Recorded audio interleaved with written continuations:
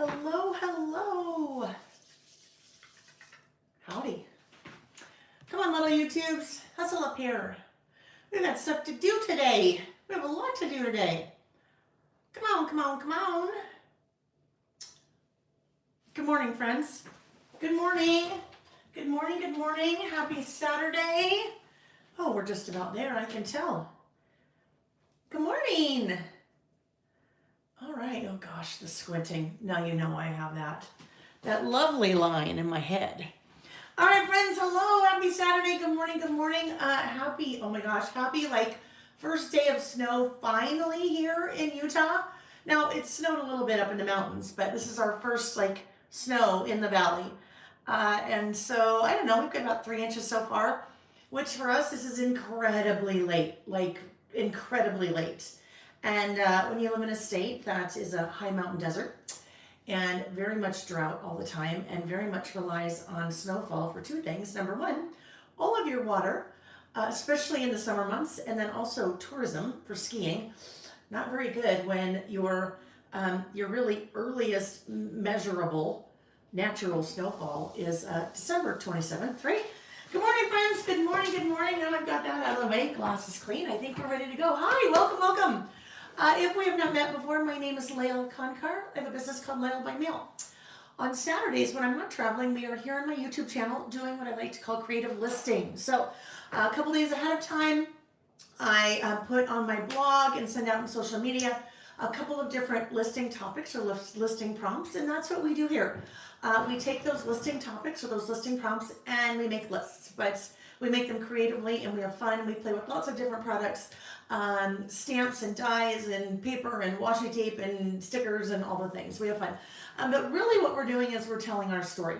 I like to say that sometimes most of us really don't feel like we can tell our story, whether we are working in a planner, whether we're a journaler, whether we're a scrapbooker, whatever kind of media that we like to use. We are a little bit afraid to tell our stories because we feel like we have to be Ernest Hemingway. And if you make a list, Ernest Hemingway is not in the equation, right? We can all make a list. So that's what we're doing here. And I'm so excited to have you join me this first snowy day in Utah, so to speak.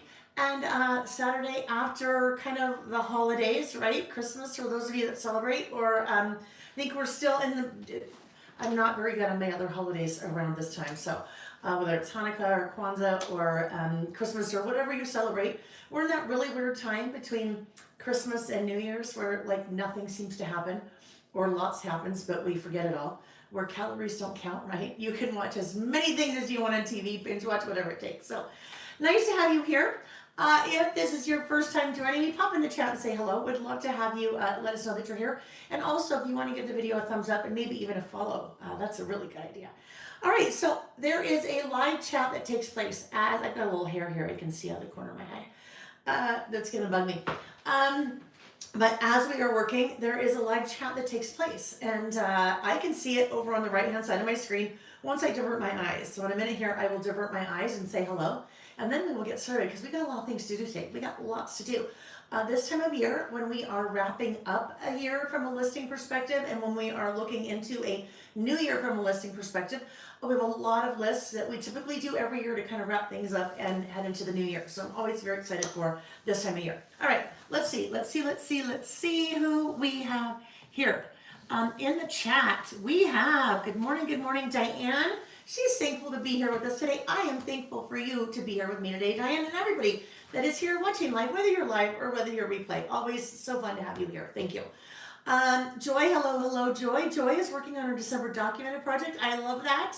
For you, Joy, I picked that up again this week after being woefully behind. I was a couple days behind when we went out of town for 4 days and then did a big release and then everything just kind of snowballed. So we'll talk about that maybe in a minute for those of you that are working that project and feeling a little overwhelmed because I get you, I'm right there too. Hello to Beagles, California.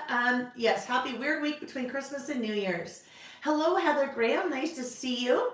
And she's in Gilbert, Arizona. Ms. L, good morning. Paula, Carol from snowy central Canada. Hello, Deborah, nice to see you. Weird but welcome weather here in Augusta. Wait, you're in Augusta? What are you doing in Augusta?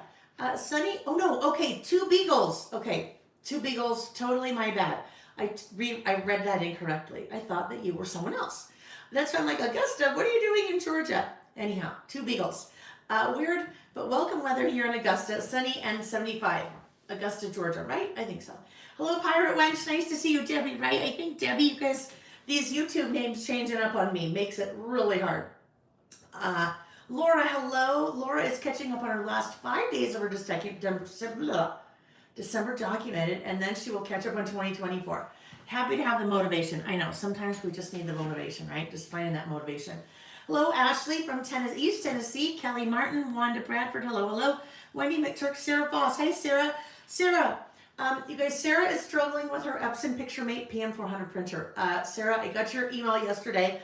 I will respond to it, but what I'm going to encourage you to do is to pop into the Ladle by Mail Facebook group and explain what's going on, because I know I've seen people there post about the issue that you're having before. It hasn't happened to me, but I know I have seen other people post about it, so they might have some good advice for you. Jen's Happy Place, hello, Grace Ward, counting down to another wonderful show. Well, here we are. I love it. Hello, Elizabeth Stobbs, Kathy Rodriguez. I'll try that again. Kathy Rodriguez from sunny but cold Southern California. Hello, Louisa, also from sunny Southern California. Zen Girls, nice to see you. Sherry Susan. Amy, good morning, Amy. Amy, if you don't know Amy Sonneman, Amy is my right hand and left hand and big toe, all the things, right? You will see her name in blue in the chat. So she will be doing lots of things to help me while we're together. Primarily, well, really 2 things, but lots more. She'll be chatting up with you guys. But number 1, as I use different products, she will be popping links to the products I'm using in the chat. So if you're looking for something, it's very easy for you to find. Click in the chat and it'll take you right to it. She'll also help field and answer questions as I miss things all the time. So thank you for joining us, Amy. Sherry Susan, hello. Sunshine Crafters Collective. Deanna Wheat, hello. Maureen, nice to see you, Maureen, from Ontario, Canada. Still happening. If you've been with me since like September, still weird things happening. Amy said, did everyone have a nice week? And are you itching to put away your Christmas decorations if you've decorated for the holidays? I will answer that yes. Normally on December 26th, it's all done. We have a huge dinner party at our house on Christmas night. We have 32 people this year. And when I say dinner party, it is sit down with cloth napkins and silverware and nice dishes and everything. So it is a huge undertaking. So there's quite a bit of cleaning up still going on the 26th yesterday. And normally that's also when we take down all the Christmas decorations because I am done. I'm ready.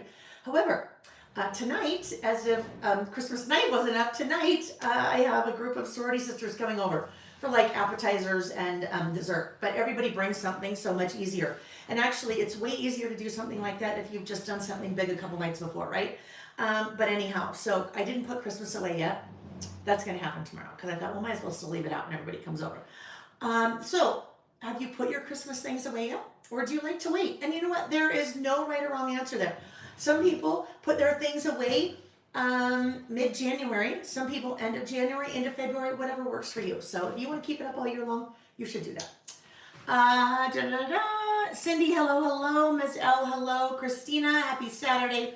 Sarah's 78 from Atlanta. Christina Z, 4Y, good afternoon from Florida. Hello, Nancy from Nevada. Loves, loves my Griffins more. If my mom and sister were here on Christmas Eve, and I was telling my mom about you.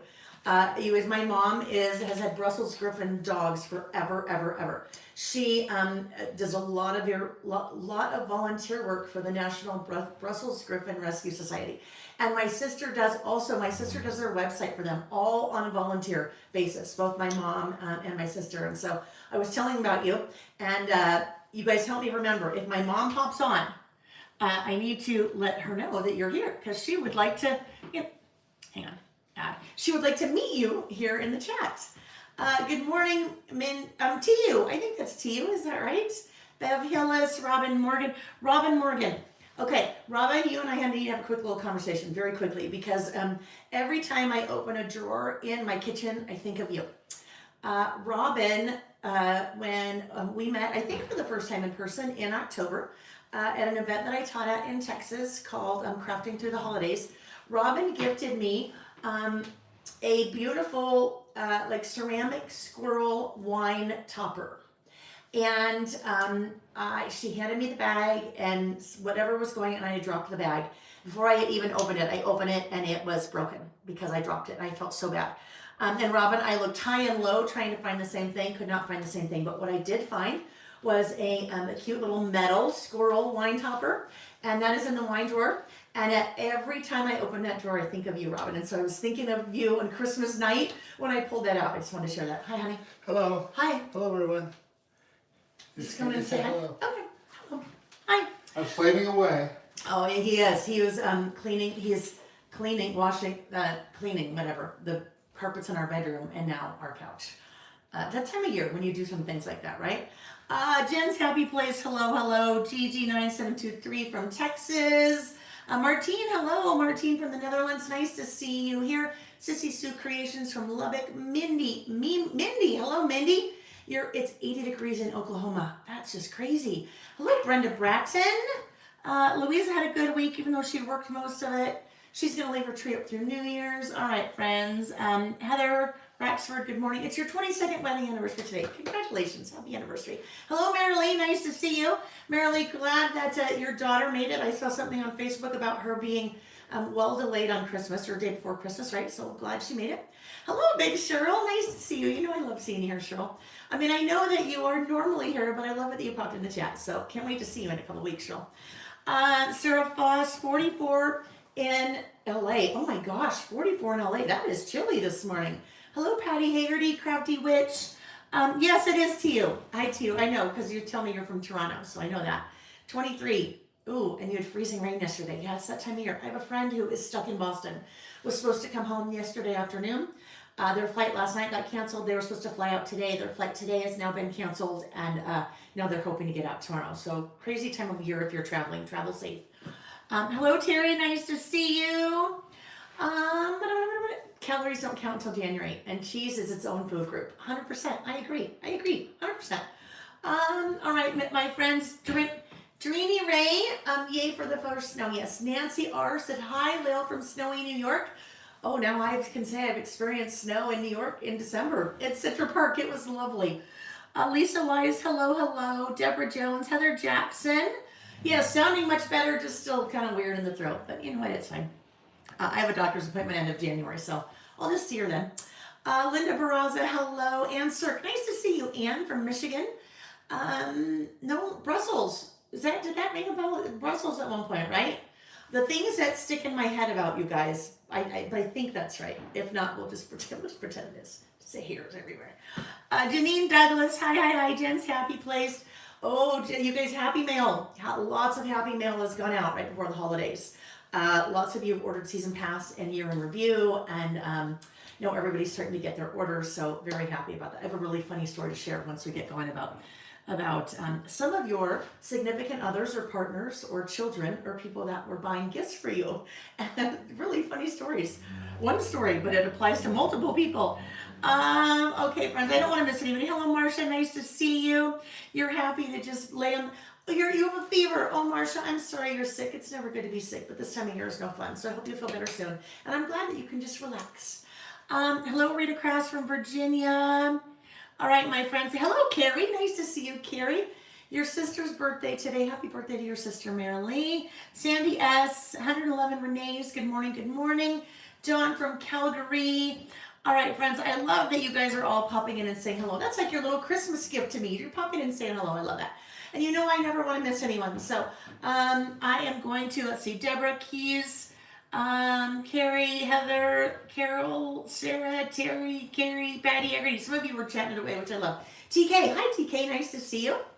All right, let's see. She celebrated first Christmas with our new daughter-in-law. Congratulations, that's so exciting. All right, okay, friends. So here's the deal. I'm going to scroll to the end. If I have missed you, apologies. Just know that I love having you here and thank you for joining us. So you guys, this is our last listing session of the year. Do you believe that? A whole other year has gone by, which is kind of nutty, isn't it? we will be roughly, when we're done, when all is said and done at the end of today, we will have done about 100 creative lists this year, 100. And if you think about it, we have now been doing this since 2020, August of 2020. So we are well over 500 creative lists that we've done since we started, right? And I can say I have done all of those. And I know some of you, this may be your very first time. You may be joining us for the first time saying, hey, I keep getting these emails from you about some things that are happening on Saturday and this creative listing, and I'd like to know more about it, or I think this is something I want to get started doing. So some of you, this may be your very first time. Others of you have almost done every single list with me. Mimi Root, I'm talking to you. I know that she is close. She has told me she's close. And others of you are somewhere in between. And you know what? There may be some of you that have never done a creative list with me, and that's okay, right? You do what works for you. And it may just be you like being here with like-minded, crafty people, and you like to hang out and have some fun, and maybe learn a thing or two. So that's what we're doing today. Always lovely to have you. So earlier this week, well, a couple of emails went out earlier this week. They were pre-scheduled, except for the one that went out yesterday. I did pre-schedule one to go out Tuesday, Wednesday. Anyhow, the new listing schedule is now out. It is on the blog at lailbymail.com. I will post it probably tomorrow on the Facebook page and on the Lail by Mail Facebook group. They will be pinned to the top. There's also a calendar on my website at lailbymail.com, and it's not like a visual calendar. It's just all things listed, but it is full for the first quarter of 2026. All of our listing sessions are on there.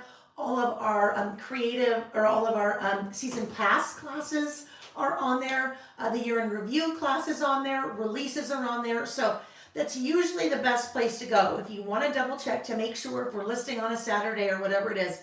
I'm committing to keeping that calendar updated so that you can see. All right, what else about that? Oh, another thing. I announced something yesterday, which would be the 26th, Friday. Starting next week, our first creative listing session, our first season pass, our first Traveler's Notebook setup class is happening on Tuesday. And this will be probably the 8th or 9th year that I have done Traveler's Notebook setup classes associated with project kits that I have offered. So 8 or 9 years. And up until now, those have always been exclusive to those people that purchased the kits. And starting on Tuesday, they are now free to anyone who would like to come. So if you missed that email that went out yesterday, you may have received it yesterday, you may have received it today or still receiving it today. Look for that because those are now free to anyone that wants to come. All right? So kind of fun. Well, we just have lots of other things to discuss today, but I think what we're going to do is I'm going to, in about 30 seconds, rotate the camera and we'll get started, all right? If you've left comments outside of those that I was kind of reading as we went along, I have not seen those. I will not see those until I rotate the camera. So if you've left a question or a comment that you would like me to see, please just go ahead and leave it or type it again once I rotate the camera. If you want to put it in all uppercase, it makes it a little bit easier to see. But I'm one of those people that can't talk to you like this. It's important that I am like eye contact with you guys. And if I'm looking over here trying to read, I can't have eye contact. So eye contact is important. But you know what? We're going to start out with a live giveaway. I have 4 live giveaways to do today. And what that means is you need to be present to win. It's a live giveaway, so you need to be present to win. The way that the live giveaways work is through the chat. So you guys have been chatting away. You didn't even know a live giveaway was coming. Once I get the camera rotated, the lights out, and all the things that I need to do, I'll do that first live giveaway. All right, so chat away while I take a minute to do those things, and we'll be up and ready to do our first giveaway. Then I have some really exciting news to share. A couple of pieces of really exciting news to share. All right, rotating the camera like that. This is how I roll. I am already dressed for this evening's soiree when my sorority sisters, when some of them come over. So I will tell you, I started college in 1986. And so that means some of these women I have known almost 40 years, 39 years. Isn't that crazy? So there's a group of ladies coming over, which will be fun. But I just decided I might as well just get dressed once today. So I have some very fun, like leopard pants on. No, they're leopard corduroy. They're not like leopard leather, but you know, they're still fun. All right, let's go ahead and plug in. Let's plug in. That's important. That is a very important part of our process here so we don't lose power along the way. All right, so let's look at what our little first giveaway is. Oh, our first giveaway is basically you get to get your own prize. Well, within reason. So the first giveaway is a $25 store credit on my website where you can purchase whatever you'd like. Well, whatever you'd like for $25. Hello, Miss Vicky Booten. Vicky was with me when I bought the leopard corduroy pants. I don't know. I'm going to have to, I'll take a picture of them and share it in the Facebook group later. But, and Vicky, oh, there's little, guess who else is joining us? We'll just let him sit there for a minute because I know where he's trying to go. Reg, get in your bucket, buddy. I know it's a little hard to get back there. Get in your bucket. There you go, bud. Reggie the cat decided he needed to pay us a visit. And oh, bless his heart. I mean, in a good way. He's jumped right into his little bucket and he is ready to hopefully sleep for the next many hours. All right. So first giveaway, $25 store credit. Let's go. Scrolling up. The winner is Carol K. Oh my gosh, it's going so fast. Carol K. I think it said 1441 or something like that. Carol K. Carol K. Carol K, congratulations. 1411 or something like that, right? Carol K, congratulations. You're the winner of a $25 store credit on my website at lailbymail.com. Do me a favor, please send an email to lailbymail.com and in the subject line, lailbymail@gmail.com. Send an email, lailbymail@gmail.com. In the subject line, please put winner $25, and we will. I'll get that added to your account on my website either this afternoon or tomorrow. Congratulations! Now, if you're not Carol, don't be sad. I have more giveaways. Three more live ones that we're going to do today, friends. Okay. All right. So some very exciting news, my friends. Yesterday, we just with a realtor put together a letter of intent on a warehouse space. Like, I can't even tell you, I'm so excited. It's time, friends. It's time. If you didn't know, my business is run out of my home. Our home, I guess I should say. And it's a lot. It is a lot. My business has grown 40% this year. We don't have room anymore. And it's all downstairs in the basement. We have basements in Utah. Basement is totally finished like the rest of our house. But it's just, it's too much. And it's too much for the two ladies that work for me. And so, yeah, hopefully we'll hear on Monday that they've accepted our offer, but very exciting. Yeah, that's a huge step, you guys. And I can't thank you guys enough because it's all you guys. It is all you guys. So there's some improvements that they need to do, like taking the carpet out of the restroom. Hello, gross. Like what? Yeah. So then I put LVF on all the floors, not in the warehouse part, but in kind of there's like a reception area part and a restroom part, painting everything, putting some new doors and just doing some, pretty basic improvements. But once that's done, I will, we'll do a live or I'll do a video and we'll give you guys a tour before we move in. So very excited about that and hoping, we put on the letter of intent February 1st. So we'll see. So things will be a little bit of, I don't want to say upheaval until then, but yeah, I know, carpet in the bathroom. I know, in it. There will not be a storefront, Karen. There will not be a storefront. That little area, kind of the reception area in the beginning, I guess, for some other type of business. That'll be like a little break area for Lily and Denise. There'll be a couch in there, a little table and refrigerator, and I don't know, some product will probably end up kind of getting encroached there, but we will offer. For people that want to do local pickup, we will start offering local pickup with appointments. So that'll be nice. All right. Vicky said Vicky's gone through this. Vicky went through this a couple of years ago and did a warehouse space for a while and also, had to make some improvements. So we'll see. We'll cross our fingers. Yes, Marcia. Oh, it is near our home. Yeah, it's about 15 minutes away, which is wonderful. I will not go there every day. I should not need to go there every day. And then once that move happens, one of the rooms downstairs that is used for kind of the store, a lot of the product, that will become a filming studio for me now. So all of my filming will move down there. I now have all of the equipment.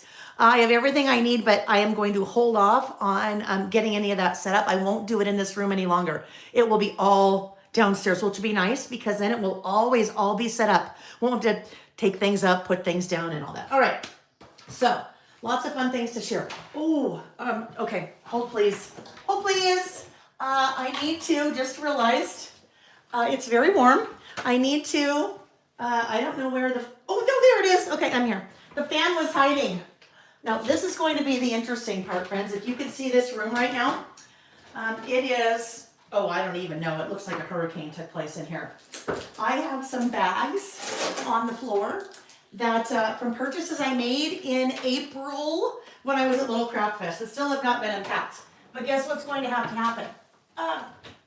Now, this room is right inside. When as soon as you walk in our house, it's like right to the, you walk in and it's to your right. And it also has glass metal doors, which means people can see in. Now, I know you're thinking, Lael, you just told us you had 32 people over on Christmas night. Yes, but it was all like pushed in a place that you couldn't see it. Like nobody came in and it was kind of dark, so you wouldn't see it. But it needs to be cleaned before I have people over tonight. So, yeah, that'll be a project for later today. All right, yes, growing and blooming, Nancy. Thank you. It is very exciting. All right, friends. So let's take a look at the list that we did last week when we were together. We did 4 lists, if I recall. My gosh, the 20th. Doesn't that seem like it's been about a year? That seems like it's been a really long time. So let's see what we did. Oh, we were partially. Well, let's start with this one. Holiday glimmers. Glimmers is a concept I introduced a year ago, December. Well, a year ago this month. And the whole kind of concept behind a glimmer is that it is just kind of a little spark of joy. It's opposite of a trigger. So you think about things that trigger you and make you angry or frustrated or anxious. Glimmer would be the opposite of that. Like a glimmer for Nick and I this morning was that we woke up and it had snowed and it was beautiful. So it was a little glimmer, right? Just little tiny sparks of joy. So that is one of the lists that we did last week, glimmers, and I did kind of some glimmers, holiday glimmers. We used some product from Vicky's Mistletoe and Memories collection, so had lots of fun with that, and used the Glimmer stamp and die and another little stamp there, the documenting the details, and the die as well. All right, so that was our first list. When we do glimmers again, I have a really fun story to share with you. I won't share it today because we have loads of things to do, but I'm going to make sure to make a note of this. Terry, do we have a time limit today? You know what? We have, I think, oh my gosh, well, we have 4 lists, so probably really don't have a time limit. We'll see, right? We shall see. That tree is beautiful. That tree is on one of the 6x8 papers from Vicky's collection. And then I added a little bow die cut and then added that little die cut stamp on top. All right, so that was Holiday Glimmers. Another list that we did a top 10 list. So top 10 list is a great list to get started with. One of the biggest questions I get when people kind of learn about creative listing is, I don't know where to start. Where should I start? There are all kinds of different topics that I suggest for you if you're just getting started. There is a free class that is linked here in the description box of the video. Where I spend about 45 minutes with you just talking about the whole concept of creative listing and then giving you some different ideas to get started. But a top 10 list is a great one. This could be your top 10 favorite authors, your top 10 movies, your top 10 songs. It doesn't always have to be 10. It could be 5 or 8 or whatever number that you choose. But for this list, I did top 10 of our kind of favorite moments from our trip to New York City. We were in New York. Nick and I went to New York. Kind of a bucket list trip for me. We kind of celebrated his 60th birthday while we were there. But anyhow, this was a top 10 list. And used some more of Vicky's Mistletoe and Memories collection while I had it out. Some of the fun die cut ornaments and then a little bit of the paper. Did some stamping and then just wrote my little list there. We did use one of the stamps from the new Winter Spring Season Pass. That guy, isn't that fun? So that was our second list. Our third list, this is a things to do list. Things to do list is another great list if you were just getting started and want to document your to-do list. And that may seem kind of odd. You might be like, Lael, why in the world would I, pardon me, let me take a quick hydration break here.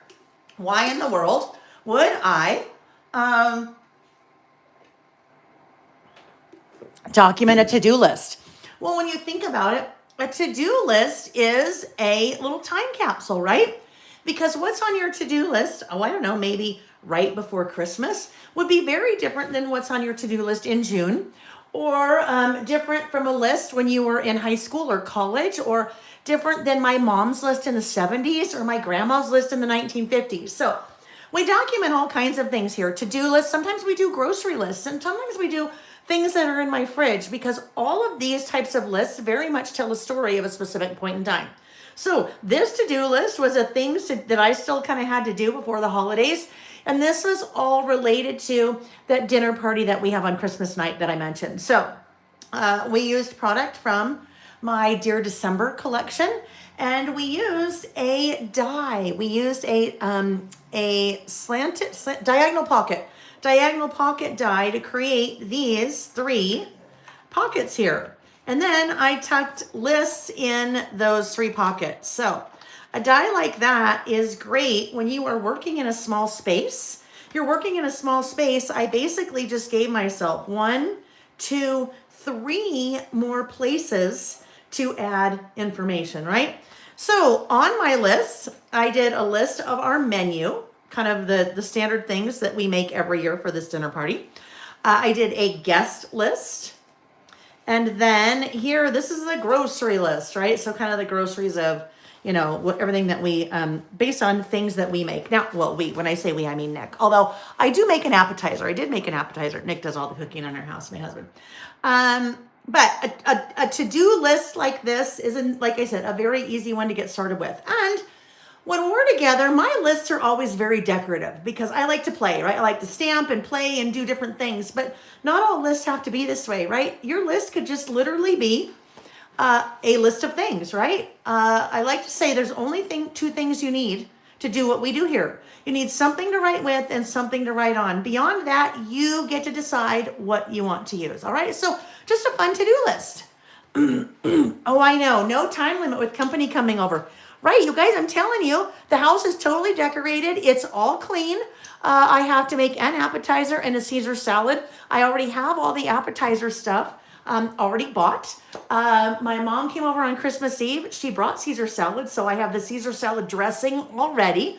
I have all of the wine glasses, all of the plates, all of the napkins, everything I still left out from when Nick and I were cleaning. So really, I'm telling you, easiest time to have a get together is after you've already had a get together because everything's still kind of done. All right. So that was the 3rd list that we did. Our last list was one that we had, I think, finished up. It is. It's one that we had finished up from the prior week. We started it the prior week and then finished it up last week. And this was just a holiday traditions list. A lot of us have traditions, family traditions with friends and things like that surrounding the holidays. And so I think it's always fun to do a little traditions list. And that's what I did there. Okay, so our first list today. Are we ready? Who's listing with me? Are you guys listing with me? Have you thought about listing and maybe you have never really done it before and now you're thinking, now's the time, this year is my year, meaning 2026. Well, guess what? I'm going to have one list, and it could be this list, but it could be another list that I think may work really well for you if you're just wanting to get started. So I am going to encourage you to play with us. Okay, play. Heather's playing with us. She's playing along. And some people are playing, but they're not playing with, where they're not listening with us. They may be working on another project. A number of you have mentioned you were working on finishing up your December documented or your December daily. Carol said she needs to start her December documented. Heather says she's usually cooking or cleaning, but now that the holiday has passed, I have time for just me. And you guys, I will tell you, for me, this is almost 100% selfish. This is one of the only times that I get to play, that I allow myself time to play. So I love our time together because this isn't work, this is play. Sometimes not sometimes, always, we need to give ourselves permission to play because a lot of us are creative people and it really fills our cup. And if you're not filling your cup, you know, and you're always pouring from it for other people, you need to fill your cup too, okay? So do something today for you or this weekend for you. All right, so our first list today is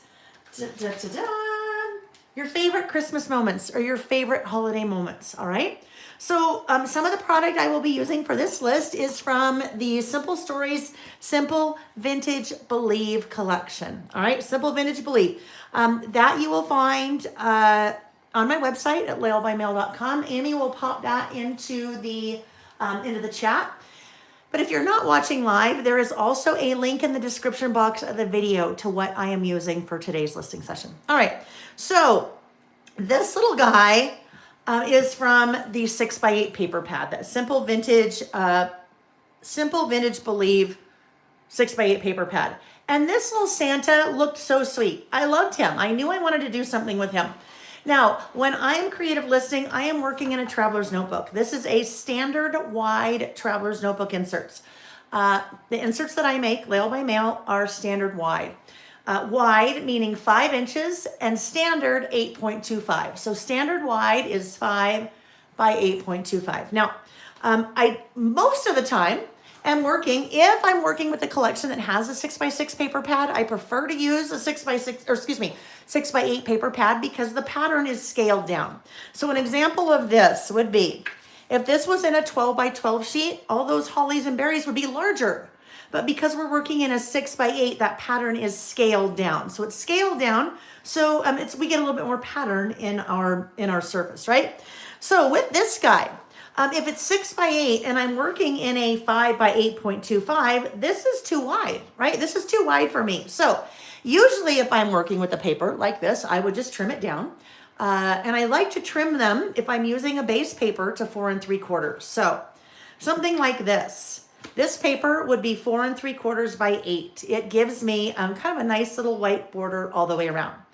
But with this guy, if I trimmed him, I mean, I would cut into, either a good portion of the presents over here, or I'd cut him off over here. So as I was thinking how I might want to use this little man, I decided, you know what? I am going to fussy cut him. Fussy cut. Is that a term you're familiar with? Fussy cuts? Fussy cut is basically a fancy word for getting out a pair of scissors and cutting something away from a larger piece, right? So that's what I did.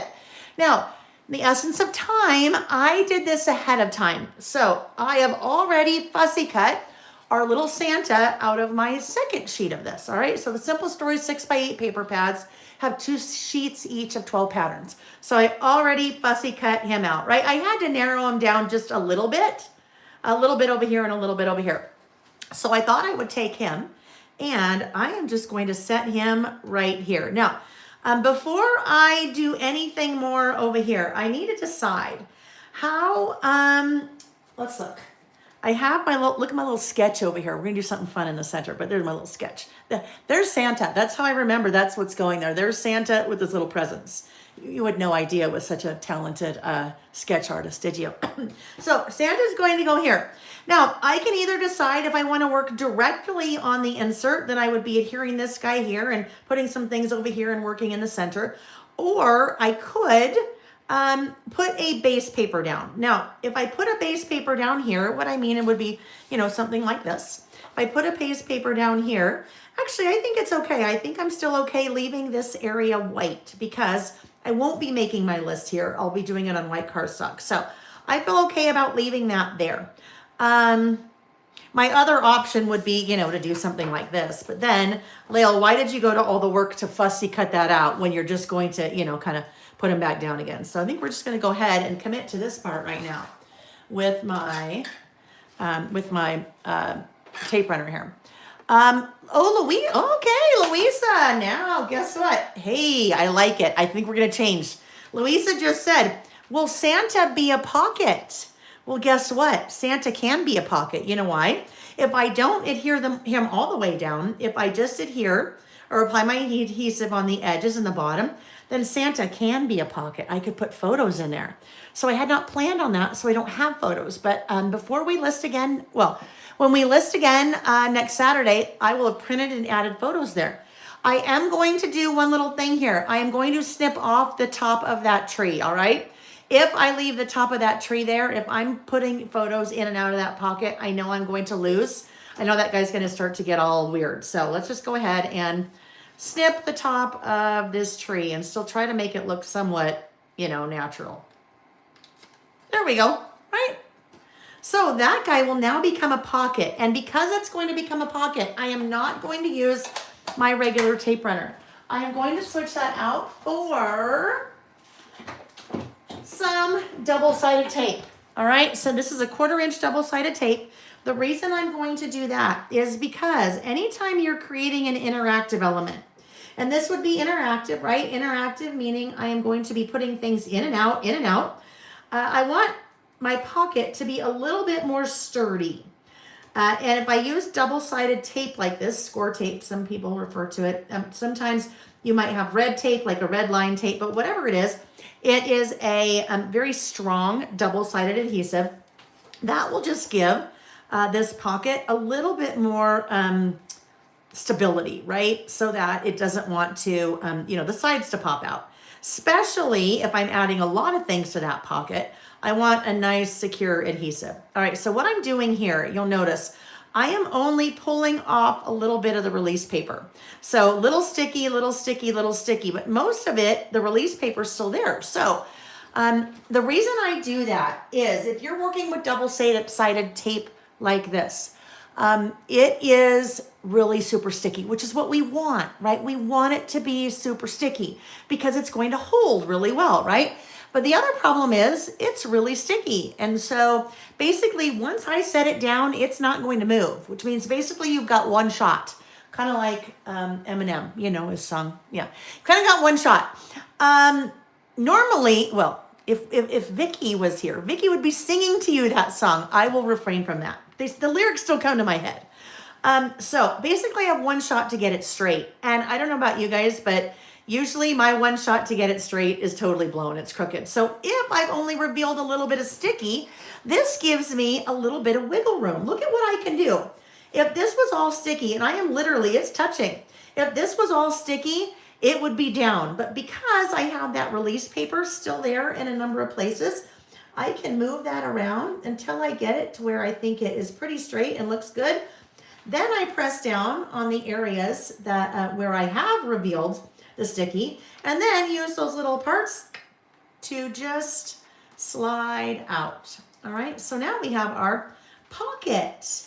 And again, what I will do, since I didn't plan on this, that was Louise's suggestion to create a pocket. What I will be able to do later, things like this. I mean, I'll add photos in there, but now I have a whole bunch of photos that I can add right into that little pocket, which I think will be loads of fun. All right, before I get too far here, I need to do my little outlining. Now, I started Creative Listing, oh my gosh, I think it's been 10 years, more than 10 years, back in 2015. I have always used a traveler's notebook. I've always used a traveler's notebook to do that. Now, I've made lists my whole life. I didn't always use a traveler's notebook for that, but creative listing wise, I have always used a traveler's notebook. It's just kind of my thing. It's kind of my format. Of course, yeah, Vicky's singing it for sure. I wish you were here singing for us, Vicky.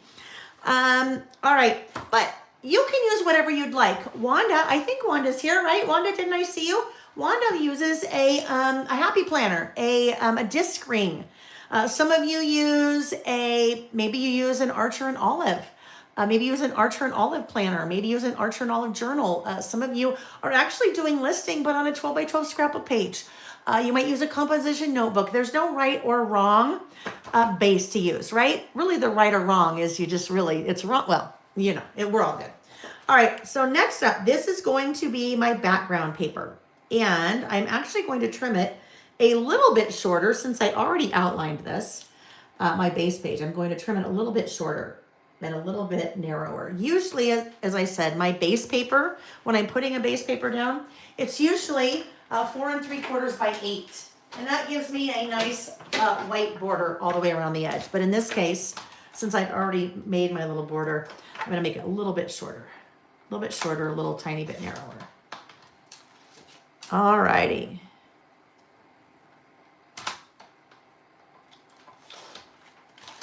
Now, because this is let's just pull out a stool there to put that on.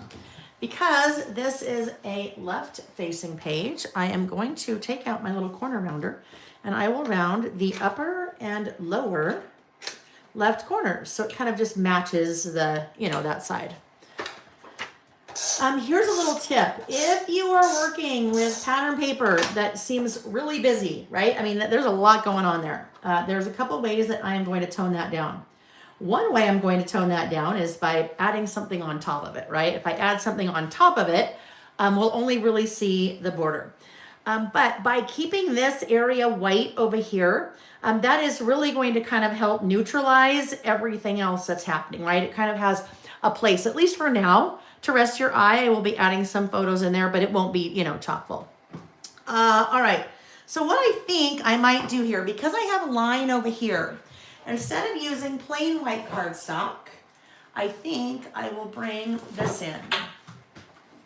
This is a 6x8 lined notebook paper. Is one of my little paper packs, 6x8 lined. There's also a grid. There's also 12x12 versions of those. So I think we will do our list this way. So we're going to go there and we will go right over about here. Oh, actually probably need a little bit more. Maybe? Let's just try that. All right. Here's a little trick. And I just use the 6x8 when I'm working with you guys because it's just smaller, easier to handle. But if you are working in a smaller format, like a traveler's notebook, it's probably more economical for you to get the 12x12 version because you can get, the 12x12 pack is not that much more expensive than the 6x8, but you get, you can get multiple 6x8s out of a 12x12. All right, so let's go. Where's my little eraser there? Okay, let's just erase those little parts. Okay. I get it. I guess that was the only one. All right, so this guy is going to go up here. So we still have that nice, we can still see the nice, holly and berries. Not Halle Berry, holly and berries. But we've just kind of toned it down a little bit with white. White is definitely... white's generally my thing. Ooh, I don't like that. I didn't want to do that. Friends, don't hate me.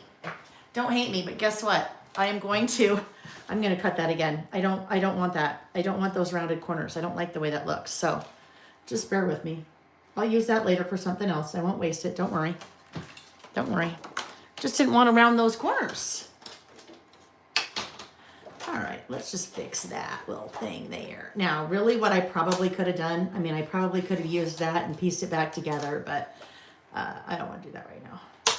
Ain't nobody got time for that right now. All right, there, that is going to stay that way. I'm going to make it a little bit narrower. We're going to be a little picky today, I guess. Little picky. All right, there we go. That is going to stay square. Okay. So now I need to make some decisions. Decisions. I need to decide. Am I stamping here? I don't know if I'm stamping. I think I might. I saw something that I thought would work. One thing that I have realized, and this was the first year I designed my own Christmas collection. You don't often see the word Christmas in a Christmas collection. And I was also looking for one of those in here.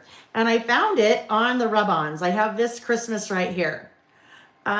So my list is my favorite Christmas moments. Oh, that reminds me. I did want to use the stamp favorites though. All right, hang tight. Oh, I'm not going to use that. I am going to... Yeah, we're going to go back to this. All right, rub-ons.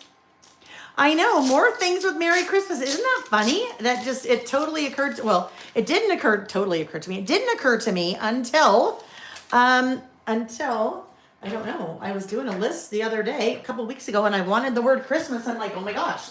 And then I was looking in this collection too. I'm like, oh my gosh, there's no word Christmas. So, I have already started my inspiration boards for next year's Christmas collection. I've already added that to it, just so you know. So we'll have the word Christmas in there. All right, so what I've done, these are rub-ons. You will start to see me use a lot of rub-ons in 2026 because we just released our first set of rub-ons, the season pass, the winter spring rub-ons. the January release, mid-January, there will be another set of rub-ons. So lots of rub-ons coming. Louisa, from a visual standpoint, why do you not like the white paper rounded? So, you know what? It's probably just a personal preference, Louisa. There was something about that it just didn't sit with me. So I'll just pull this guy back. It just didn't sit with me. I don't know, probably because it's too rounded. Maybe if I had used a different size corner rounder, it would have been a little bit better. I think it's just probably emphasized too much, round, round, round. There was something about that it just visually was not appealing to me. So that's why I did that. All right, so you'll start to see me do use rub-ons quite a bit more because they are now part of my product line.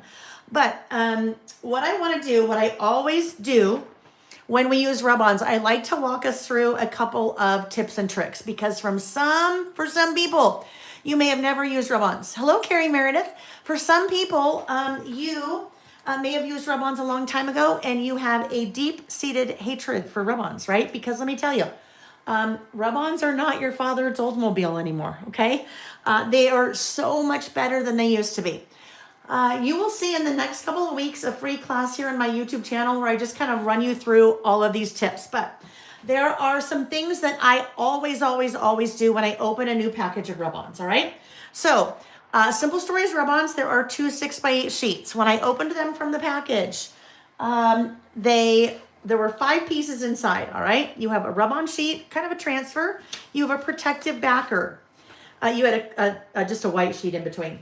Then you have another rub-on sheet and the protective backer. That protective backer is a very important part of that package, all right? You may have noticed when I first opened that up, I stapled the 2 sheets together, the 6x8 rub-on sheet and the protective backer. That will help to make sure that at no time do these two become separated. If they become separated, you guys know Murphy's Law. They become separated, I'd be working over here, I'd be doing whatever, and I would accidentally get a rub-on stuck somewhere that I didn't want it to stick, and they can't be removed. Once they're down, all right? So if you staple the protective sheet to the rub-on sheet, that is the first thing that is very helpful.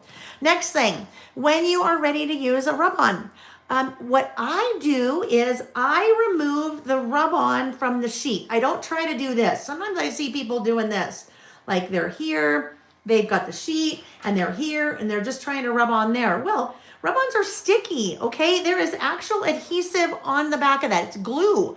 That helps that stick down once it is placed. So again, there's a reason I stapled them together so they wouldn't separate. I certainly, for me, wouldn't want to just do this and run the risk. All right, so I take my little scissors and I separate the rub-on that I want to use from the rest of the sheet.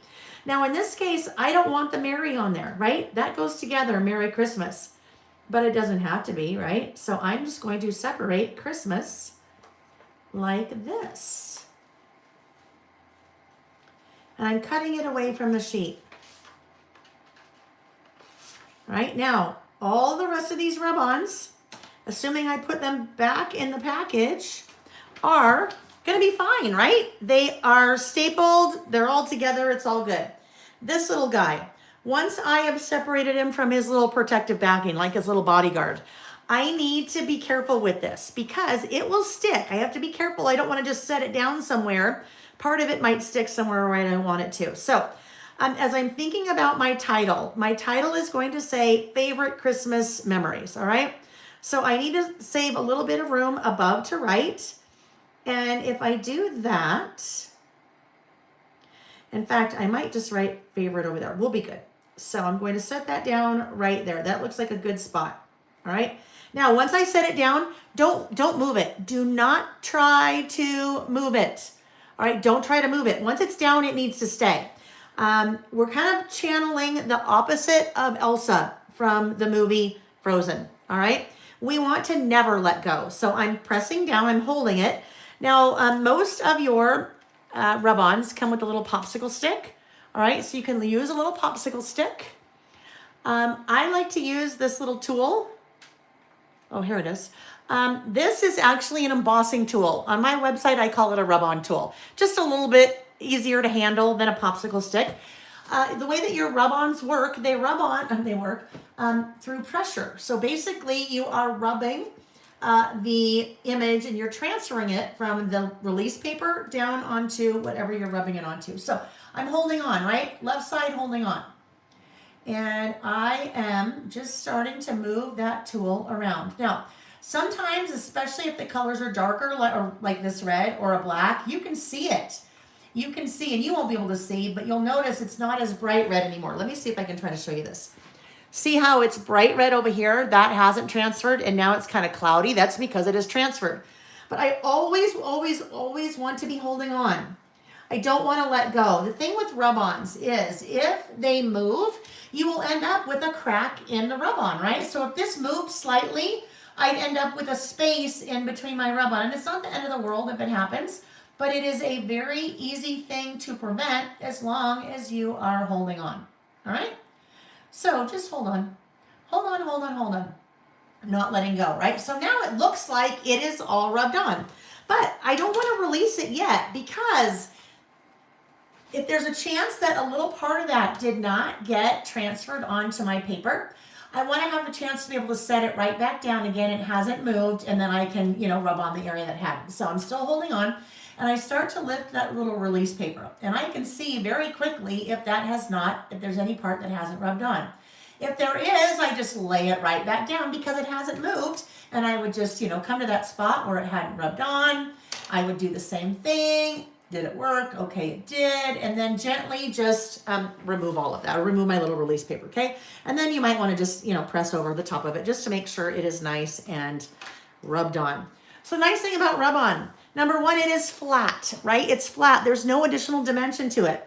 If I had added this to it, it would have given me some additional dimension, right? It would have given me a little bit of a lift. And when you're working in a traveler's notebook, when you're working in a planner or a journal, sometimes you don't want that extra dimension. You want it to be completely flat, like a sticker. Nice thing about a rub-on versus a sticker, there's no halo around that, right? So sometimes when you're working with a sticker, it has the white border all the way around it. So it literally looks like that was printed on my piece. Rub-ons are fantastic and amazing, and I love them, and I'm super excited to have already released my first one and the second in January. The first one is part of Season Pass. All right. So, and I will tell you, they are amazing. They are like butter. When I say they're like butter, they come off just like butter. When you think about, okay, I probably should clarify that. Not the butter, not like your pound of butter, stick of butter that sits in the fridge that's like so hard you can't barely cut a piece off and it digs a giant hole in your toast. Not like that. Like the nice spreadable butter that's just so smooth. All right. So there we go. Now, I think it's okay being that stark. All right, so now what I need to do is I need to write favorites. I think I'll write favorite right here. Favorite Christmas memories. All right, so these are basically my favorite Christmas memories this year. Now, I feel like, I know we need something else here. And there's a fella like Cinderella dressed in yellow, but fella. Yeah, I don't know where that came from. Where is he? He's a little snowman. I swear I had him out because, see, look, I swear I had him out. Here's my little snowman right there. We need something over here, right? Lots going on over here, but not much over here. So let's find our little snowman. Whatever I had done with him. Guys, this is a beautiful collection, especially if you like kind of a little bit more vintagey look and style. It is beautiful. But the other nice thing is you've got, things like that are just super, great base Christmas paper or Christmas patterns.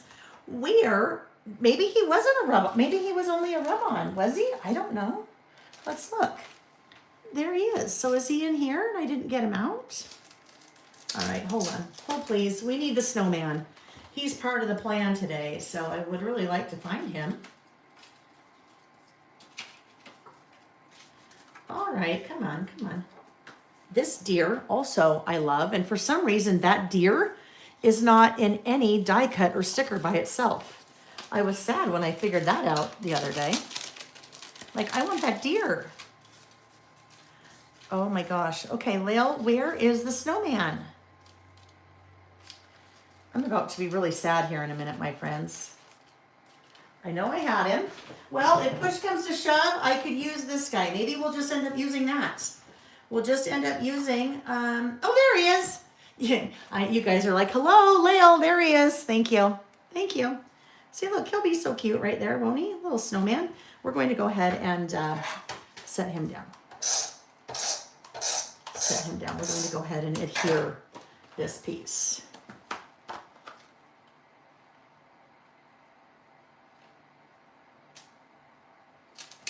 All right. Get him centered-ish. Okay, there we go. Now our little snowman is going to go right down there in the corner. Because he's cute. He's a cutie patootie. All right, so now we are just about ready for our list. I need a bullet stamp. I am using the Bose Mini Icon stamp because it's cute, right? Super cute. You have lots of different bows to choose from there, and I think I am going to go with, I think we'll go with this guy, this little bow here. So the Mini Icon stamps are little 3x3 stamp sets. You always have 12 icons and then a little definition. Alrighty, so let's get this guy back in here. Now, a little stamping block. When it comes to stamping, there are some things that will make your life, okay, actually, let's talk about making our life so much easier. Well, I'll get there in a second. Some things that will make your life so much easier when it comes to stamping. Number one, I always recommend that you right size your stamping block to your stamp, meaning go with the smallest stamping block that you can in relation to the size of your stamp. It gives you so much better control. And a lot of times stamping is all about control. So I've used that little guy. That's one of the, this is a little set. One of my stamping block sets, just those two little cylinders. So kind of from your, smaller little stamps. Now, when I talk about making things easier, the next thing I'm going to do is I'm going to put these, at least I'm going to put these off to the side. I might use a couple stars later. So I don't want them here. If they're here, the chances of something happening to the rub-ons is, a little bit greater. Now I need an ink color for my little guy here. So do we want to do it with the red? I think we want to go with the green. Let's see if we can find a green that's really dark green that we might like.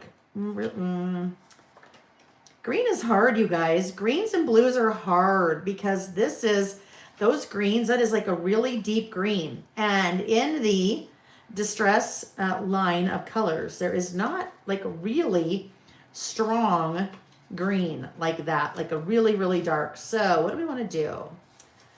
I just feel like, that's too blue. So maybe we're going to go with the red. Let's look for a red. Reds are also another one that can be a little bit difficult. And you don't really think that, you think, oh, red, that's easy. When you start looking at the different reds, look how orange that candied apple is compared to that red. Crackling Campfire is also orange. We'll find one here. Lumberjack Plaid, maybe close. Oh, Fired Brick. That's it. All right. Fired Brick. So let's grab our Fired Brick. And Fired Brick. Here we go. This is going to be the thing for the little, my bullet for the things on my list. Now, let's look at our list here. I need to grab no, I'm okay with stamping. We'll talk about that one later. Santa, Cindy, is from the, this is Simple Vintage Believe, the Simple Stories Simple Vintage Believe collection. All right, let's just do a little visual separator here from my title.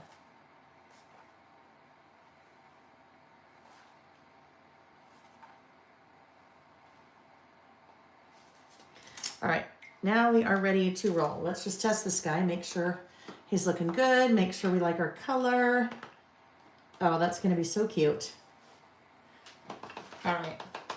So as we start out, some of my favorite Christmas memories from this year. This is all this year, but isn't that so sweet? Just that little guy. Video.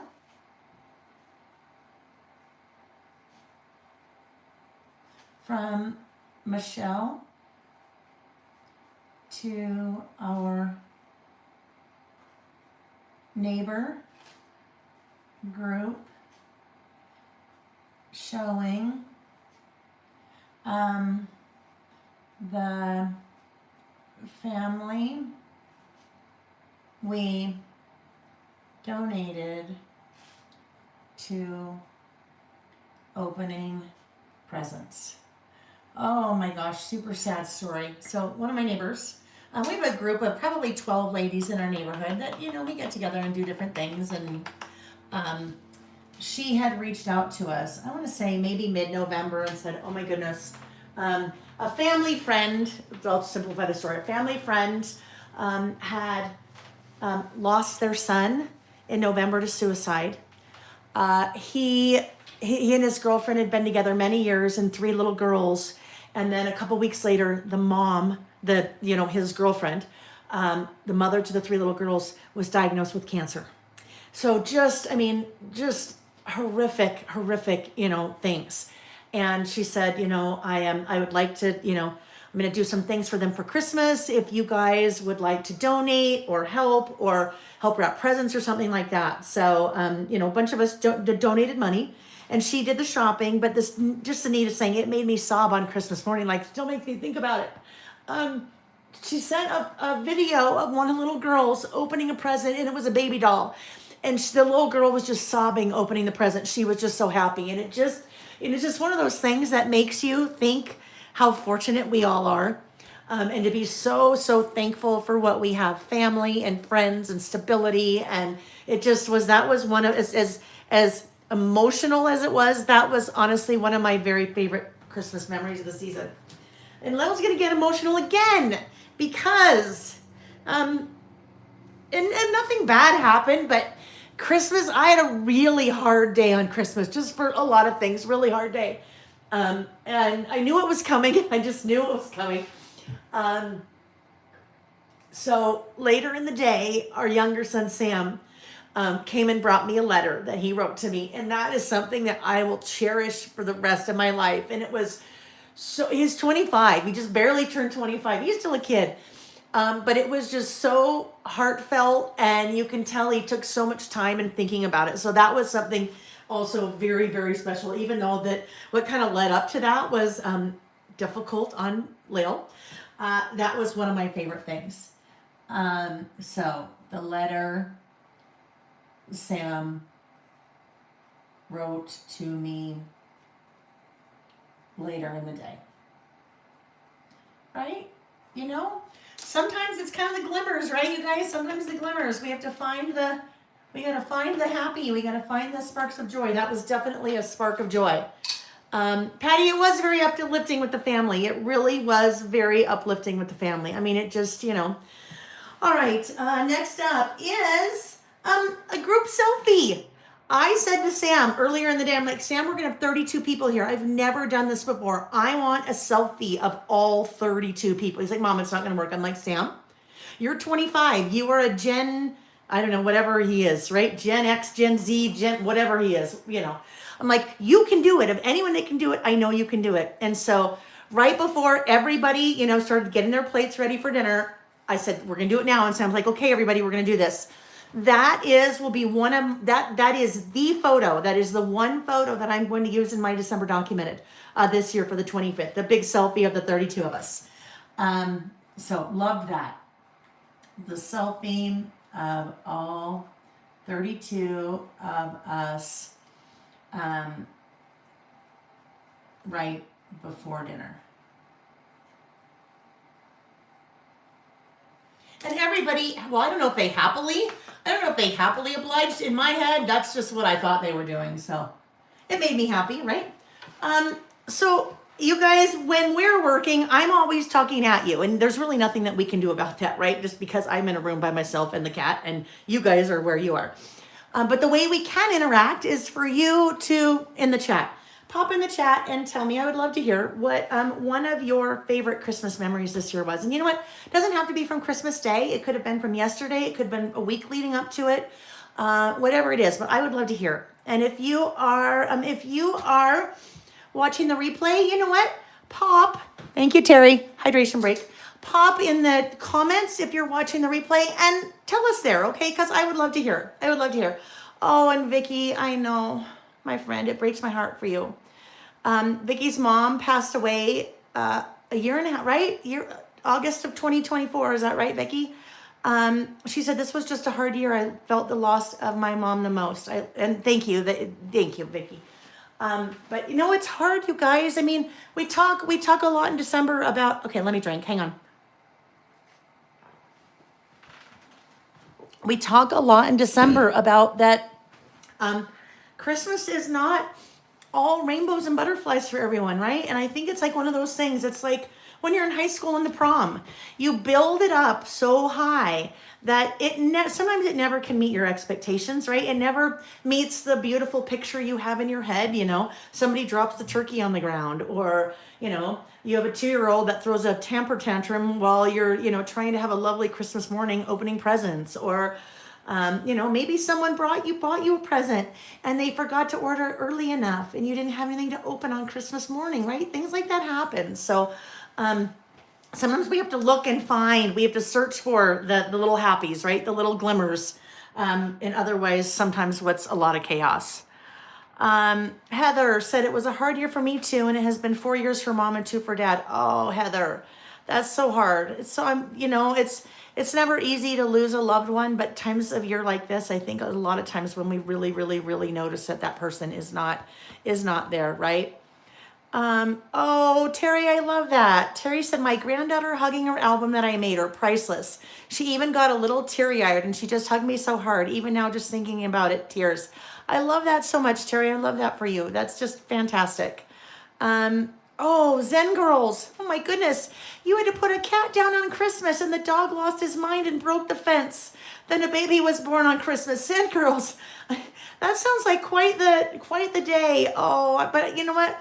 I'm very happy for you that it ended the way that it did. I'm so sorry about the loss of your cat. And of course, your dog decided to, make things all the merrier. So hard. So hard. Crafty Witch lost her son May 25, 2024. So sorry. My daughter bought me a bear that has a voice recording of him saying, I love you, mama. Oh my gosh, Crafty Witch, you're going to make us all sob. Oh, but what a precious gift. Oh my gosh. What a precious gift. You guys, thank you for sharing. Thank you for sharing these things, because you know what? Some of you feel like you're alone, right? And you feel like that Christmas is always magical for everyone but you.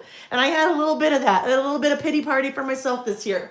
But I kept going back to that video and it made everything okay. So by you guys sharing the things like this that are hard for you over the holidays, it makes other people that are struggling just think, you know what? I'm not alone. I'm not alone.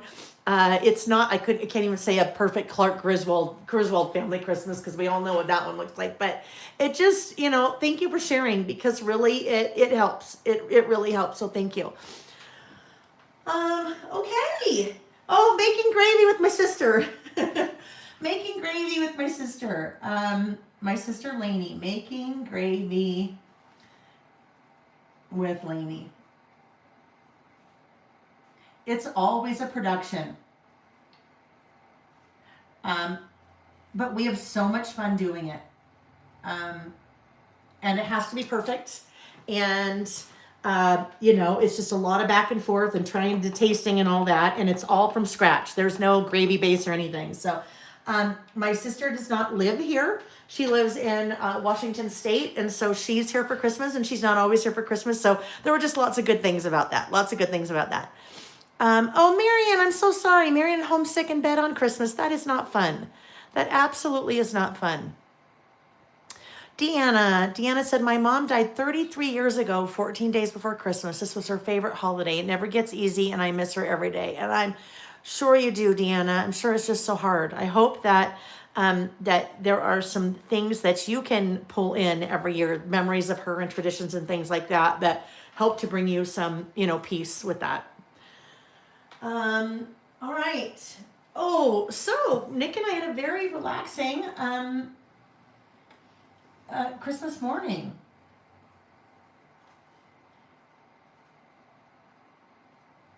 We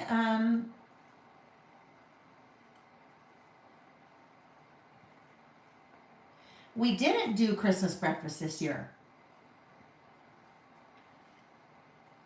like a family. We didn't do family breakfast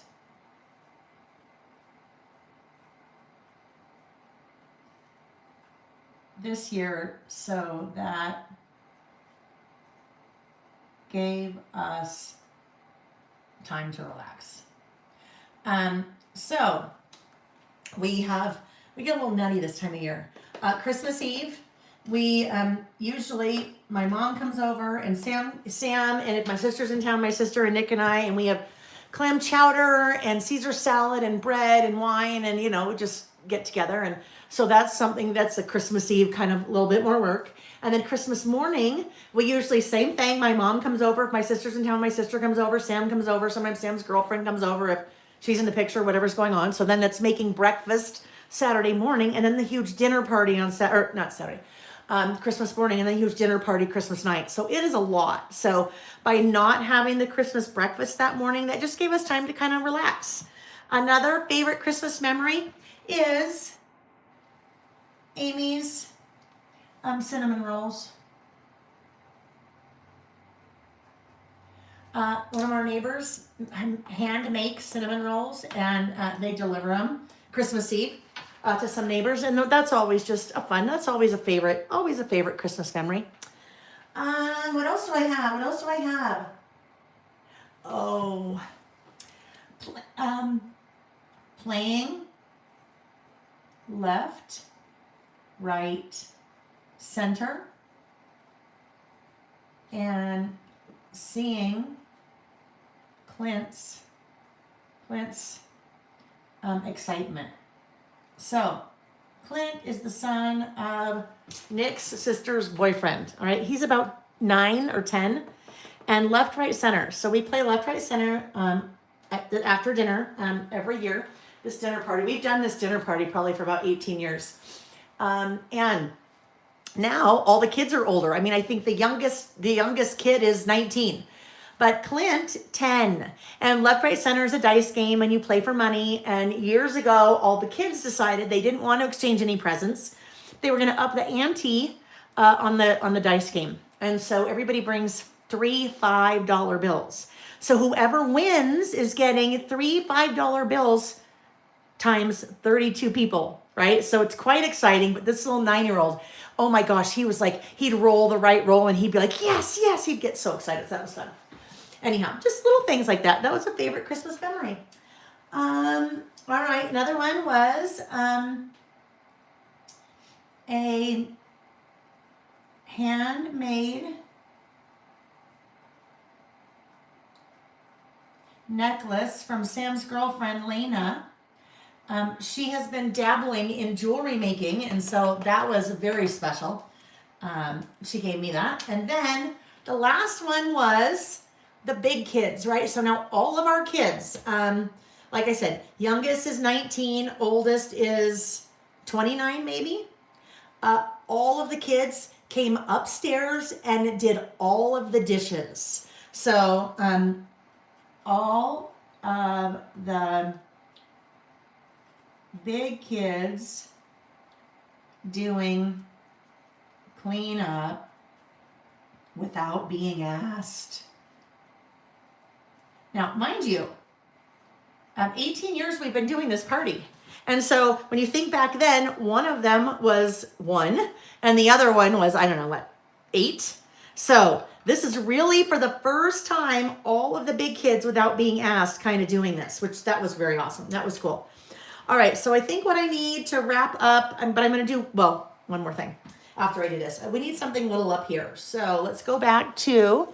let's go back here, and I think if we just add, I think we're just going to add one little star here, one little star rub on.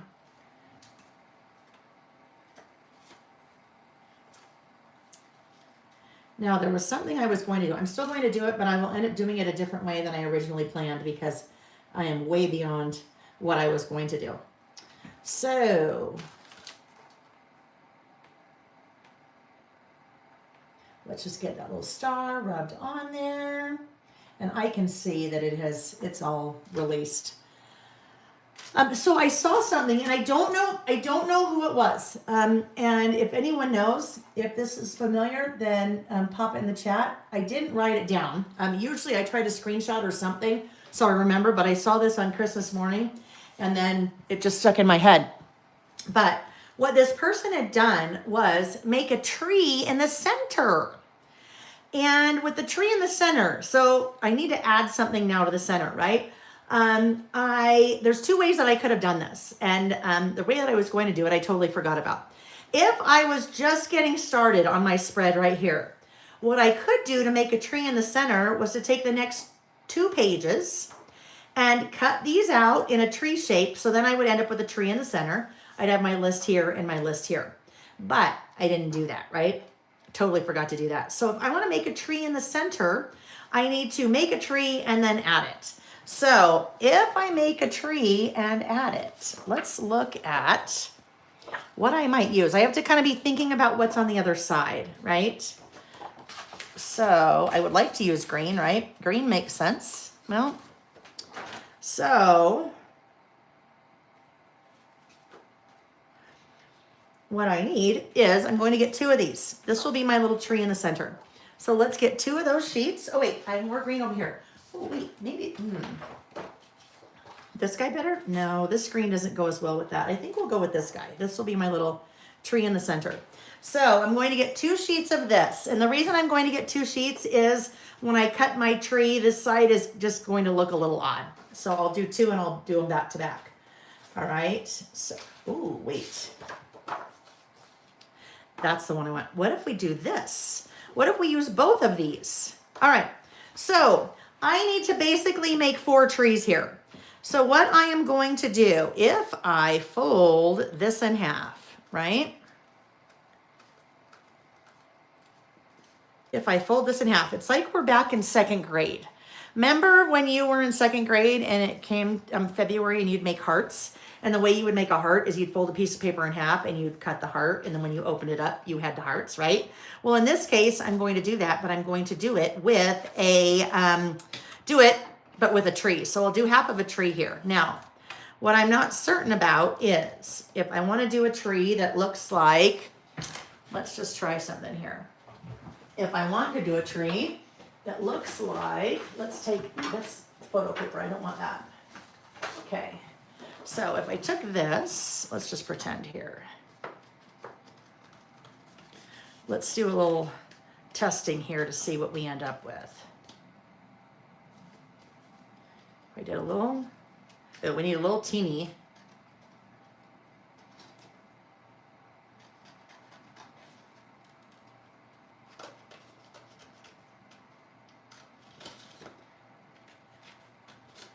Just kind of making a little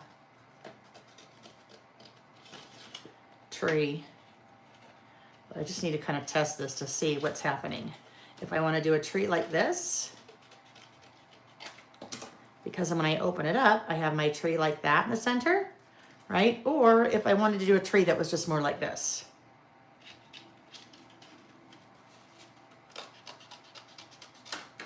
Like this in the center. I think I should do a tree like this because like this, it's a little bit harder to tell. I mean, that's much smaller, right? So let's see. All right, so if I do that, I will end up here like this. All right, and it'll be a little bit taller, but I'm just going to have this kind of fun little tree in the center. So I'm not going to draw it. I am just going to hand cut this, all right? I'm going to hand cut this. So let's do, oh, wait, I don't want to do it on this side. This may seem backwards. I want to do it on the open side because I need 2 pieces here. I need 2 pieces like that as opposed to 1 piece. I don't want to try to have 1 piece that is, all connected. It'll make sense in a minute, all right? At least in my head, it's making sense. All right, so let's do our little thin branch. And then let's just, I mean, not our branch, our trunk. I was gonna call it a stem, our trunk. Okay. My little fake one's probably gonna look way better than this real one.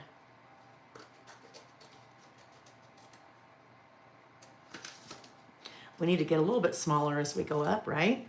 So if you wanted to do something like this and this made you really nervous, you know what? Then you could just draw it first or trace it first, right? I think we'll go one more.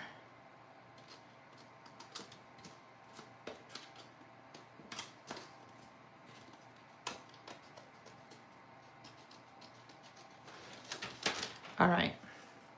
Okay, here we go. Now, so what we have here, here's my little tree. And you know what? It's kind of not big enough, right? It's kind of not big enough. So, you know what? I think we're gonna scrap the tree, friends. No, I'm just gonna do it. I don't care. I'm gonna do it, and then the back side of the tree can just be that. We're just gonna do it. I wish I had made it taller, but I didn't make it taller, so. Hold on for 1 second. There we go. I'm gonna just really quickly, I'm gonna do it again. I'm going to do it again, and I wanna make it taller because it's just too short. It was too short. All right, so bear with me. We're gonna do it. We're gonna do it. If you have a tree die, I totally could. I do not have a tree die. If I had a big, tall tree die, I could totally, because that would make it a lot easier, right? Now, I guess the other thing I could do, I guess it doesn't really matter. You could do it either way. You could use it on the fold side, and then it would be one piece, and you could just cut it in half. But I definitely want them to be two pieces. I don't want this to be one piece together. Actually, this is one of the things I should have tried ahead of time, friends. So I really had a good idea of what I wanted to do. So we're all just learning together. We're figuring it out together.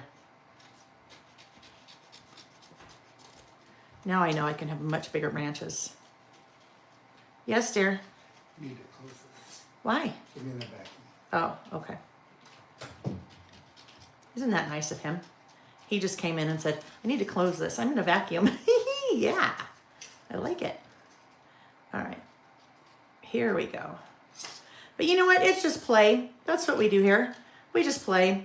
Sometimes things work out really well, and sometimes we're like, ooh, yeah, that didn't work out so well. But we're going to see if we like it. Does that give us a tall enough tree now? It does. Yes, it's a great way for us to learn as well, right? We all just playing together. Totally. So here's my tree. Now, my tree could go in the center like this. Let's get this folded. But it is going to be easier for me to adhere if I don't have it together. So let's open this back up again. This will all make sense in a second. Open this guy back up again and cut him on our fold line. Okay, now we are going to use some tip-in tape to put this little guy in. And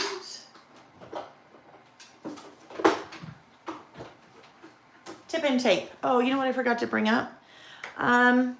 Some of you have been asking. I just brought in the 3 new the tip-in tape designs. The collab between Lauren Phelps and Amy Tan. So those are on the website, but I forgot to bring them upstairs. Anyhow, tip-in tape. Tip-in tape is a clear matte PET or PET tape. It is designed to be able to very easily add something like this into the center of something else. We're going to tip both of these pieces in.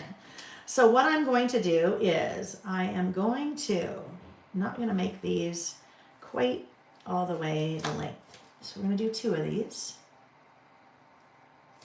I need 1 for each side of my tree. This tape has release paper, but the release paper is split on the back. So this will be sticky, but it has release paper on it, right? The release paper that makes it so that it is not sticky. It is split on the back, which makes it very easy for me to work with. This side is sticky now, and that other half is not. So what I can do is take the sticky part and line it up on whatever I want to tip in, like that. Okay, so stuck on here, not here. And then I will pull back the release paper on the other side, and I will tip this into the center. Now I'm gonna just fold this over so I kind of have that nice crisp edge there. I'm tipping this into the center of my spread.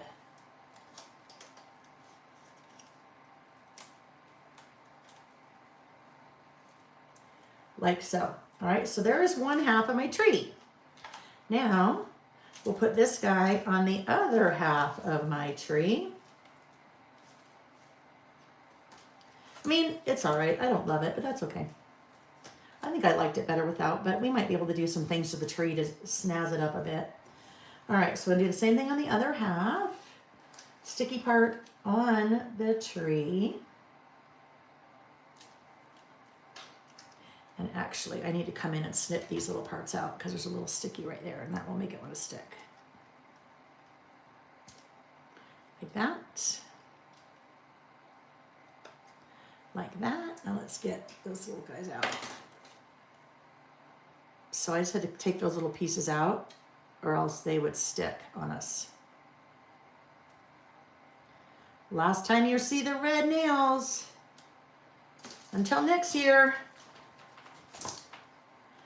Alrighty, so now this guy will also go in the center. We'll try to get that so he's lined up.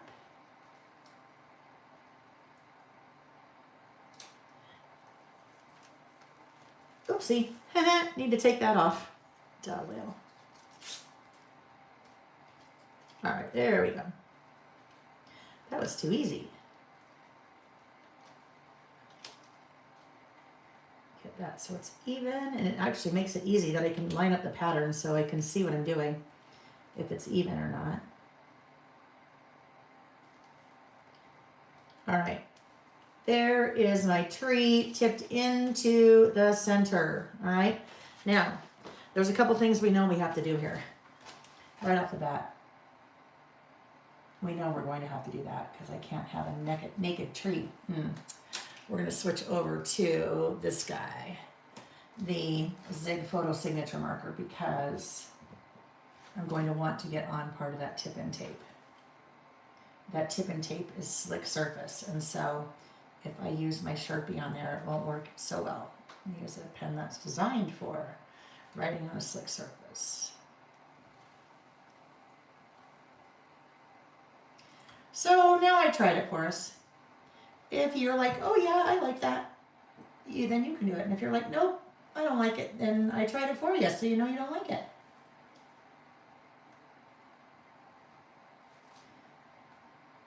Alrighty. And I'm not really going to worry about the back side. Probably what I'll come in later and do on the back side, well, is just do this. Then we can see it's for sure. We know it's for sure a tree, right? Because we'll be able to see part of that when it's open. What I'm going to do later, since part of this is so, part of it is pretty thin in here, I'm going to do another piece of tip-in tape just to reinforce on the back of both sides of the tree. All right, so now I think, let me look. Let's look in here. Let's look at the die cuts, because in my giant stack of die cuts here, I think we had some ornaments, but I think the ornaments were way too big. So maybe what we end up doing is just a couple of stars mixed in. That one's a little harder to see. Let's look in the big mess I've left here. There's another one. Okay.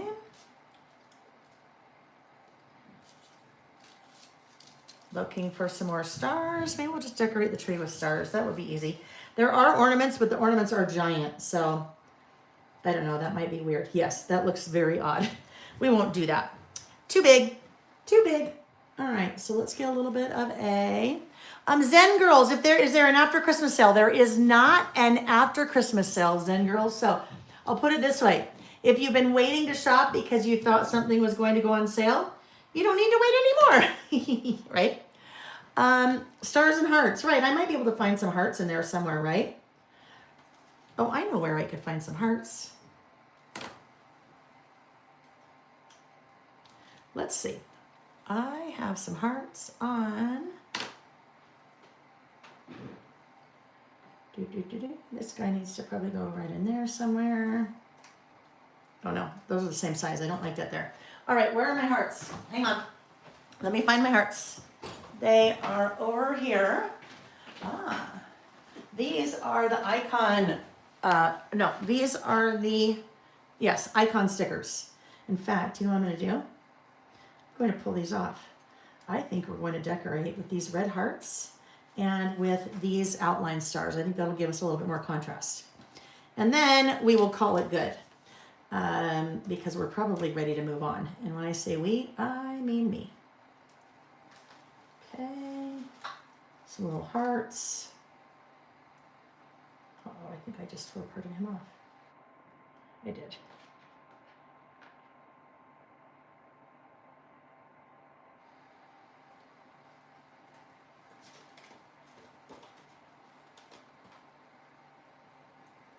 Okay, just smack some of these guys down, and then we will call it good.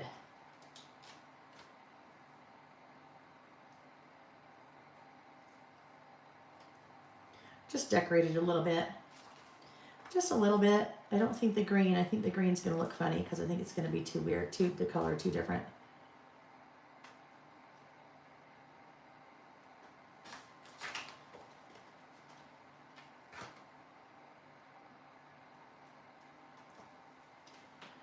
Alrighty, we've got lots of stars.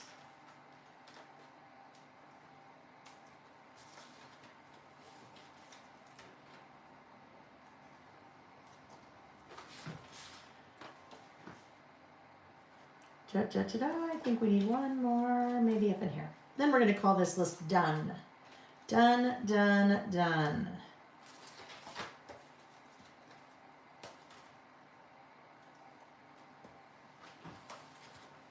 All right. That's good for now. That's good. And then I will add photos in my pocket over here. All right. So the very last thing that I need to do is I need to date this, right? I need to date it. And this will just be little tiny 1225. Okay, so there's our list. Christmas favorites. I might come back and add a few things over here just to help it get decorated a little bit. But my list of Christmas favorites, there's my little tip-in Christmas tree. And then in there, we will add our photos. Alrighty. So I'm going to pick up, oh, let's clean this guy up. I am going to pick up, oh, there's my breakfast. Whoopsie, that's been happening. My bowl of yogurt and cottage cheese and blueberries is over there with like 2 bites eaten out of it. All right, so let me clean this stamp off. I'm going to clean up this mess, put everything away. We will get ready for our next list. Our next list is what a day. All right, but I am going to do, once I get everything cleaned up for this list, I will do our second giveaway. Our second giveaway is something I'm going to be using on this list. You'll want it, so just go ahead and chat away, and then I'll tell you what it is once I get everything cleaned up. Our next list is called What a Day. What a Day is a, kind of talked about a time capsule list, like a to-do list or something like that. It's very much a time capsule. It's a snapshot of a point in time in your life.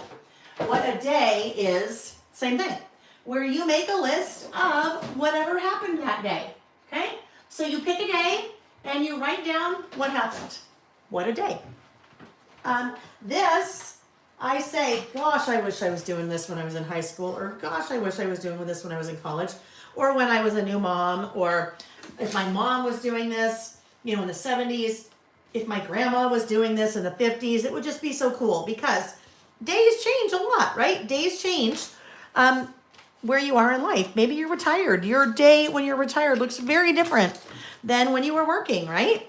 Or when you were a new mom, or when you were a school teacher, versus when you, worked at a scrapbook store. I don't know, whatever your life is. But things very much change. Your day doesn't always look the same. So usually we try to do this once. Oopsie, sorry. Usually we try to do this list. Yikes! once a month, and it's called What a Day. So for this one, I will be using some products from Dear December, my Dear December collection. So chat away in the chat while I get these things picked up, and we will be ready to go in a minute. All of these just need a pouch to go in. Let's just throw them in a pouch. That will be easy. Then, usually I just make a big stack on the floor of what I've used. However, that means that later when I'm done, before I have people over, I've got to then get it all organized and put it all away, which, I mean, it'll be just easier if I throw it all in a pouch right now and deal with it later, right? Alrighty. So did you guys do that list? Mentally, some of you did it, right? Mentally, some of you did it. What a Day is one of those list topics that I talk about in that free class on my website on how to get started creative listing. That is an easy one, right? Because there's no particular starting point for that. You just pick a day and go, right? This creative listing for me is nothing to do with chronological, right? It is not chronological at all. And so you don't have to have a particular starting point. What a Day is an easy one to jump in with. Marilee says, what a day is something I say almost every day after school. Marilee's a school teacher. What a day, right? What a day. Nancy is looking forward to trying listing in 2026. Nancy, you do it. Okay. I'm going to hold you to it now, right? I'm holding you to it. Oh, another Nancy, different Nancy. Different Nancy's husband got her the 12 months words bundle, the 12 months, the month by month stamp set. All 12 months, yes? Okay, so guess what? I'm going to tell you a quick funny story. So I don't process orders anymore. Lily and Denise do that. They handle all of it. With the exception of internationals, because those are way hairy. So I usually do the internationals. Monday of last week, they still had a ton of orders. And they wanted to get them all out, so they worked Monday and half day Tuesday? Monday and half day Tuesday. And they really wanted to get them all done before they left. So Monday, I was downstairs doing a couple of international orders, and I thought, well, you know what? I'll just help them, then they can for sure get everything out. And so I take a big stack of orders, and I'm like, okay, I'm just going to look through these. And I start recognizing people's last names. But they have different first names than what I recognize. What that tells me is that is a child of one of you. That is a spouse of one of you, a partner of one of you, right? It's a family member of one of you. And I start looking at these and I'm like, oh my goodness, Saturday afternoon, someone's loved one has placed an order. And they did it, the shipping that probably wouldn't get there in time. They also didn't say anything on the order about it being a Christmas present. And I'm like, oh boy, I'm going to put that one off to the side. And then Monday afternoon, orders coming in. And again, selecting shipping methods that there's no way it is going to get there by Christmas. There's no way. I mean, there's no way. And then also, no note or anything about this being a Christmas present. So I separate all those, the ones I could tell, I separate all of them. And I did all those, well, I told Lily and Denise, I want you guys to pick these orders and whatever. So all of them I looked at, I'm like, oh, what a sweet daughter, that she's really trying hard and she's found something her mom wants from me. And so I really want to make sure mom gets that in time for Christmas, so mom has something to open on Christmas. So you guys, on those orders, I changed all the shipping method. I shipped them, assuming that everything worked with UPS, but I shipped them a UPS so that those presents would hopefully get there for Christmas. But I just had a chuckle because I'm like, oh my gosh, this is totally something that, I don't know if Sam would do it, but totally Jack would do. Jack would be like, oh shoot, I forgot to buy my mom a Christmas present. And it'd be Monday afternoon and he would just go online and just order something and, pay for ground shipping or whatever and not even be thinking that it wouldn't get there in time. So I just hope if that was you, I really, really hope that you got your Christmas present in time.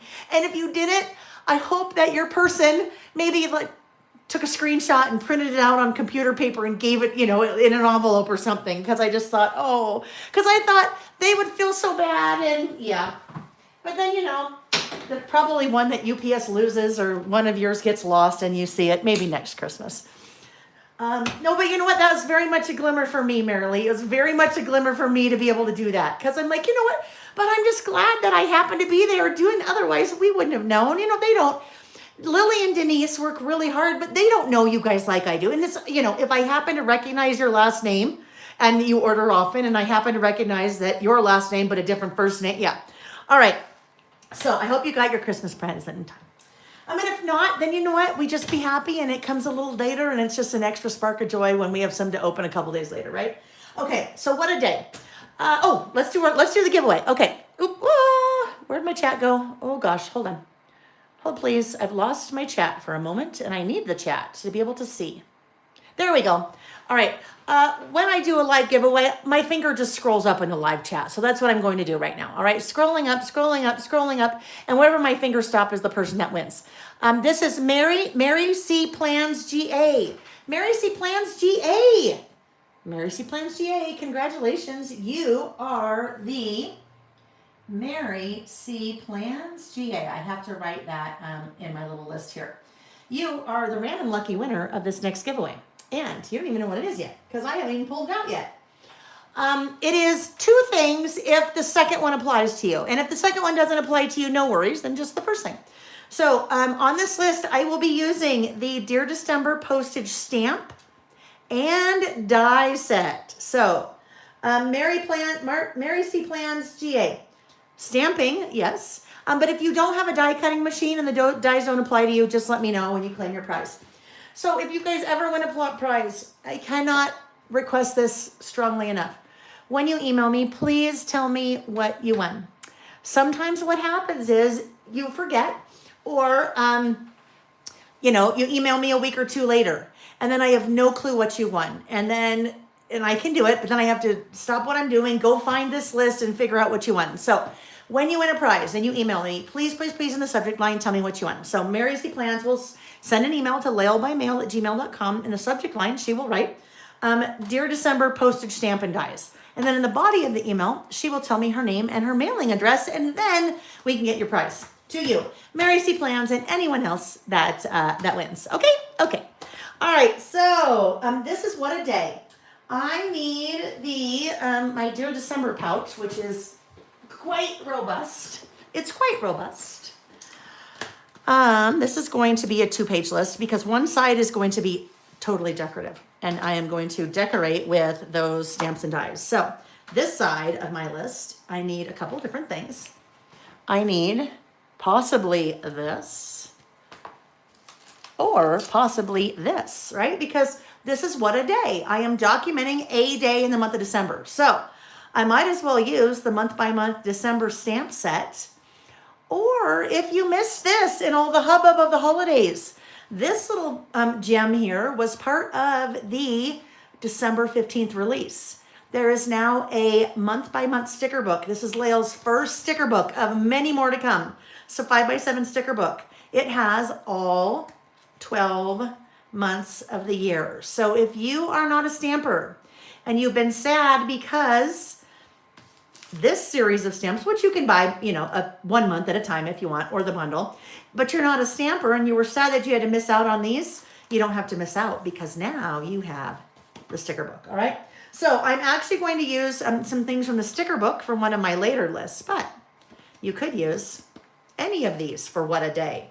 And when I did What a Day in the month of November, because that was the first time I had released the month by month stamp series, I had said that for all of 2026 for my What a Day list, I will be using these stamps.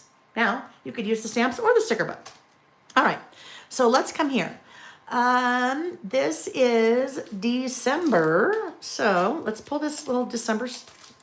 No, those are new. I do not want to pull those out. Those are new. I would like to pull out mine because then if I use new ones, then that's not good because then I open up a whole new pack, a whole new set of stamps. All right. So let's see what we'd like to do. We need just a little something kind of plain over here. So let's find some patterned paper, a patterned paper background. I definitely have my favorites because I keep going to, like this is probably my favorite. I know it's just plain, but it's my favorite pattern in the whole collection, I think, just because it's super fun and plain. This could be fun actually. And a lot of this will get lost, right? So this I cut from a 12 by 12 piece, a larger piece. But most of this is going to get lost because my list is going to be here. Actually, now that I think about this, if I'm going to use something big like this, it's a lot of words. So no, we're not going to do that one. Ornaments? No. Wait, what if we do this guy? What if we do that fun green? Let's do that. I think that will be good. All right, so we need to trim this down. I had already cut that to 6 by 8 just to make them more manageable when I work with, if I'm working in my traveler's notebook. But now this we need to trim to 4 3/4 by 8. So if I trim to 4 3/4 by 8, that gives me a nice white border all the way around because the inserts that I use are 5 by 8.25.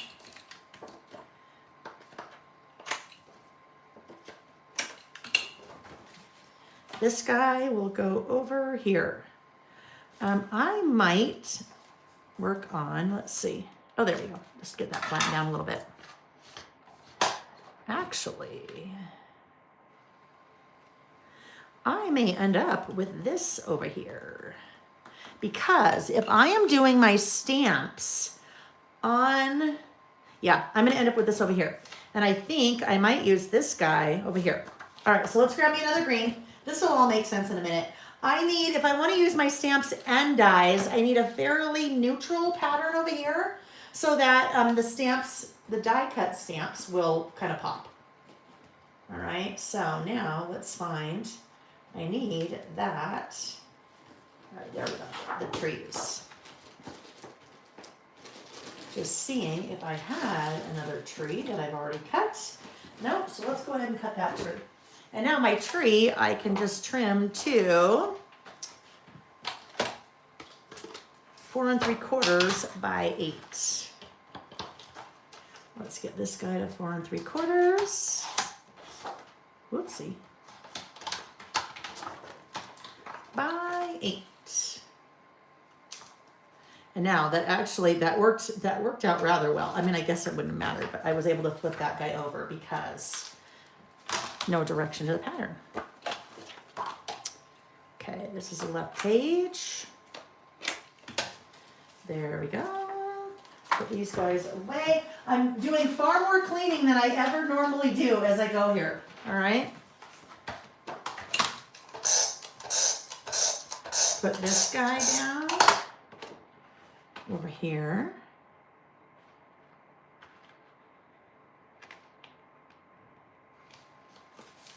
And this one over here.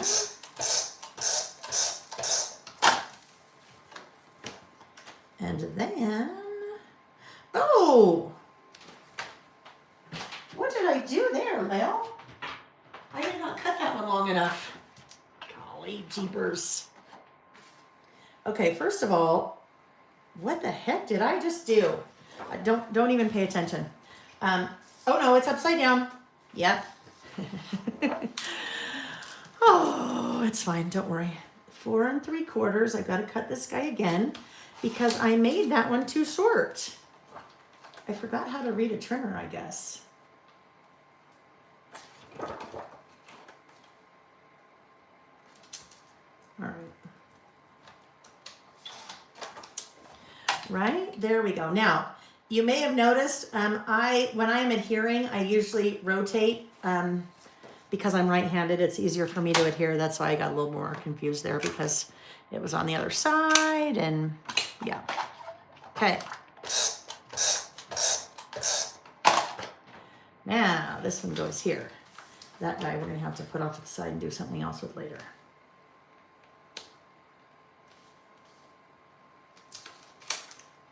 Okay.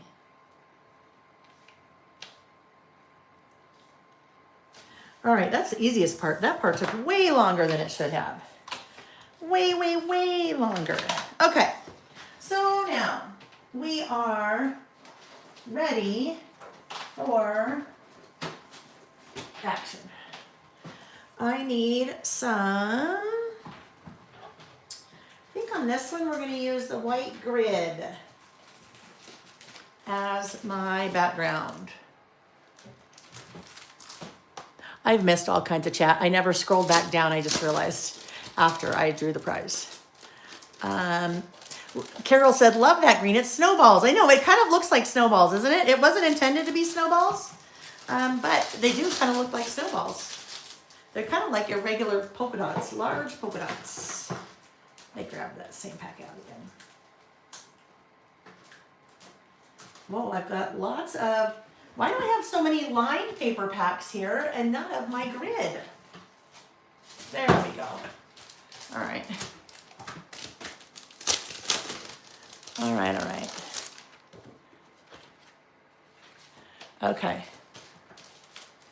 Yeah, lots of orders went out right before the holidays, and now shipping will resume again starting on Monday, the 29th.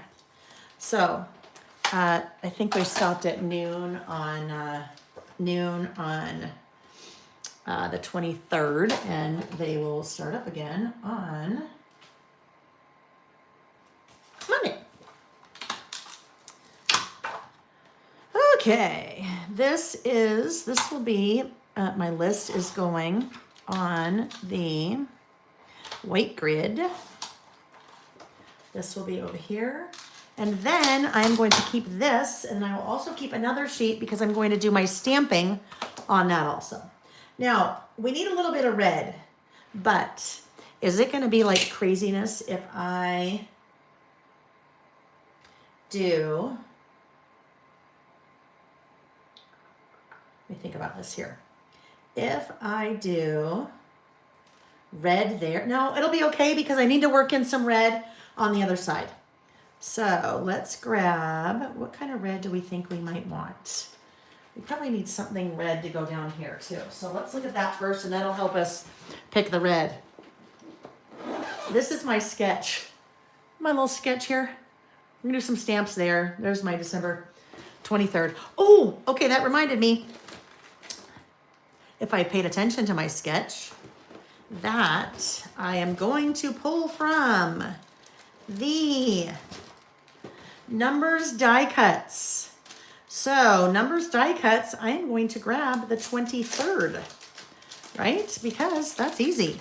The Numbers die cuts are meant for if you're doing like a December daily or a December documented, so you can number your days, but they can also work for lots of other things. In fact, you will find quite a few of these do not have anything related to Christmas on them. So if you wanted to do, like if you're just starting to do, if you are just starting to do What a Day with us, this die cut pack would be great for your numbers. Like I'm pulling out all those numbers that have nothing, there's nothing Christmas related on any of those, right? In fact, most of them don't have anything Christmas related on them. You have a couple like the 6th, the 24th. I think the 25th had holly on it, but otherwise, yeah, otherwise that would be a great die cut pack of numbers if you wanted to do What a Day. Now that I've found the 23rd, oh, maybe we'll use that candy cane. Let's see. Get the rest of these put away here. And then lots of other fun goodies in there too. Do we want 2 candy canes? Maybe we want one of those. Maybe we want a snowflake. While we're in here, we might as well grab these. Okay.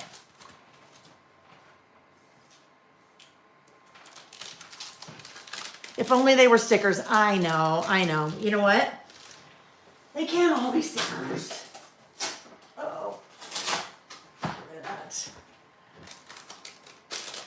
Okay, so now, if we're looking at this, if we did December 23rd, would that look weird? Kind of. December, what if we did, I don't know, what if we did this? What if we just snipped this part right off? like that.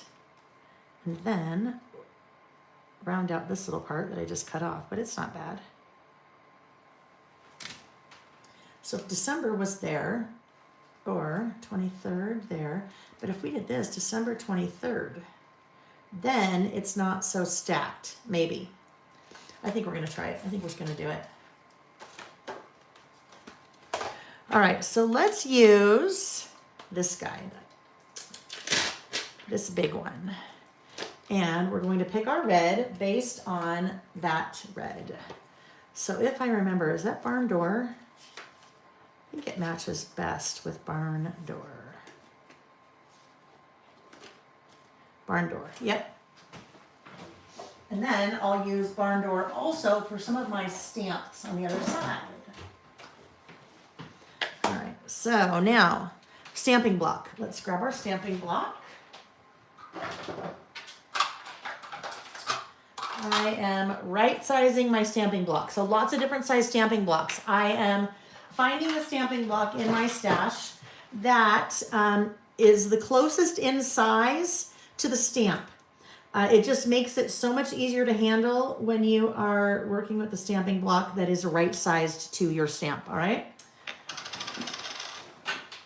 That is one of, I mean, I've been stamping, you know, pretty regularly about the last 6 years. And then prior to that, trying to stamp for maybe 10 years. And I disliked stamping for a really long time because I had no clue what I was doing. And I didn't spend the time to try to figure out or learn. And once I started doing that and figured out things like, hey, if you can have different size stamping blocks, it makes your life a lot easier. If you have a teeny tiny stamp and you're using your largest stamping block because you only have one stamping block and you have to have a big one to fit all your stamps, it's a lot more difficult to handle. So that's one of the big ones is right size your stamping block to your stamp. Another one is always test first. Always, always, always test first to make sure you like the color, to make sure your stamp's clean, to make sure there aren't any little pieces of fuzz or lint that are going to prevent your ink from adhering to the stamp. If your ink doesn't adhere to the stamp in any place, that means that you will have a place in your stamped image where there is no ink, right? We don't want that. I use Distress Oxides almost exclusively when I stamp. That is a pigment-based ink, and I like the coverage. It seems like a very nice, juicy ink to me. When I say juicy, it's like a really nice, solid impression, and that is the effect that I like when I am stamping. All right, so that is a Distress Oxide ink. All right, nice even pressure. I stand when I stamp. That to me is probably the biggest game changer. When you are stamping, if you normally sit, try standing. Your leverage, stamping is really all about leverage and range of motion of your arms. And if you, more range of motion you have, the more leverage you have, you get more when you're standing versus sitting. I think you're gonna be much happier with your stamped impression. Look how nice that is, right? Super nice. All right, now my little 23rd is going to go right here.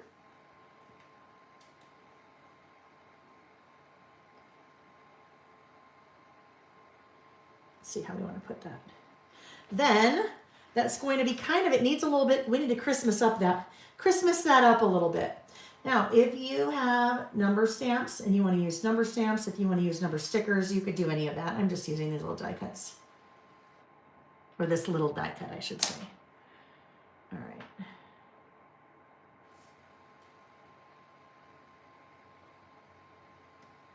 $23. RD. And then the way I'm going to Christmas that up is, where are those die cut icon stickers I had a minute ago? Those are, and I knew this would happen because I know myself.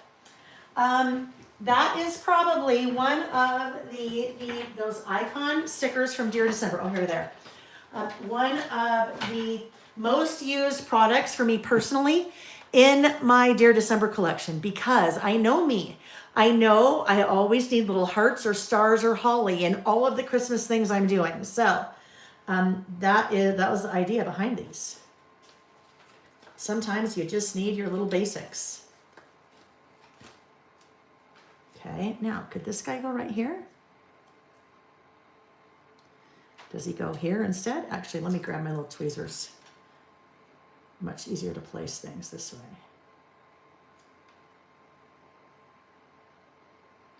I think it could go right there. Wait, we know that says December, even though part of it is covered up, right? Okay, December 23rd. Now, let's come in and do our little outline here. So usually what I do, I don't try to retroactively do this. What I mean by that, I pick a day where I know I want to document the day, and then as the day happens, I'm making a list, like usually on my phone, of whatever it is I did. For me, it is way too hard to try to come back and do this after the day has already happened. I don't know about you guys, but I can't even remember like what I wore yesterday, let alone trying to remember all the things I did, 3 days ago for my list. So that would be my advice. If you're going to do what a day, that you do this, think about it ahead of time, and then throughout the day, just jot down the things that you are doing. Okay, December 23rd. Okay, next up, we're over here, right? And I think that we could do these little guys here, maybe. Our little crisscross applesauce candy canes. Oh, I need the opposite of that guy. Hang on. There are candy canes that go both ways. So we need to find, this is all, I'm embarrassed to even show you this. All of these things are just thrown in here. They're all just thrown in. Okay, there's that guy. I need the opposite guy. Like it's opposite day. Is this the one I already emptied? Oh, wait. Nope, that guy's going the same way. So I have mixed packs here. I have put things away just in the pack that they go in, but not even paying attention to what I put in there. So let's see if I can find another candy cane in here. Because if not, I may just wait and add my little candy canes later. Sorry, this is not more organized, friends, but guess what? I actually do this to make you feel better, to make you know and feel good that you don't always put everything away the way that you should, right? See, now you know.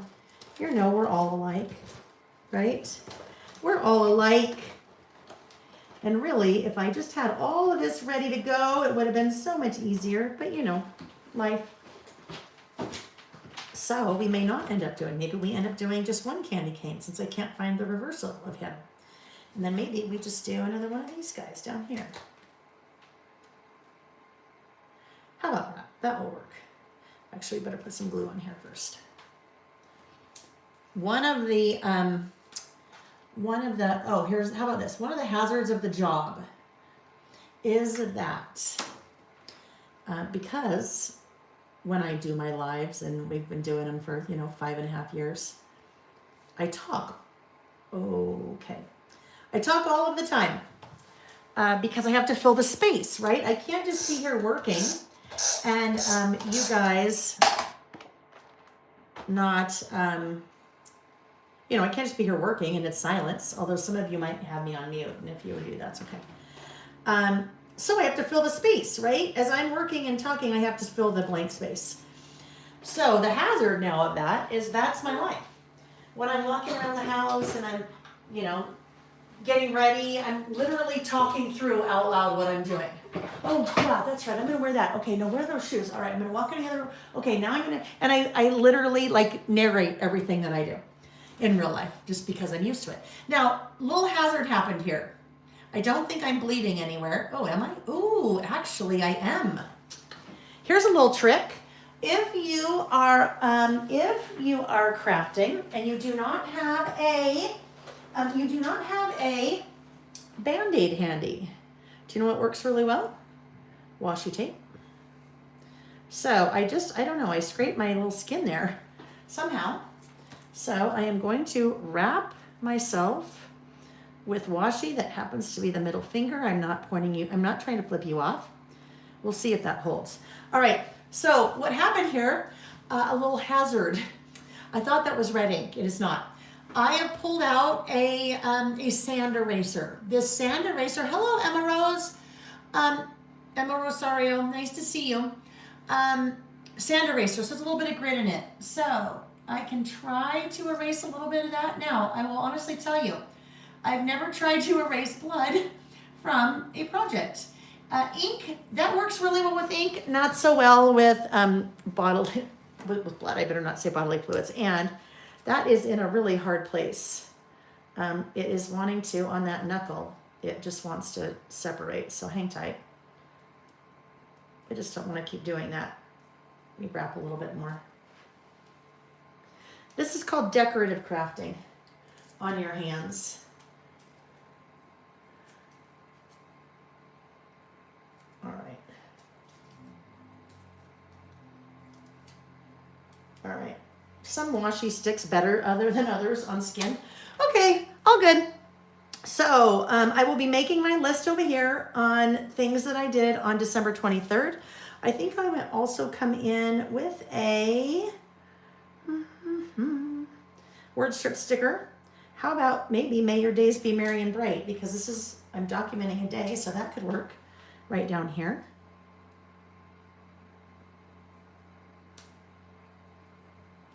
All right, now before I do a list over here, I'm going to pop over to this side for a bit and make some stamps. Oh, Steph, I like that. Steph said, narrating what you're doing connects neural pathways. All right, well, good. I'm connecting neural pathways. I could add that to my list on December 3rd if I was doing this. Connecting neural pathways. Although I was doing it, I do it every day, right? Because I'm always narrating what I'm doing.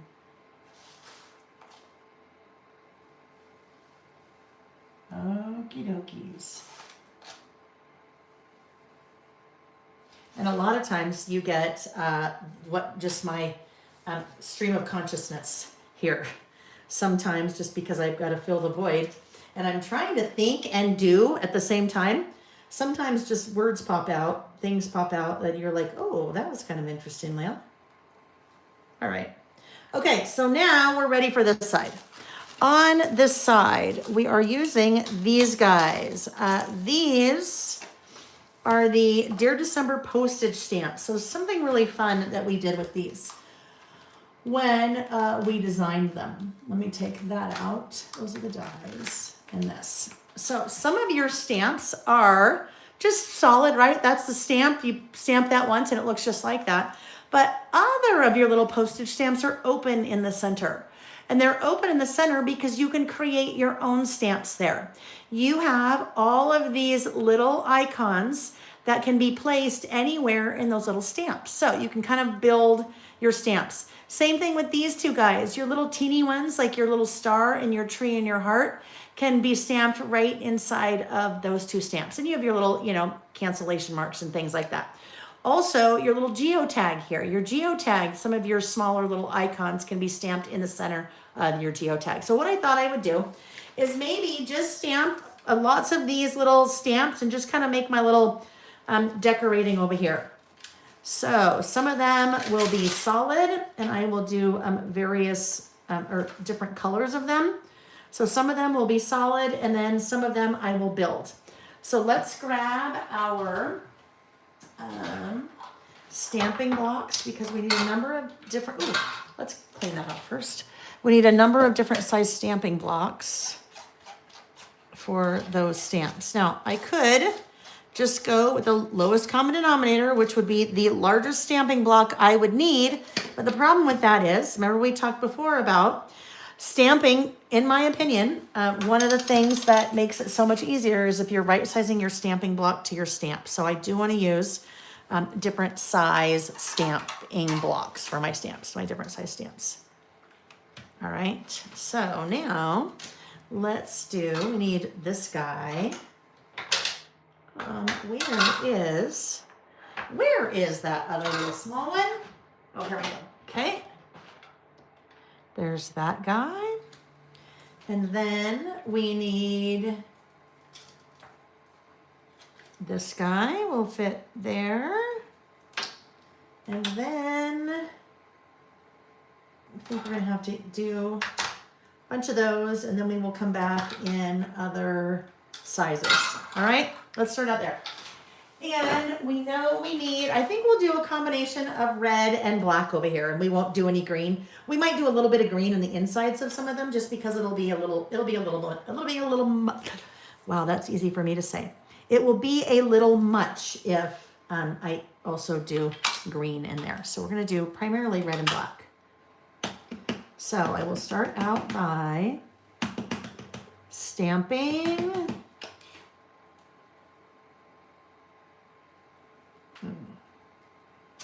I didn't get enough ink on that one.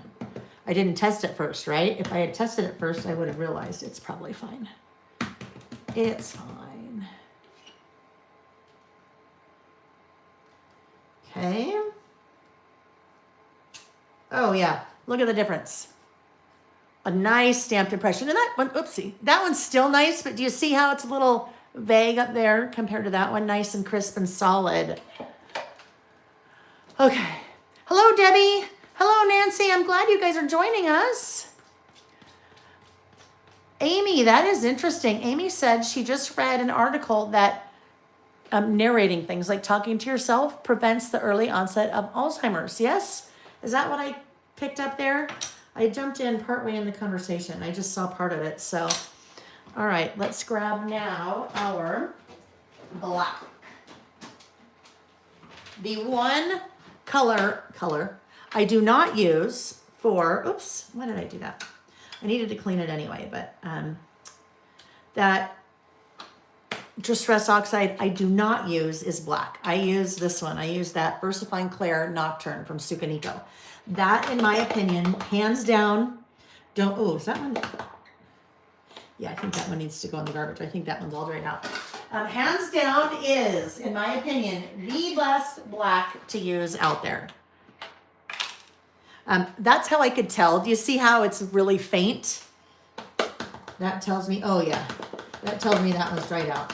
Now, I could have, there's two kind of thoughts when it comes to re-inkers. Most companies that make stamping ink also do re-inkers. And a re-inker is liquid ink that you could add to the ink pad that re-inks the ink pad, right? Now, from what I have found, I have not had a lot of luck with re-inkers. So I do not mess with re-inkers. There's kind of two camps of thoughts there. Some people have a lot of luck with them. I have never had luck with them, so I don't use re-inkers. Once my pad is kind of done and dried out, then it is done and dried out. And I just move on to a new pad.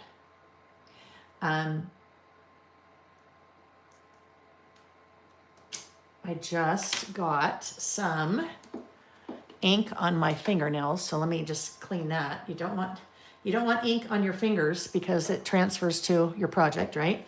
All right, so we have a couple of big ones. Let's move on to a couple of small ones. If you can clean your stamps right away after you use them, it makes it so much easier when you're ready to use them later. Okay, so now we would like to have, let's move on to this guy. All right, so this is a little horizontal one. Golly, I just keep ink everywhere, Lil. All right, my horizontal one. What might I want to go in the horizontal one? How about, let's do this.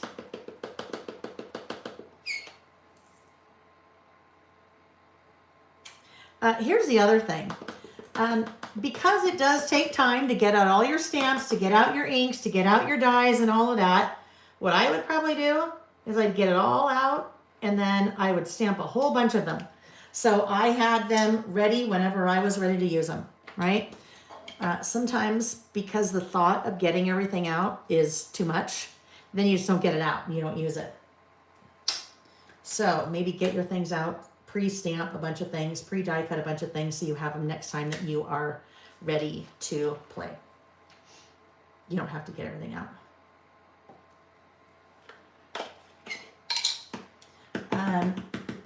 The dies, so what you see right over there, those metal dies will continue to be used on stamp sets, new stamp sets throughout 2026. There is a whole series of postage stamps coming out similar to these. Totally different style though. Totally different style.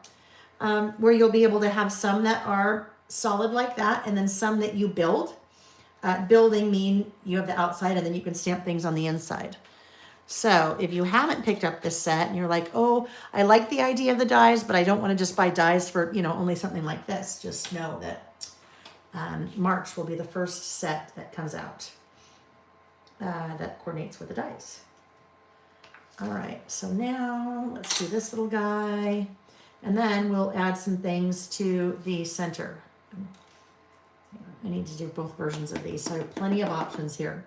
Because what I don't want to have happen is, whoopsie, I don't want to get all of this done and then realize I did not give myself enough pieces to work with, right?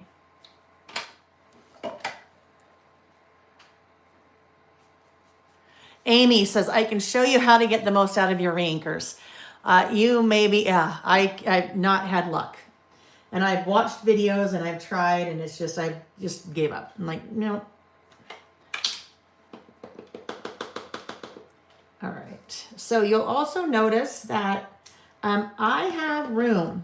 I have room in between all of these things because I don't want them to all be super close together. Oopsie, that one's a little blurry. If they're super together, close together, then I don't necessarily have room for my dies, right? Okay, so we've red and green of that. Red of that. I need to come back and I didn't get black of these guys. And again, I'm not doing any green because the whole background is green.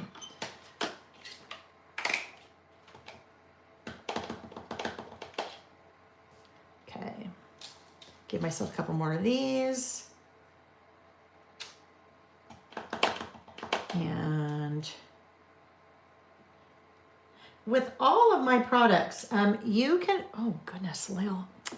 With all my products, you can go on the website and see examples of how they've been used. So there are some really cool examples. My graphic designer, Becky, did an amazing card, a beautiful card using this stamp set, the dies and the stamps. Sometimes inking is a bit of a messy mess, right? Stamping is a bit of a messy mess sometimes. All right, I have one more, right? Did I do everything? Let's see, we did that one, and we did the horizontal one. The horizontal one I did not get in red, so we're almost done here, friends. You're like, oh, Lael, come on. Come on, come on. But it's gonna be such a cool effect when we're done. I wonder how that kept happening. I think I have ink on the ink pad itself. Those dried. We've got ink somewhere on here that keeps transferring to my fingers. Time out. Time out. Cleaning break. And the reason I care about that is I don't want to end up with fingerprints all over everything. All right, so we didn't get the red horizontals, right? That's where we were. We need our red horizontals. Salt cellar link, Zen Girls. I believe the salt cellar link is in the description box of the video. And that's what this is. Oh, Amy just linked it too. That is what I'm using to keep my little stamp chamois there moist. And you could use Tupperware, you could use a baggie or something like that. Regardless of what you use, there's one thing that is really, really important. And that is when you are done using it, do yourself a favor. Whether it's stored in a salt cellar, you've been using a salt cellar, or you've been using a baggie, you've been using a Tupperware, whatever it is. Do yourself a favor. Trust me on this. If you have ever put clothes in the wash machine before you go to bed, and then you fell asleep and you forgot to transfer them to the dryer before you went to sleep, and the next morning you go, oh shoot, I forgot, my clothes are still in the washer, and you open the wash machine and you go, oh, I guess I'd better wash those again, right? Same thing happens to your stamp, Sammy. You want that to dry. You don't want to just leave it in your little covered up because it gets, yeah, you know, it's just like your clothes in the wash machine. But the reason that I use that while I'm working, you know, I'm stamping here maybe 4 hours or something like that. I want to keep that closed or the air will dry that out. I need that to be moist in order to, you know, continue to clean off my stamps. So that's why I put it in there. All right, now we have, well, I was going to say the fun part, but no, this is more of the fun part. We need our little guys, our little, our little stamping blocks, because we need now to do some of the insides. So I need a green, and let's find a green. That's a pretty bright green, and I know that there is not a green that really matches that. So we may end up with, mowed lawn is not quite right. Where's mowed lawn? Yeah, mowed lawn is definitely not right. Cracked pistachio, not right. Lucky clover, not right. Evergreen bough, pine needles, rustic wilderness. I think maybe we'll do rustic wilderness because I'll show you what I want to do with that. Let's start out with this little guy. That is just a little holly, not holly, that is a tree branch, sorry. Rustic wilderness is here. This is kind of where your little Build-A-Bear stamps come into play. What I mean by that is like you just picked the body here, right? This is the body. And now I will pick the outfit. Not cute, right? So I can totally change that up, totally change the look of the stamp based on what I put inside the little block. Okay, so now let's look at, how about a star? And that's a little teeny tiny, guys. So why don't we'll work on the stylus? Kind of. What if we do black in here? Like that. And what if we did maybe a couple of those in here? Okay. Isn't that kind of fun? You would get to design your own stamps. Now, the other thing I could do is I have small little stickers like these guys. Some of these stickers could even fit inside some of those little centers if they were super small, right? But the other thing I could do is I wouldn't even have to, well, I'll use one of those stickers after I cut one of these guys out. All right, so now we have let's do a little stocking in one of these guys. Stocking can fit right in there. Put a little stocking in there. And then, what do we have over here? I think we're done with stocking.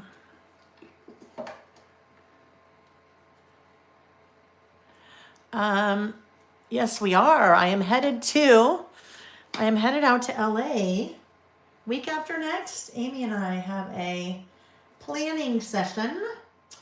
Oh, here, let's do this little Christmas tree. We have a little planning session. Amy's daughter lives out in that area, and Amy will be there, and so I will fly out. We did that last year too. So, planning session, inspiration, shopping, I mean, all different kinds of things. So yes, we will be there. We will be there week after next. Okay, how about a little snowflake? Oh, okay, really quick. Let me find, I think I can do one little blue snowflake because we have blue on the other side. And you guys, this is all about playtime, right? I mean, we are playing. Something like this may take way longer than you would ever want to take on a project. But I approach this from two different perspectives. Number one is documenting and telling a story, right? Which is what I'm doing. This is just telling you what I did on December 23rd, this little snapshot. How cute is that? That little snowflake in there. I like that. That's cute. We might do a couple of snowflakes in one of these too.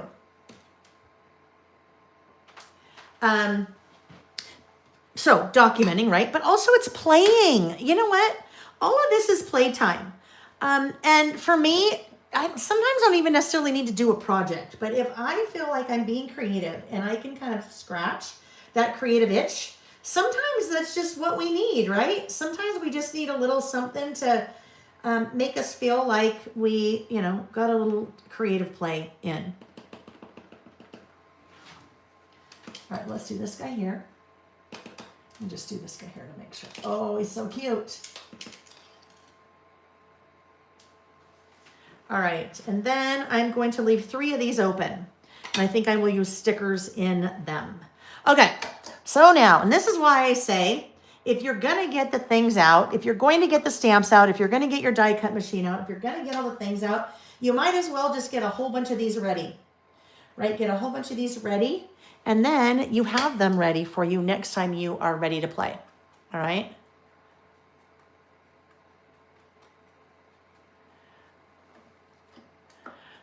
All right, so now let's get all those guys put away. Always, always, always want to get them put away before we do anything else. Otherwise, sometimes they will run away on us. We don't want that to happen.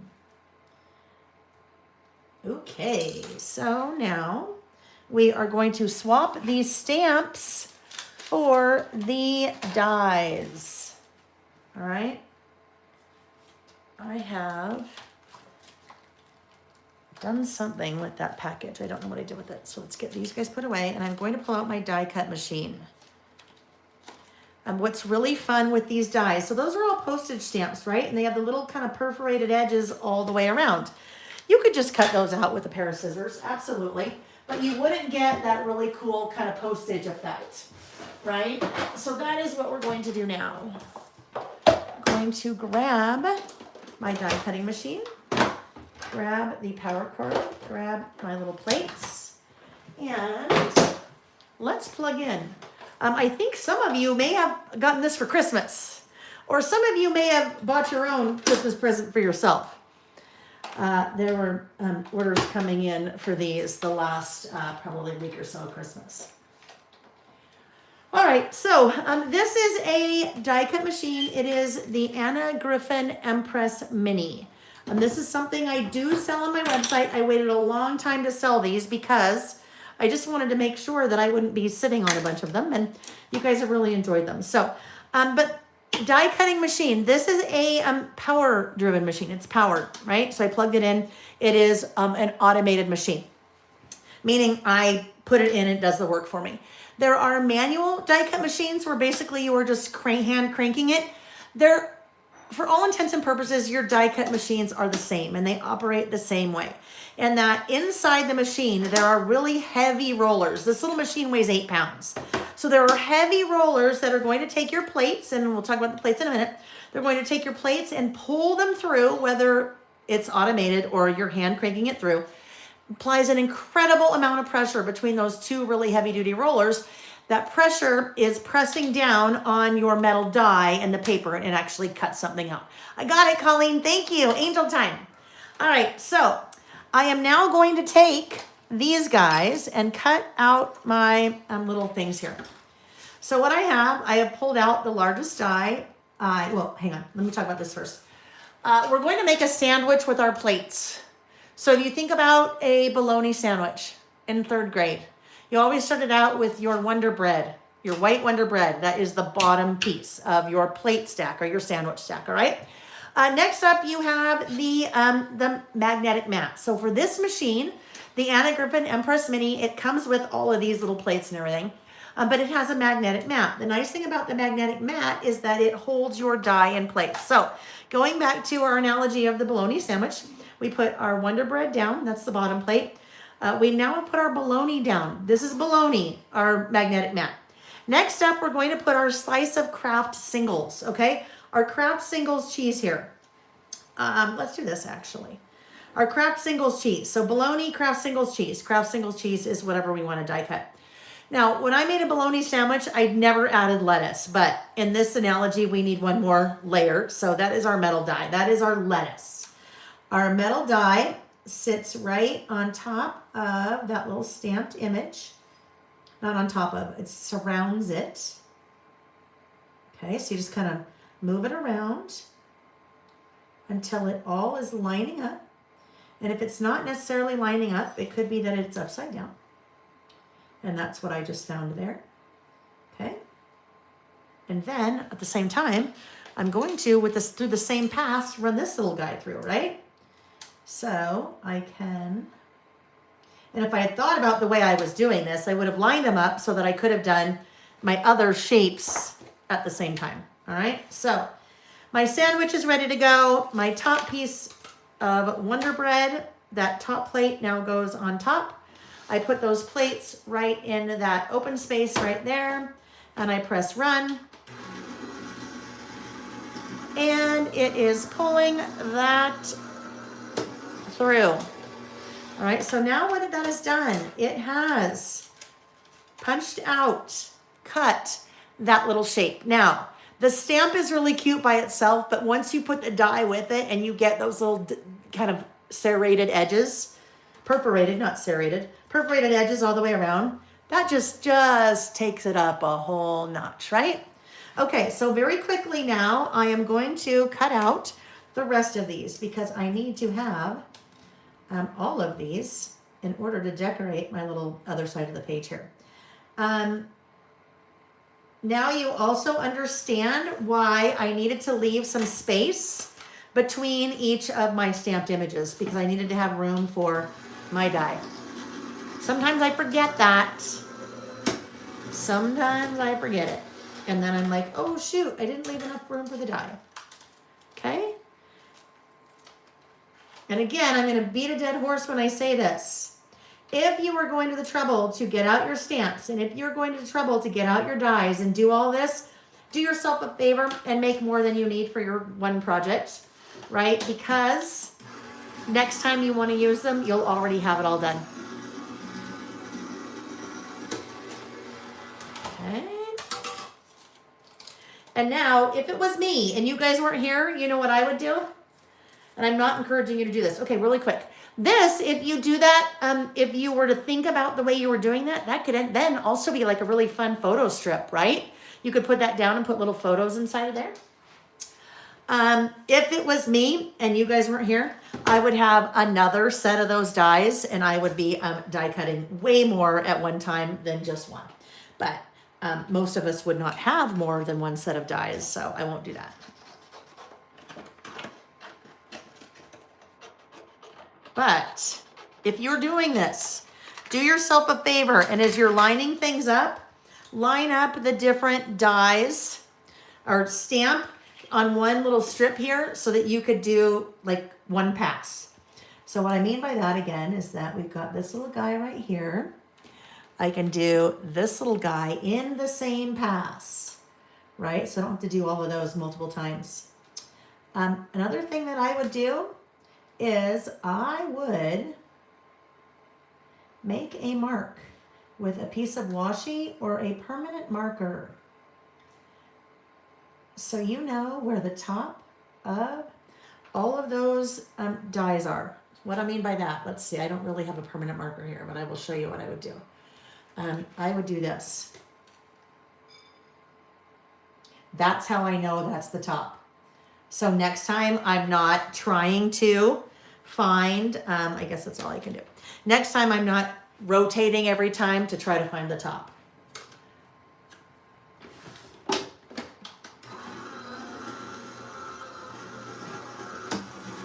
You can also, I think Amy has told me this before, because Amy's the expert when it comes to dies.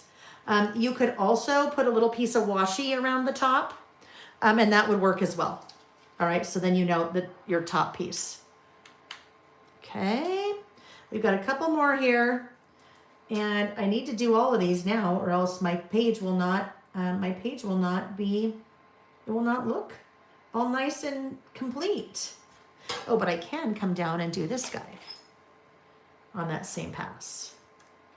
I'm working a little bit, I think, off of where you can see, so out of range. So let me just move that up a little bit. And you can tell, if it looks like it's not lining up, it is not lining up. You have the die, you need to rotate your die because they are designed to line up. Very well. Now, probably what I could do I could probably do, maybe. They might fit side by side. We'll just keep going with what we're doing.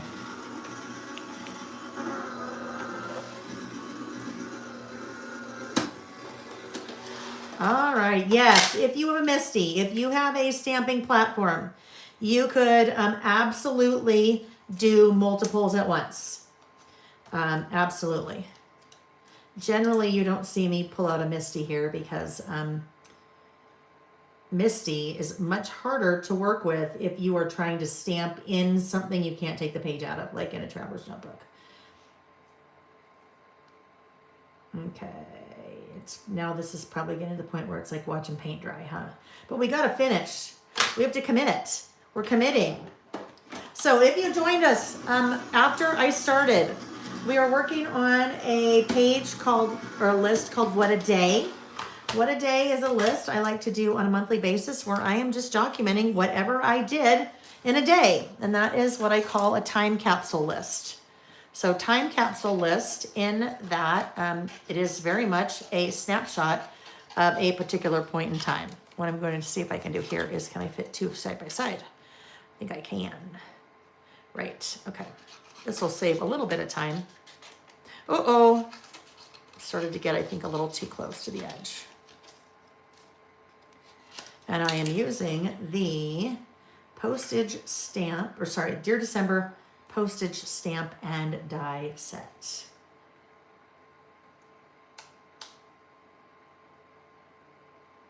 Okay, that one looks good. This one will go here. Oh, I haven't picked this guy yet. So we don't quite know where his top yet is. So that looks about right though. All right, and then I have one more, my little square. Let's get a little square on there.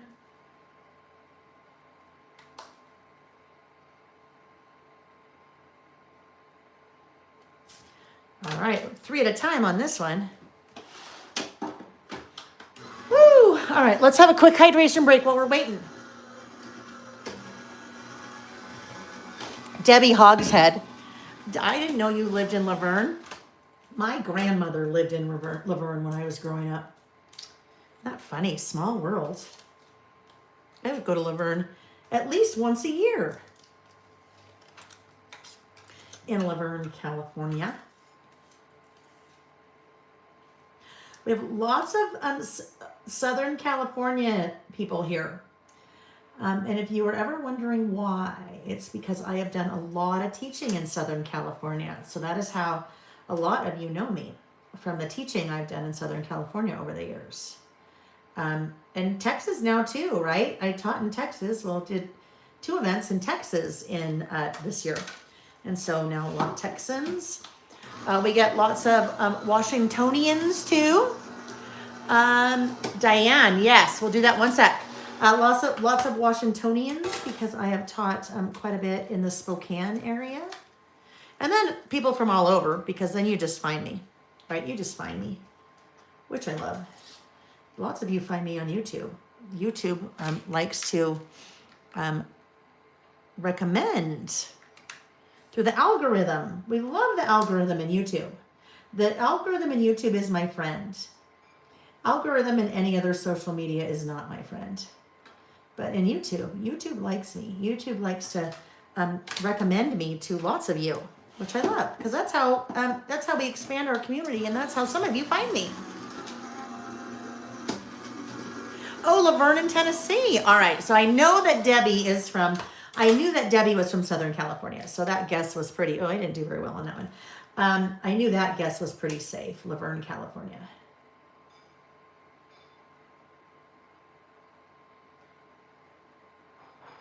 Okay, one, we'll do this one and then one more, and then we will be, now this is gonna go really quick. Really, really quick. Wanda said, I don't remember how I found you, but I'm sure glad I did. I love that too. Rita Kraft said the same thing. I found you via the algorithm, right? So sometimes the algorithm is our friend. And if you're like, algorithm, what is that word? Well, an algorithm sometimes feels like it's a 4-letter word. You know what I mean? All the social medias have very high-powered, very smart algorithms behind them, a computer, that crunches all kinds of information. And I'll just say this for YouTube, but it would work the same for Instagram or Facebook or, you know, real TikTok, whatever, X, whatever social media you do.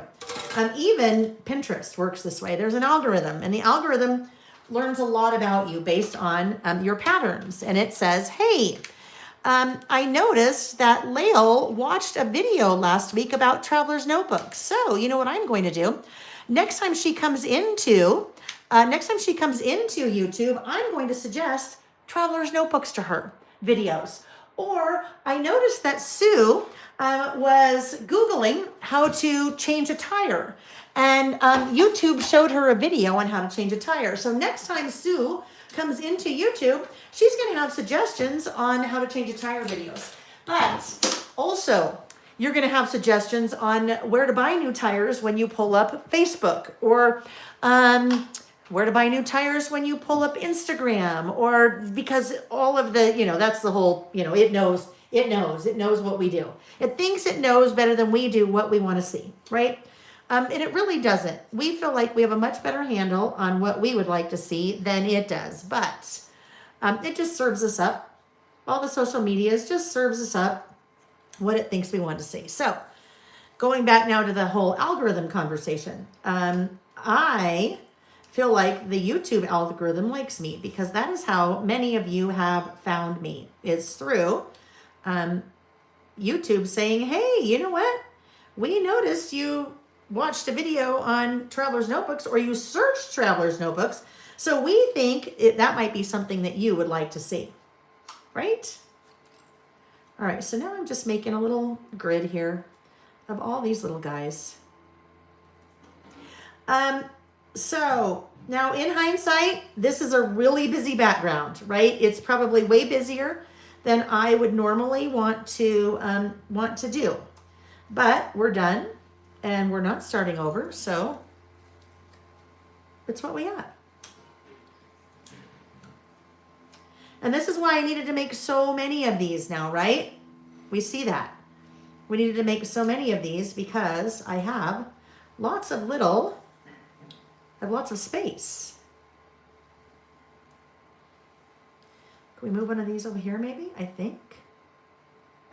And I didn't really know how many I needed, right? I didn't have any idea how many I needed. Yikes, that is super busy, but guess what? We're just going to go with it. We're just running with it. We're not going to change it.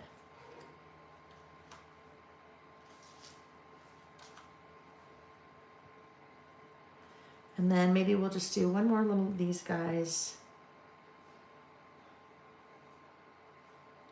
Move them around just a bit.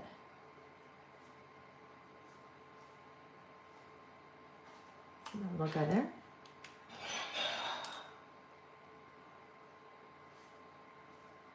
Oh boy, it's like a puzzle now. I've moved things around. All right. Oh, no. Okay, so now what's not working with that is they're now all in a row. So we're just going to move things around a little bit more. Things can't be in a row. They need to be way separated or else it looks too weird. Looks too weird. So we're just going to move some things around a bit here. All right, that looks better. I'm telling you, if you guys weren't here, you know what I would do? I would change that background because that background is way busy with that green behind it. Guess what?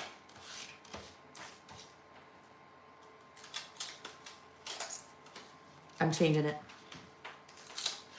Just not going to work. It's just way too craziness. I don't mind the green. It's just there's too much. Too much. So I need to be really careful as I pull this off. And I won't even pretend to try to just add things to this paper because I know that won't work. So let's just grab maybe something very subtle like that, right? And now I'm going to wish that I did more green, but I didn't do green, so it's okay. I'm not going to get all those things out again.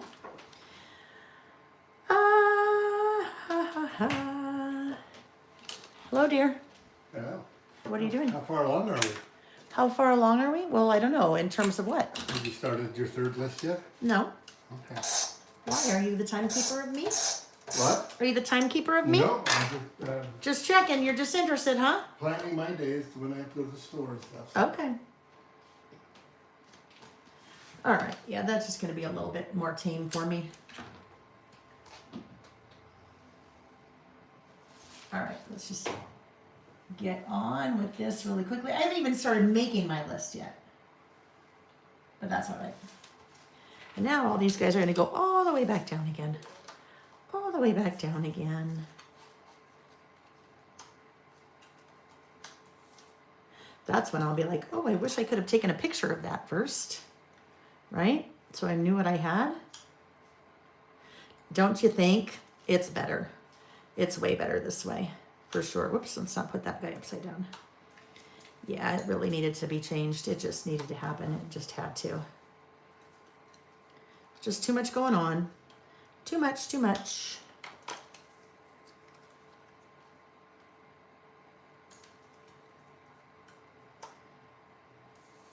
Now it's like a puzzle. Figure out what we want to go where. Try to very strategically make things look random.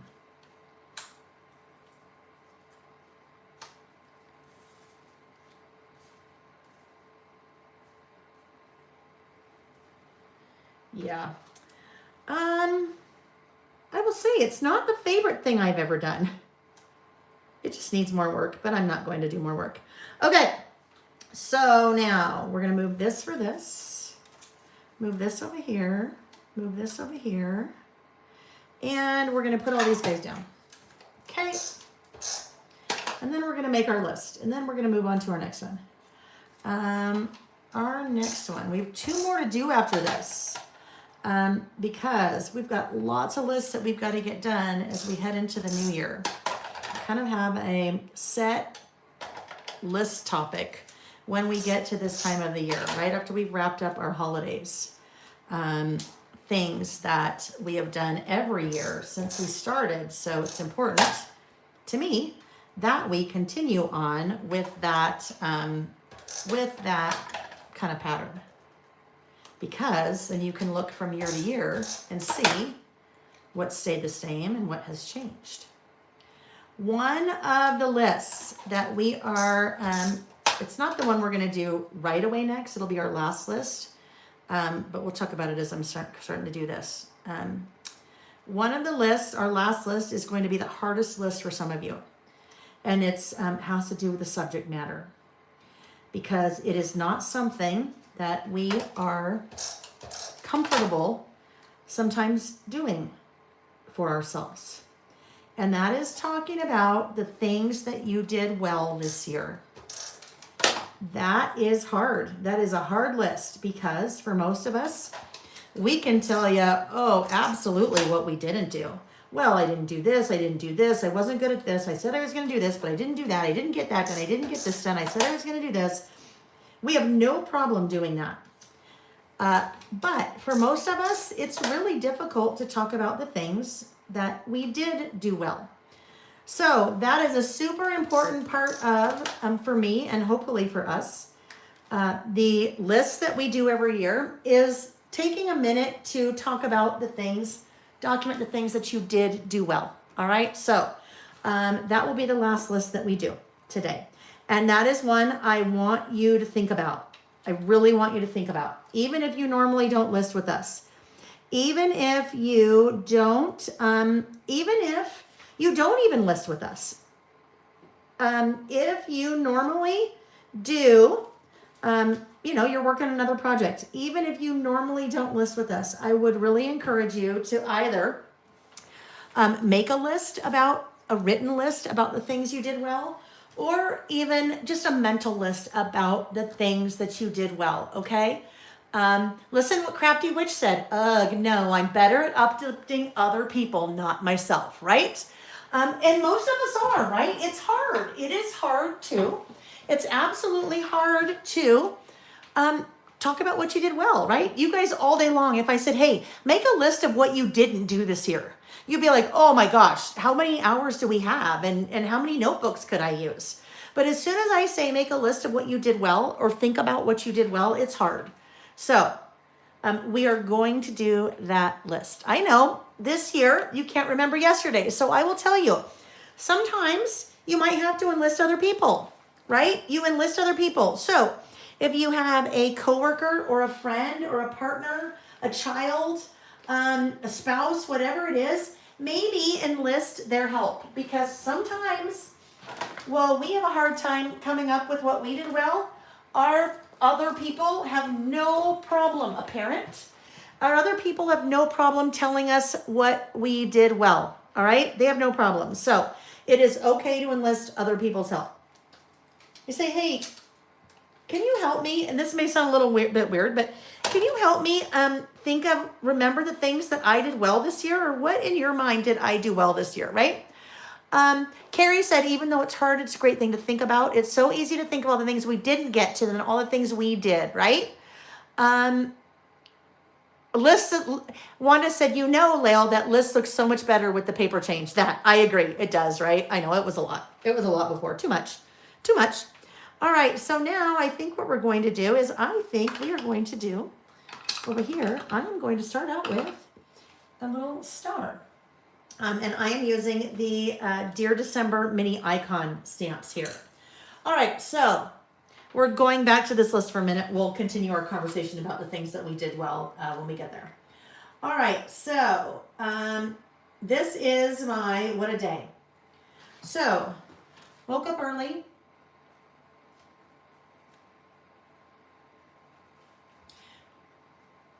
Three times in the middle of the night, thanks to Reggie,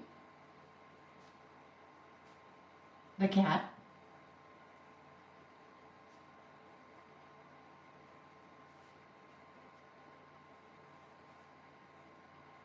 Okay. I read, ate breakfast, got ready for the day.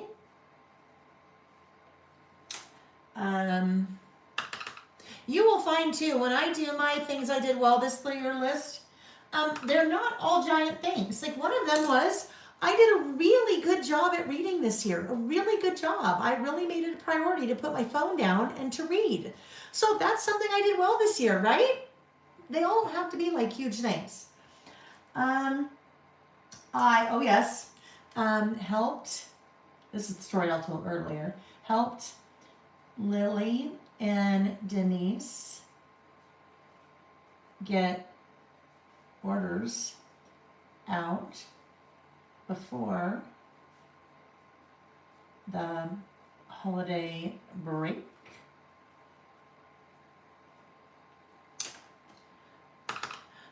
Next up,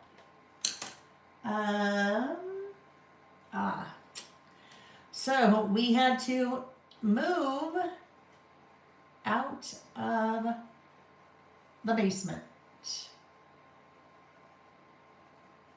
Because you remember, a good portion of downstairs, and it's all finished just like the rest of our house, is my business. And so tons of product and big packing tables and boxes and so much stuff. Well, when you have 32 people over, we don't have a 100,000 square foot house. You have 32 people over for dinner, you have a place to put everybody. And so that was downstairs in the basement. And so everything has to be moved into other parts of the basement. So bedrooms, storage rooms, all kinds of things. So that's always a huge project. So we did that. I had not done it yet, but I did it. I decorated the squirrel tree.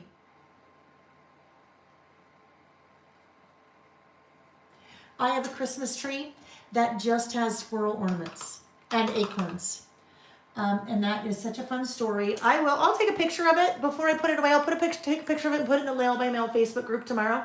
And I'll tell you the story because it's pretty special. Because some wonderful women from Texas, squirrels, actually sent me a Christmas tree years ago when they found out I did not have a Christmas tree for squirrel ornaments. I didn't have any squirrel ornaments at the time either. So, but I decorated that. Our Christmas tree upstairs is up. It's been up since Thanksgiving. It has no ornaments on it. Never got around to that, but that I did decorate. Ate lunch. We had an appointment to see a warehouse space.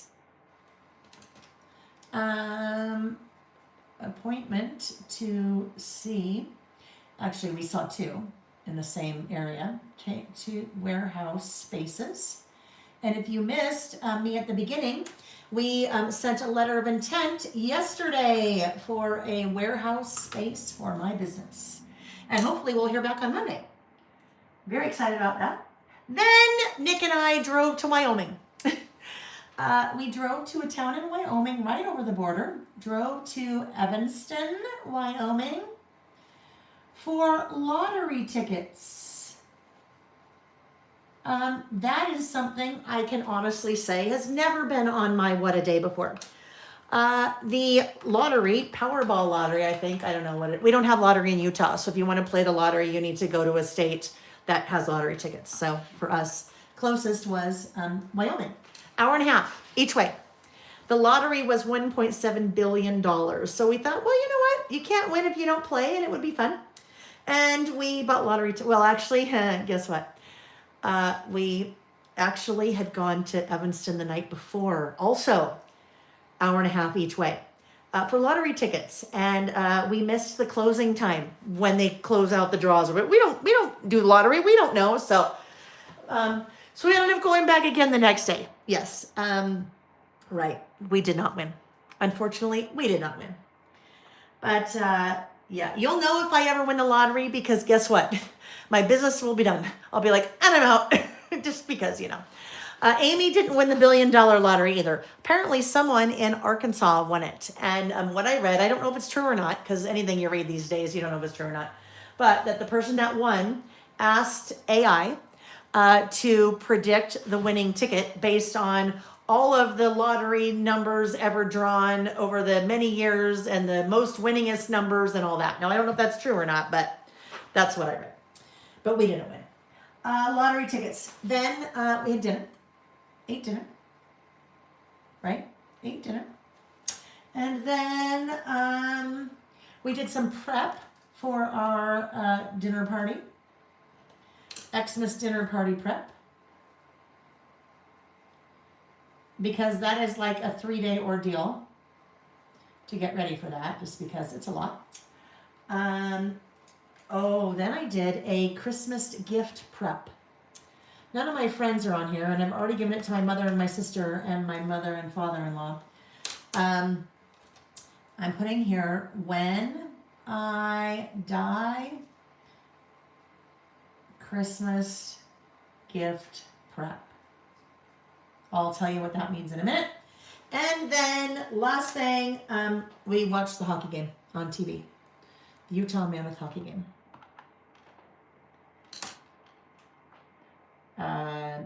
Utah hockey on TV. All right, so there we go.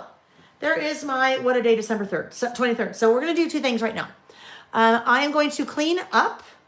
We are going to do a giveaway while I'm cleaning up. And while I'm cleaning up, I am going to tell you a story. Tell you a story about this When I Die Christmas gift prep. So, but remember, we're doing a live giveaway. Live giveaway is one of these guys. One of my brand new month-by-month sticker books. All right? So, some of you know, if you've been with me the last 5 years, that my dad has Alzheimer's. And we did not know up until his wife passed away May of 2020. She did not have COVID, but she passed away May of 2020, which we all remember May of 2020, right, Mark? We all remember lots of things about the pandemic. But My dad's wife passed away. They lived in Southern California. And this is when you couldn't fly. It was still so early you couldn't fly. Sam and I, our younger son and I, got in the car and drove to my dad's house. So like, I don't know, 11 hours or something, right? We get there, and now you would see my dad probably once a year. And you know, he just turned 80. He just turned 80, 81? I think he just turned 81. I think 81, 80, I can't remember. Anyhow, so this is 5 years ago. He's 75, and you know, as people get older, they get a little forgetful. So every time we'd see him, he would get a little forgetful, and we'd have the same conversation a couple times. But you know, we just thought, oh, you know, it's dad and he's forgetful. And his wife covered it up really well. They covered it up really well, right? And no judging here, but they covered it up really well. So when my dad's wife passed away, and Sam and I go to see him, it becomes very evident very quickly that my dad cannot live by himself anymore, and really can't live in California. And so, you know, he was beside himself, and you know, his wife just passed away, and you know, it was just a lot. And it's also, you know, we're 6 weeks into COVID, and we move him to Utah. Long story. We moved him to Utah, and he's in a condo, and things are great. And then I start realizing, holy cow, there's really an issue here. And you know, you can't get in to see a doctor. So my dad is a retired Navy pilot, so I was able to get him kind of set up with the VA here, and we had some phone appointments with new doctors. And so long story short, he gets diagnosed with Alzheimer's, dementia, Alzheimer's. And my dad cannot tell us. He doesn't know his bank account information. He doesn't know, he really doesn't know anything. He just doesn't know. And so it has been 5 years, and we're still getting things in the mail that were like, oh my gosh, we didn't know this, we didn't know this. So it was a lot. And it was a huge guessing game, because when you have someone that has Alzheimer's, they can't answer the questions for you. So all of a sudden, it became very clear to me that, holy cow, we need to, I need my mom to be doing this, having all of her information together in one place. Mother and father-in-law, and Nick and I need to do this, right? We need to have everything together in one place. And so it's been in the back of my mind for about a year. And a couple months ago, I saw something in Instagram. Something popped up in Instagram, and it was this woman who's a financial planner. And she said, hey, leave a comment, and I'll send you this checklist for what to do on how to start preparing for when you die, right? And so basically, it's a checklist of all of the things that will help a loved one, or even if it's one, like let's say if I pass away and Nick is here, everything is there. There's different checklists, different like little sections that you put together in a binder. So I made 8 binders, and they're all 2 inches. They all have covers. They all have dividers. They have the checklist, so that I gave those to my sister, my mother and father-in-law, my mom. Nick and I have one, and then I will be giving them also to one each to our 3 closest friends, because it is something that, it doesn't seem like a very fun Christmas present, right? But it is something that I think really strongly that we all need to do. Even your passwords, even your, where your life insurance, your home insurance, your mortgage insurance, your bills, whatever it is, it's a ton of different things. The password to get into your phone. Like when you think if someone's not there, or if they don't have a memory, it makes it very difficult to caregivers or people that are, anyhow. So that is what that did a bunch of work on the When I Die books. All right, so let's do our next giveaway. Our next giveaway is, I said the sticker book, right? The month-by-month sticker book. That is 5x7 stickers, 12 of them, 1 for each month, 965 stickers. So that sticker book is going to Ms. L. Ms. L.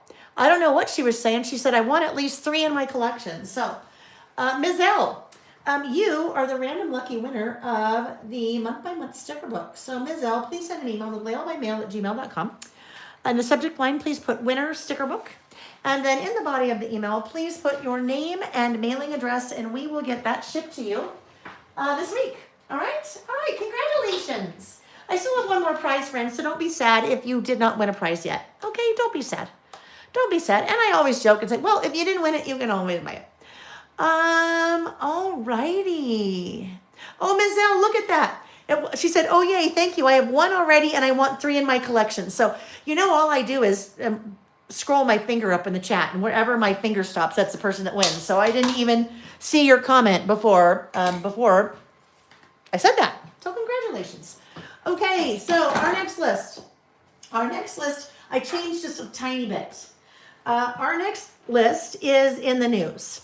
In the news is a list that we do once a month, every year. Okay, once a month. And basically, it's just a list that captures the news. Now, there's a couple of things that are really important about this list that I say every single time. Number 1, when I tell you the things that are in the news list for the month, those are things that have hit my radar. May not have hit your radar. We're all different. Something that's on your list, I might have been like, what? I didn't even know that happened, and vice versa. The next thing is, it is just the facts. There is no commentary. I say in November, they minted the last penny. And that is a fact. I am not giving any opinion on that, whether I think that's good or bad, or whether they should have done it a long time ago, or it's a shame they should always make pennies no matter what it costs. I just say last penny was minted in November, all right? And I ask that you guys do the same in the chat. Nobody comes here for any kind of political talk. And that is usually what ends up being a lot of my list, because it's just politics are a big part of the world these days, right? So everything stays to just the facts. Zen Girl said, I don't care about the news anymore, less stress, right? And some of you may be like, you know what? This is never a list I would do, because I don't want to give any thought to the garbage dumpster fire of news that seems to be happening in our world, right? Now, not all the news is bad. There is every time we do this list on the blog, I have a link to a PDF that I put together of a whole bunch of different news sources. And they go, you guys, from the left to the right, all the way left, all the way right, in the center. And it doesn't matter which news source or sources that I pull my news from.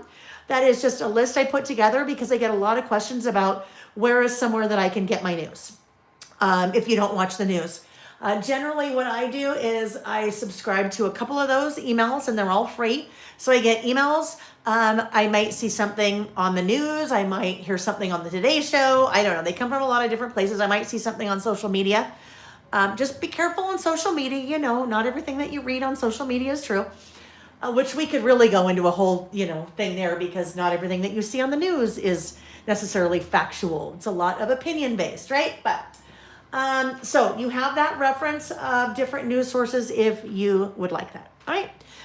So originally this was just going to be November, and I am changing this to November and December. So in one spread, I will do November and December. I do that every so often, especially if I feel like we're coming up on needing to do a lot of lists related to the new year. So I'm going to put 2 lists together in one page. So over here, I have printed a photo. I've really printed 8 photos, but they are on one photo, right? That is a 5x7 piece of photo paper. I print this photo on the Epson PictureMate PM400 printer. One thing I want to say very quickly about that printer is that I've had lots of questions from you, because you guys know I use this printer, questions as to whether that has now been discontinued. It has not. I reached out to Epson and asked. The reason that question had come up quite a few times is because you can't find them anywhere right now. They're sold out everywhere online. And so I reached out to Epson and asked, and they assured me they are not being discontinued. They are just out of them, and more are being manufactured. I don't know if they've just started the process, if they're on the water. I don't know where they are, but just know they are not, they have not been discontinued. So I use the Epson PictureMate PM400 printer for probably 95% of my photo printing. And I pair that with the Epson Creative Print app. The Epson Creative Print app can be used with any Epson printer. but in my opinion, it is the power behind the little printer. Now the printer is an amazing little printer. It prints 5x7, 4x6, and 3.5x5. But the power really comes into the app, because with the app you can do some pretty awesome things like this. It's sold out everywhere, but they are still making them. So if you've been waiting for one, just know they'll come back. They're just sold out everywhere right now. But the app lets you do some really cool things like this. There are pre-configured templates on the app where you can pick the template. The template might have like this, a 5x7 with 2 across, 4 down. The template might have a 4x6 that has 2 3x4s, but lots of different variations of what your final print would look like, right? Your final print, this would be a 5x7. It would look like this, but you can do lots of fun things like this. So sometimes I will use the photo as this. That's just a photo. Other times I might cut it in half, cut one of the photos in half and have more like photo booth strips. Other times I might just cut out the little photos if I want little smaller sized photos. So all different kinds of pre-configured templates. Amy has just included a link in the chat. I have a free class here on my YouTube channel on how to use the Epson Creative Print app. There are some really cool things you can do with it and some little tips and tricks that make kind of your workflow, your process with it go much faster and much smoother. So if you have that printer or getting that printer, I encourage you, if you have not already, even if you think you know how to use the app, I encourage you to watch that little free class here, because it really is a game changer. All right, so that's what I have here. Now this is a 5x7 photo. It's still a little too wide, even though my insert is 5x8.25. It's a little bit too wide because of the staples in the center, right? The staples in the center, you lose a couple millimeters. So when I do a split list like this, basically an in the news, actually, I just had a totally different idea that I might do. Sometimes when I do a list like this, if it's for 2 months, let me see if I can find one. I will do 1 month here, 1 month here, and then my photos over here, this would be November, this would be December. But I just had an idea. Let me see if I can. That's in the news October, so that's just a full list. So let me go back and see if I have a split one. Oh, here's a different version of a split one where I added a little tip in. So this side of the tip in is August, this side of the tip in is September, and then I have August, September there. But what I think I might do here, I think I might cut this in half and just do 2 lists, November on one side and December on the other. So I'm going to cut my little photo in half here, like that. And then let's remember, this is November. So over here, golly, it doesn't, well, I'm going to end up writing really short things here, right? So if we do November and December, this is going to be, you guys, it's going to end up being a super plain list. It's not going to be super exciting. What I thought I would do, we're going to, instead of stamping, we're going to use sticker book. So I have November and December. Let's go to November. What I thought I would use is, well, I was going to use this guy, the tall skinnies, but now if I'm separating like this, I think what I might do is this. What if we do November right here? Actually, maybe we do it like this. I think I would like that more aesthetically pleasing there. So if we do November like this, and if I do December over here, Amy has played around with these sticker books a little bit more than I have. And one of the things that she did is let's line that up over here. She's colored some of her stickers. So if you want to color your stickers, you could use marker, but you could also use ink, right? You could also get out like a little foam blending tool and just ink over that, and that would turn that green or something like that, right? Or all of your little white numbers here. And by the way, that is not one block. Those are each individual stickers, all right? So if you wanted to use those to date something, to date a calendar or to date, oh, I know, to date something like this. Hold please while I grab it from across the room. If you wanted to date your monthly calendar insert for your traveler's notebook, you could use those little stickers to date each of your little squares, right? But going back to what I was talking about before, if you wanted to color these, you could just take maybe like your foam blending tool and just color that whole block one color. And then you've got your little stickers colored, all right? So now what we need here is, what if we do something like this? I'm trying to make this a little bit more visually interesting since I'm not really using any pattern paper or anything with this. What if we did, I need my in the news stamp set. So hang tight. I'm going to just grab this guy right here. Let's just clip this guy so it stays closed. And let me grab in the news. We have one in the news stamp set. Let me grab the other one. So my back is to you for a moment while I am looking. That is a 5x7 stamp set. So here we go. All right. So we could do something like, I feel like now I need to do this.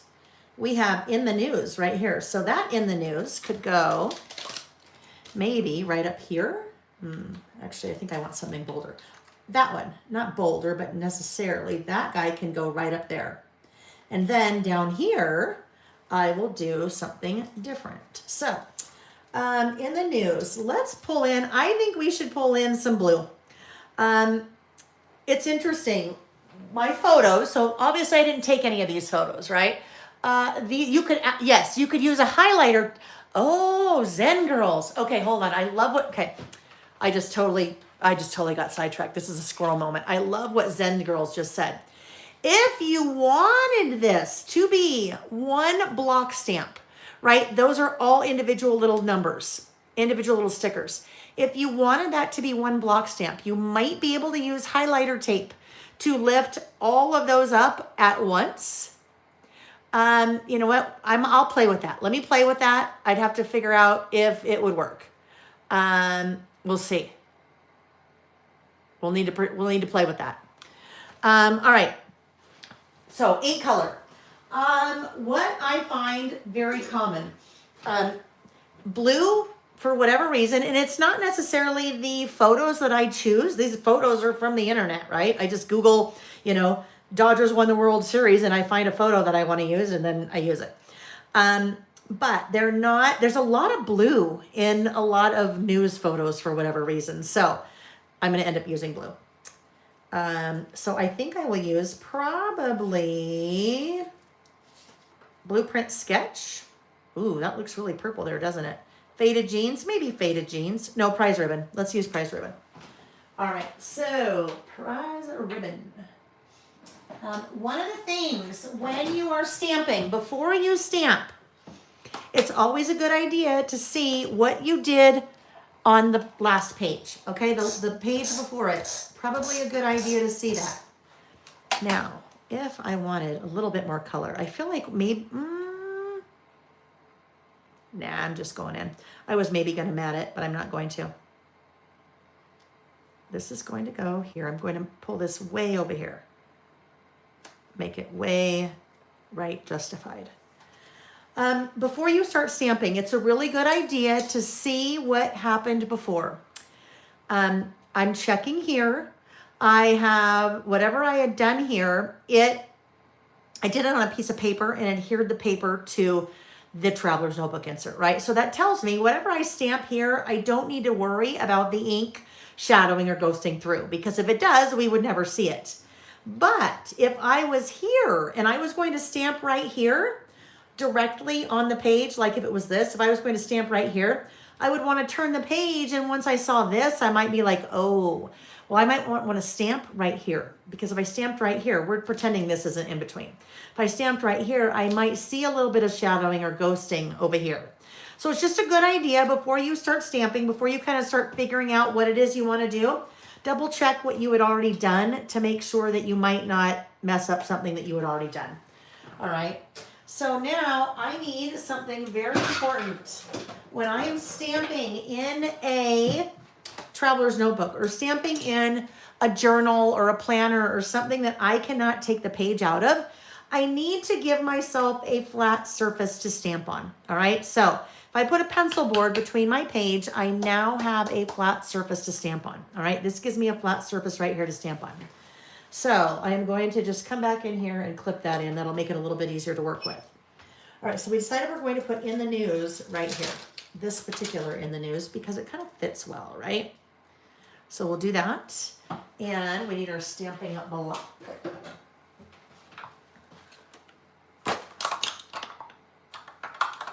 Let's see, this one. This is probably also a very good time for me to just remind you that if you are in the Facebook group, Lael by Mail Facebook group, and it's a fun place to be. People share what they're working on, their lists and stuff too. It's just, you know, it's our little community. If you are in the Facebook group, I'm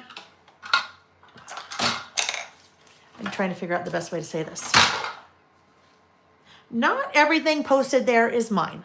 All right. So do not jump to conclusions. If you see something posted in there and you think it's something that I posted, it's really easy to tell if I posted it because my name is there. But before you send me a Facebook message telling me that you disagree with something I'm saying or you don't like what I did, just make sure that it is me. All right. One of the really fun things about the Facebook group is that people share what they're working on. And there was a little situation that happened last month where someone sent me a private message on Facebook sharing their opinion. And that's okay, right? We can always share opinions of something they thought that I did.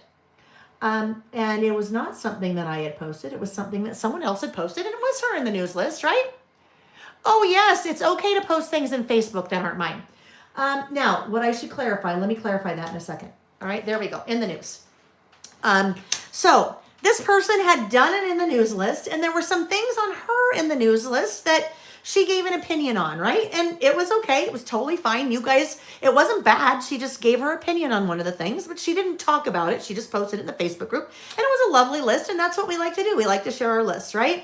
But someone read that and assumed it was something that I said on my list. And I always talk a lot about what I do is just the facts. I don't do opinion. And so we got into this little bit of a longer discussion, this private message with the person and I explained that it was not mine and that, you know, people should feel free to state their opinions as long as it's not, you know, getting into a political discussion. And it did. So all that to say, just if you're looking at something and you want to know who did it, just make sure to double check to know whose list it is, because they're not always mine, right? Not always mine. And it wasn't bad, but it was just I just think it's good to bring that up. Now, yes, absolutely, you can post in the Lael by Mail Facebook group. It is a private group. If you are not part of that group, I encourage you to be part of the group because it's fun. It's a fun place to be. And people do share their things that they're working on. If you'd like to be part of that, you just go to Facebook and search Lael by Mail. There's a Facebook page and a Facebook group. The difference between a Facebook page and a Facebook group. Facebook page, only I can post on. Facebook group, anyone in the group can post on. So yes, you can post in the Facebook group. If you do things that are not using my product, that is totally okay. All right, absolutely okay. Because I know I don't only use Lael by Mail product, right? We all use other things. However, if you want to post things, I ask that you post related to something that we're doing, a list. Maybe you are doing December Daily or something like that. Please don't post a kit that you bought from someone else and what you're doing with that kit. Also, I ask that you please don't include links to other small businesses in your posts, the product that you're using. And if you see that someone has used product that you are very interested in, please don't ask them in the post, in the comment, what product they're using. Just send them a direct message, okay? Because I just, you know, it's open. It's an open group, but I also, you know, it's also my business, and I would appreciate it if we are not promoting other people's businesses in my Facebook group. Okay. And nothing bad has happened. I'm just, while we're talking Facebook group, I might as well bring that up. All right, so now I am using this little definition down here. Newsworthy. Interesting enough to the general public to warrant reporting. All right, so here we go. I am now trying to take two different lists that same topic, right, in the news, but make them work together, but I'm also not adding a lot of product to these, basically just doing stamping and using little stickers. If I had wanted to, I certainly could. Oh, I know what I could do. I could try something. I could, if I wanted to color those, we didn't talk about this, you could use colored pencils to color them, right? So what happens if I find the Prize Ribbon watercolor pencil and color that in? You do not have to use, if you're using Distress inks, you don't have to use the same colored pencil. You can just, find your colored pencils and find a blue that kind of matches. But let's just see what this looks like if we do this. Prize Ribbon.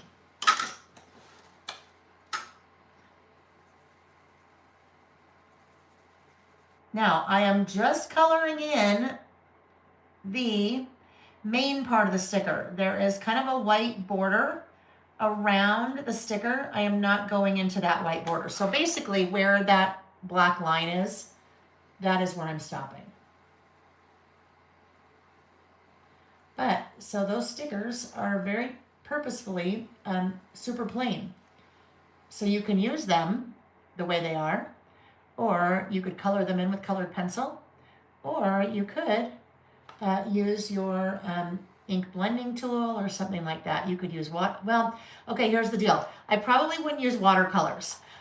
These stickers are designed thin very much on purpose. They are designed to be thin so that they work in a traveler's notebook without adding a lot of bulk. They work in a planner or in a journal without adding a lot of bulk. All right, so I wouldn't use watercolors on them because I don't think that would work out very well. Here's another little tip. If you are hesitant to go in and try something like this because you're not sure what it would look like, I'll show you a really easy way that you can test it without ruining a sticker. Let me just get this colored in the rest of the way.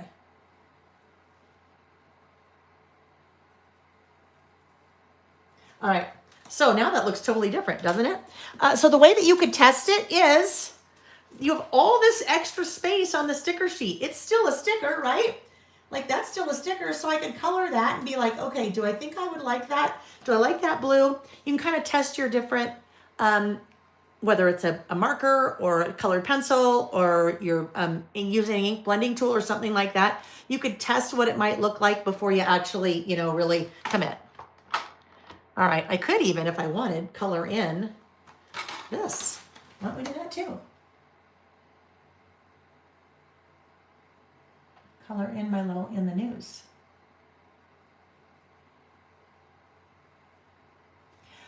There are some feel good in the news accounts on Instagram that I follow. So basically it's just happy news, right? So we've talked about that before, that if you wanted to do an in the news list, but you wanted to do like a happy news list, or I don't know, it could even be a neutral news maybe, like stop making a penny. That could be a neutral news. In fact, I think one of these, I want to say the free childcare in New Mexico. Now, I won't give any opinions on that because again, this is just the facts. But for some people, that could be a really happy news. If you didn't hear in November, New Mexico is the first state to offer free childcare statewide. So you might decide if that's something that made you happy. You might decide you would only search out things like that make you happy. We started doing in the news the same time we started doing the About Last Month list. About Last Month is a list that we've done since August of 2020. And it is a way to just basically for me to document like what happened in my life during the month. But back then in August of 2020, we were still very much in the pandemic. So there wasn't a lot happening in my life. And I thought, well, I'm going to do basically what happened in my life about last month and also what happened in the news. And it was in the same list. Well, as soon as things started opening up again, it became very clear to me that I didn't have enough room to do what happened in my life and what was happening in the news in the same list. And so I started splitting them apart.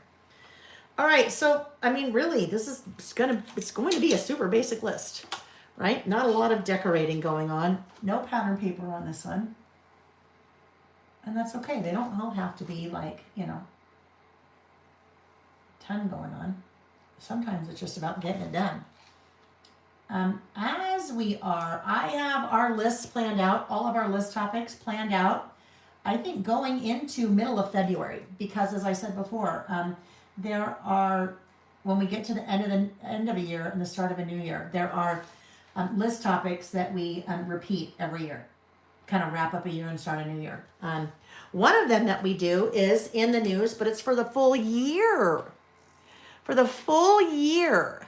So that's kind of a fun way to take all of the events that happen in the news for the whole year and then boil them down into just the year instead of, month by month. And it makes it really easy to do because I've done in the news for all 12 months. So I can just go through each list and pull out what I think is pertinent, right? Or, whatever made the top for the year, I guess. It doesn't necessarily need to be pertinent, but whatever made the top for the year. Oh, so this could be interesting. What if I made one of these little things? What if I tried to make this? It's kind of that same little design there, right? And if I fill that in.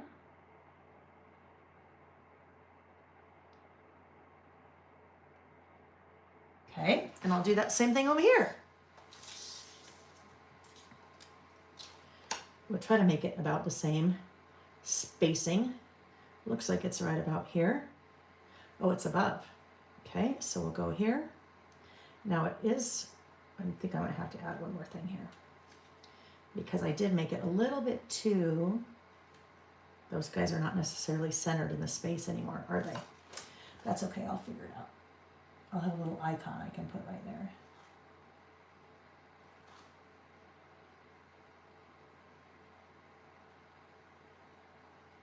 Alrighty.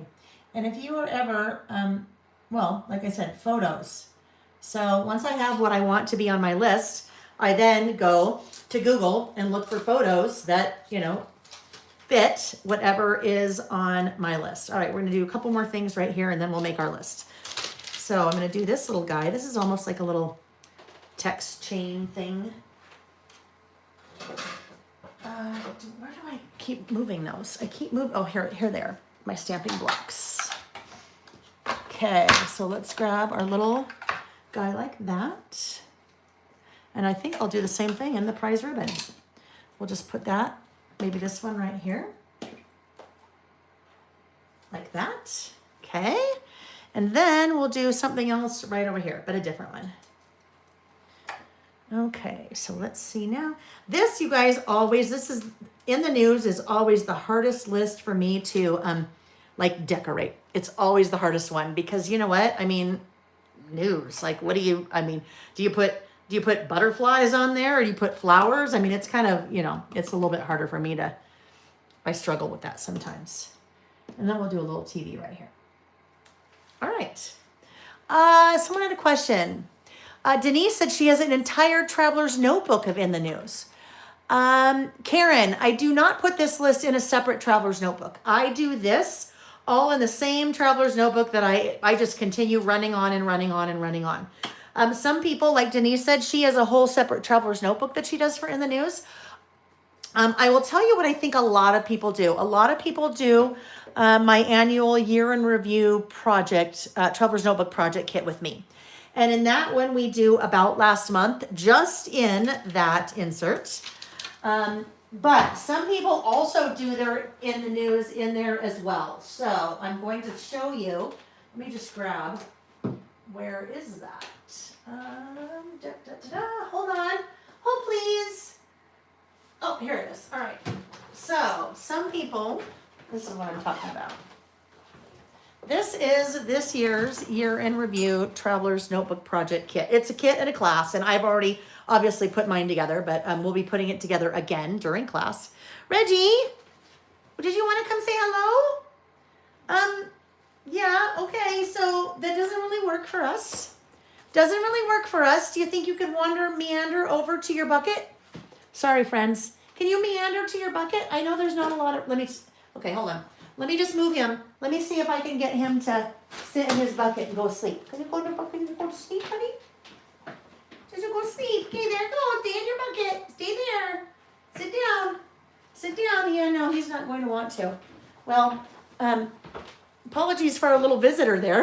Whoop, there he is. Reggie's a big kitty. Yeah, he's a big kitty. All right.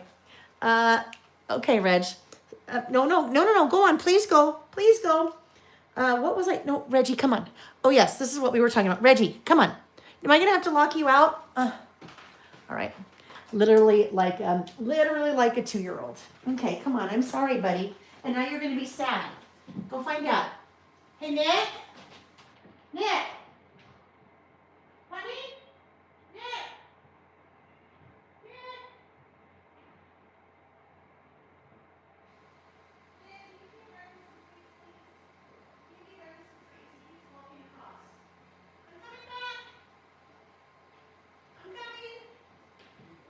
Will you give Reggie some treats, please? All right, sorry, friends. Trying to bribe him with treats. I try to get Nick to see if he will. He's going to give him treats, but then I have to block the door so he can't get in. He's really smart. He knows how to operate the door. Okay, that was just a little break right there. I'm going to have a quick sip of water, and then we'll be ready, okay?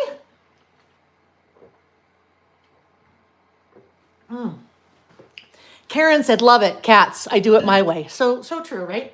Anyhow, what I was saying is, for those that do year in review with me, this is how most people do it.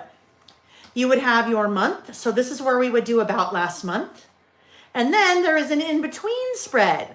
In-between spread, some people will do in the news, in the in-between spread, or they might do a currently list or a favorites list, or they might do a what a day list or something like that in between.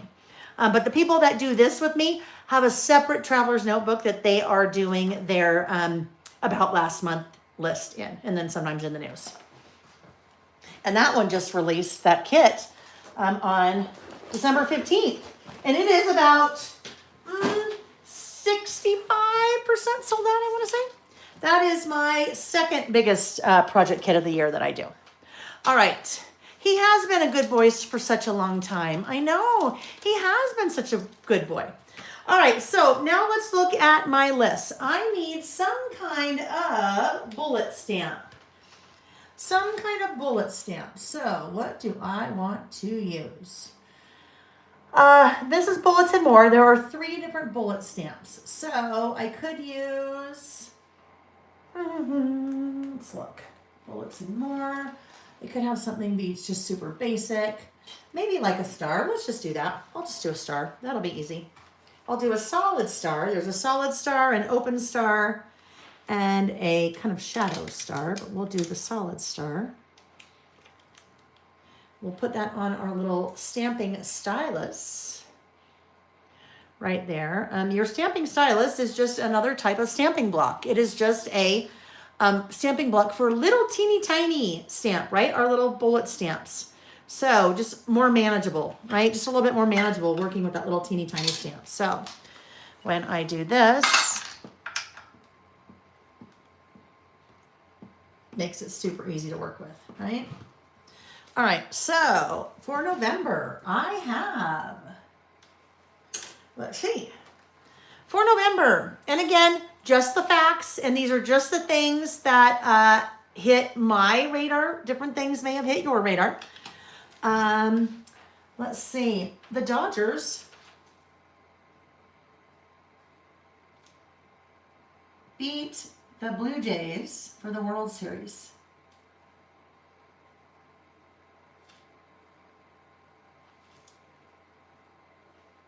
See, just the facts, no commentary, and my list doesn't even have a commentary.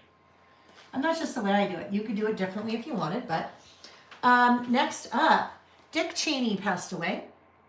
Former VP of the United States, Dick Cheney, passed away.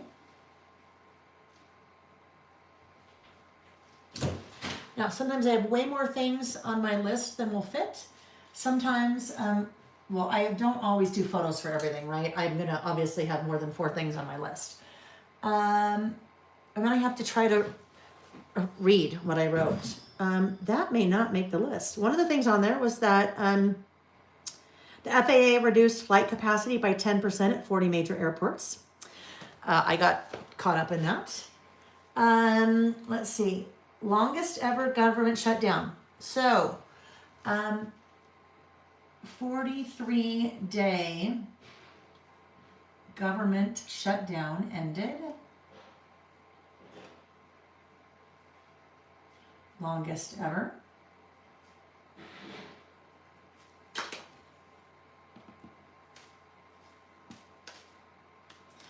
Then I have the FDA removed the black box warning on estrogen products.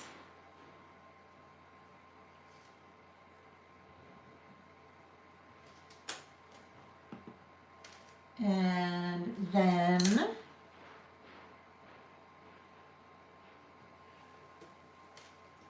the Supreme Court denied request. I'm reading in my little tiny print over here. Request to revisit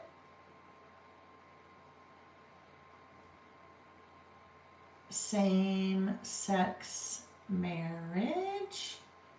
So I have a list that is a running list on my phone for both About Last Month and in the news. And I have had it running for 5 years. So all throughout the month, whenever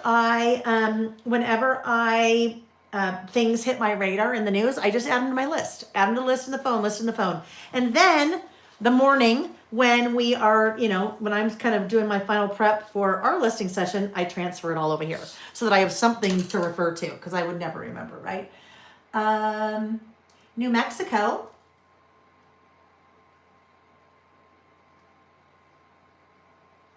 The first state to offer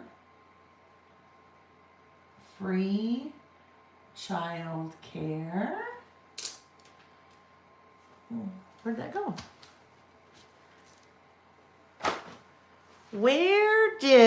Oh my gosh, I can't see it. Oh, here it is. Like I lost my stamping stylus with my star stamp. All right. What else do we have here? We're getting ready. We're getting close to the end. Yes. The last ever penny was minted. They are no longer making pennies. And I read something associated with that those pennies were like auctioning or selling or something for a lot of money. A lot of money. Because people wanted, I guess, that. Because eventually it'll be worth a lot of money, I guess. Marjorie Taylor Greene.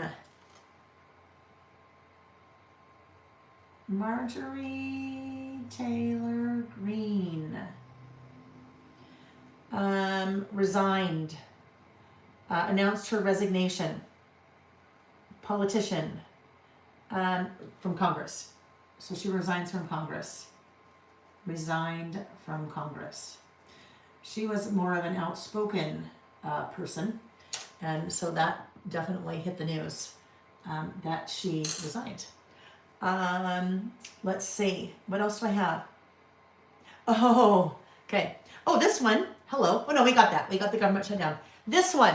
So this was a little controversial thing in the world of Utah.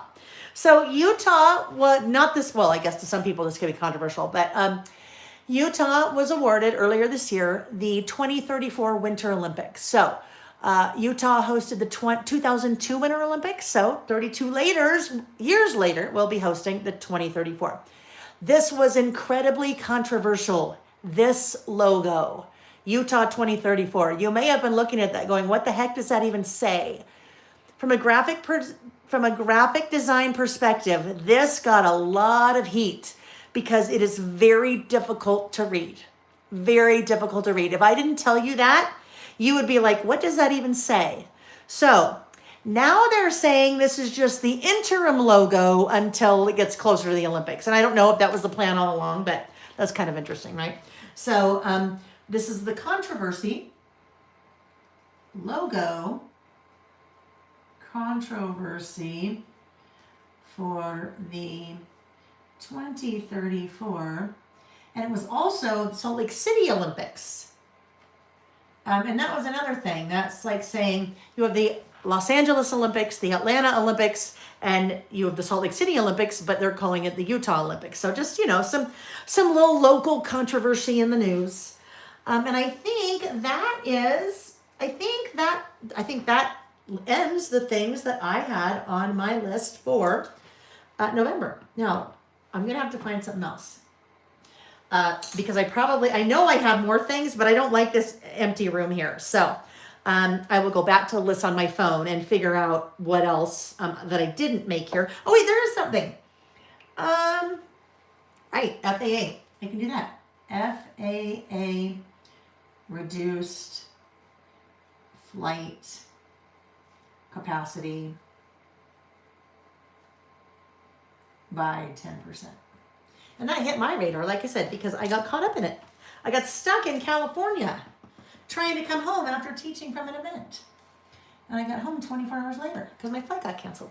Okay, so next up, we're ready for December. And I'm basically doing the exact same thing again for December.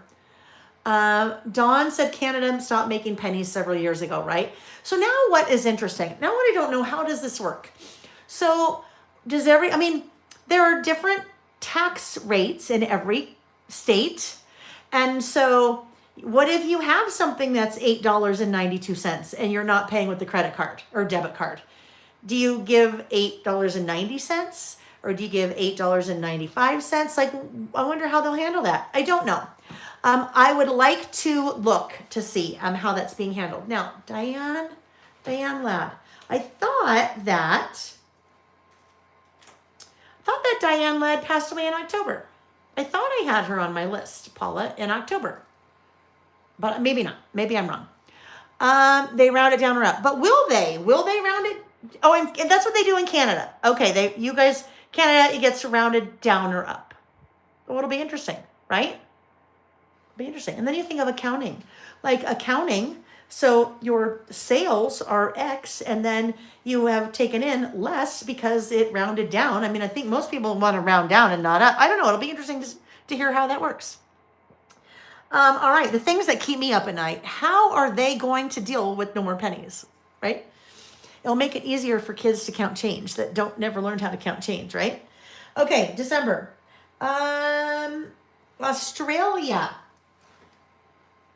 Australia was the first country to ban social media for kids.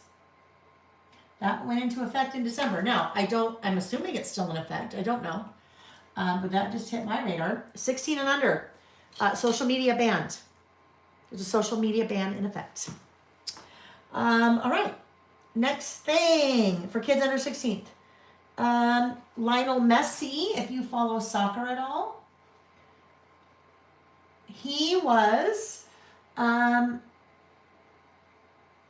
named the MLS, I'm going to put MLS, Major League Soccer, MVP for the second year in a row.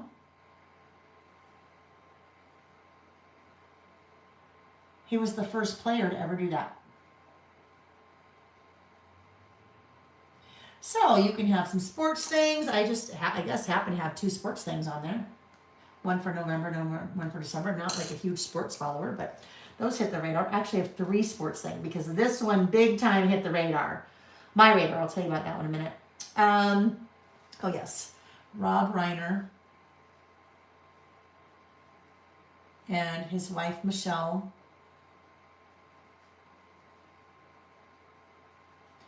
were killed by their son. Rob Reiner, actor, director, probably more well known for his director than actor, but actor way back in the day. He was on All in the Family. I'm sure he did other things, but more known for director. Author Sophie Kinsella.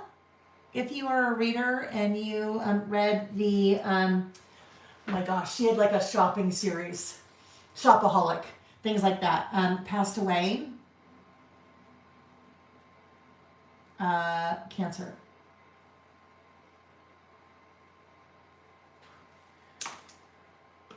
And I fully will admit I miss all kinds of news things.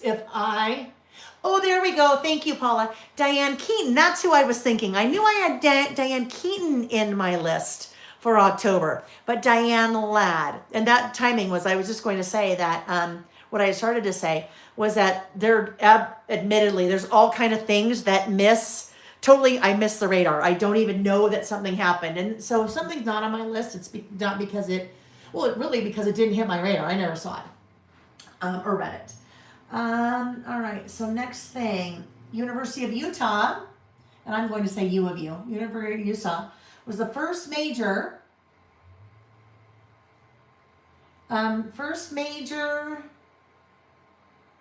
school to take private equity investment for sports, their sports program. Investment, $500 million. 500 million, yes, that's a lot of money. Lots of controversy about the whole name, image, and likeness, and paying student athletes and things like that. Now, closely related to this University of Utah, this man right here. If you're from Utah or you follow any kind of Utah sports, and Big Cheryl, if you're still here, I know you would recognize him. That is Kyle Whittingham. He was coached in one form or another the University of Utah football team for 32 years. He was the head coach for 20 years. He just retired. And if you happen to be a University of Michigan fan, you may also know him because he just retired after 32 years of University of Utah. And he's going to coach at University of Michigan. So a little bit of controversy there in the state of Utah.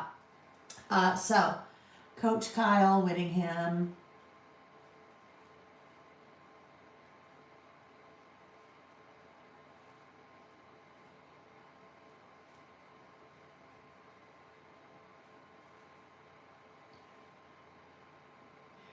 And headed to U of Michigan. And it's interesting because normally it's pretty rare that I have like my local headlines, right? City or state on my list. But it is interesting because there's 1, 2, 3 on my list this month. Another one, SLC, Salt Lake City, warmest December on record. We just today had our first, not in the mountains, but they don't have a lot, but our first snowfall, December 27th, and that is extremely late in the season for us. Oh gosh, now I'm gonna run out of room.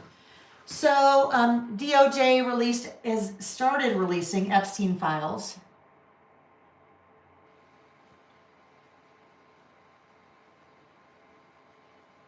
And then the last one I'm going to have room for is the mass shooting in Australia.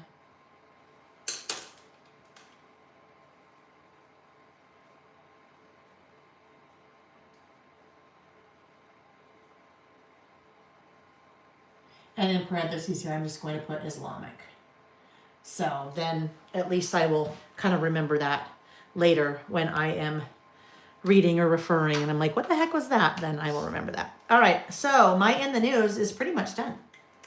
Well, it is, and it's done for 2 months now. So I am just going to come in here and do a little outline right here just to I think, make that stand out a little bit more. All right, there we go. All done. All done, all done. Okay, so we have one list left, my friends. We have one more to go.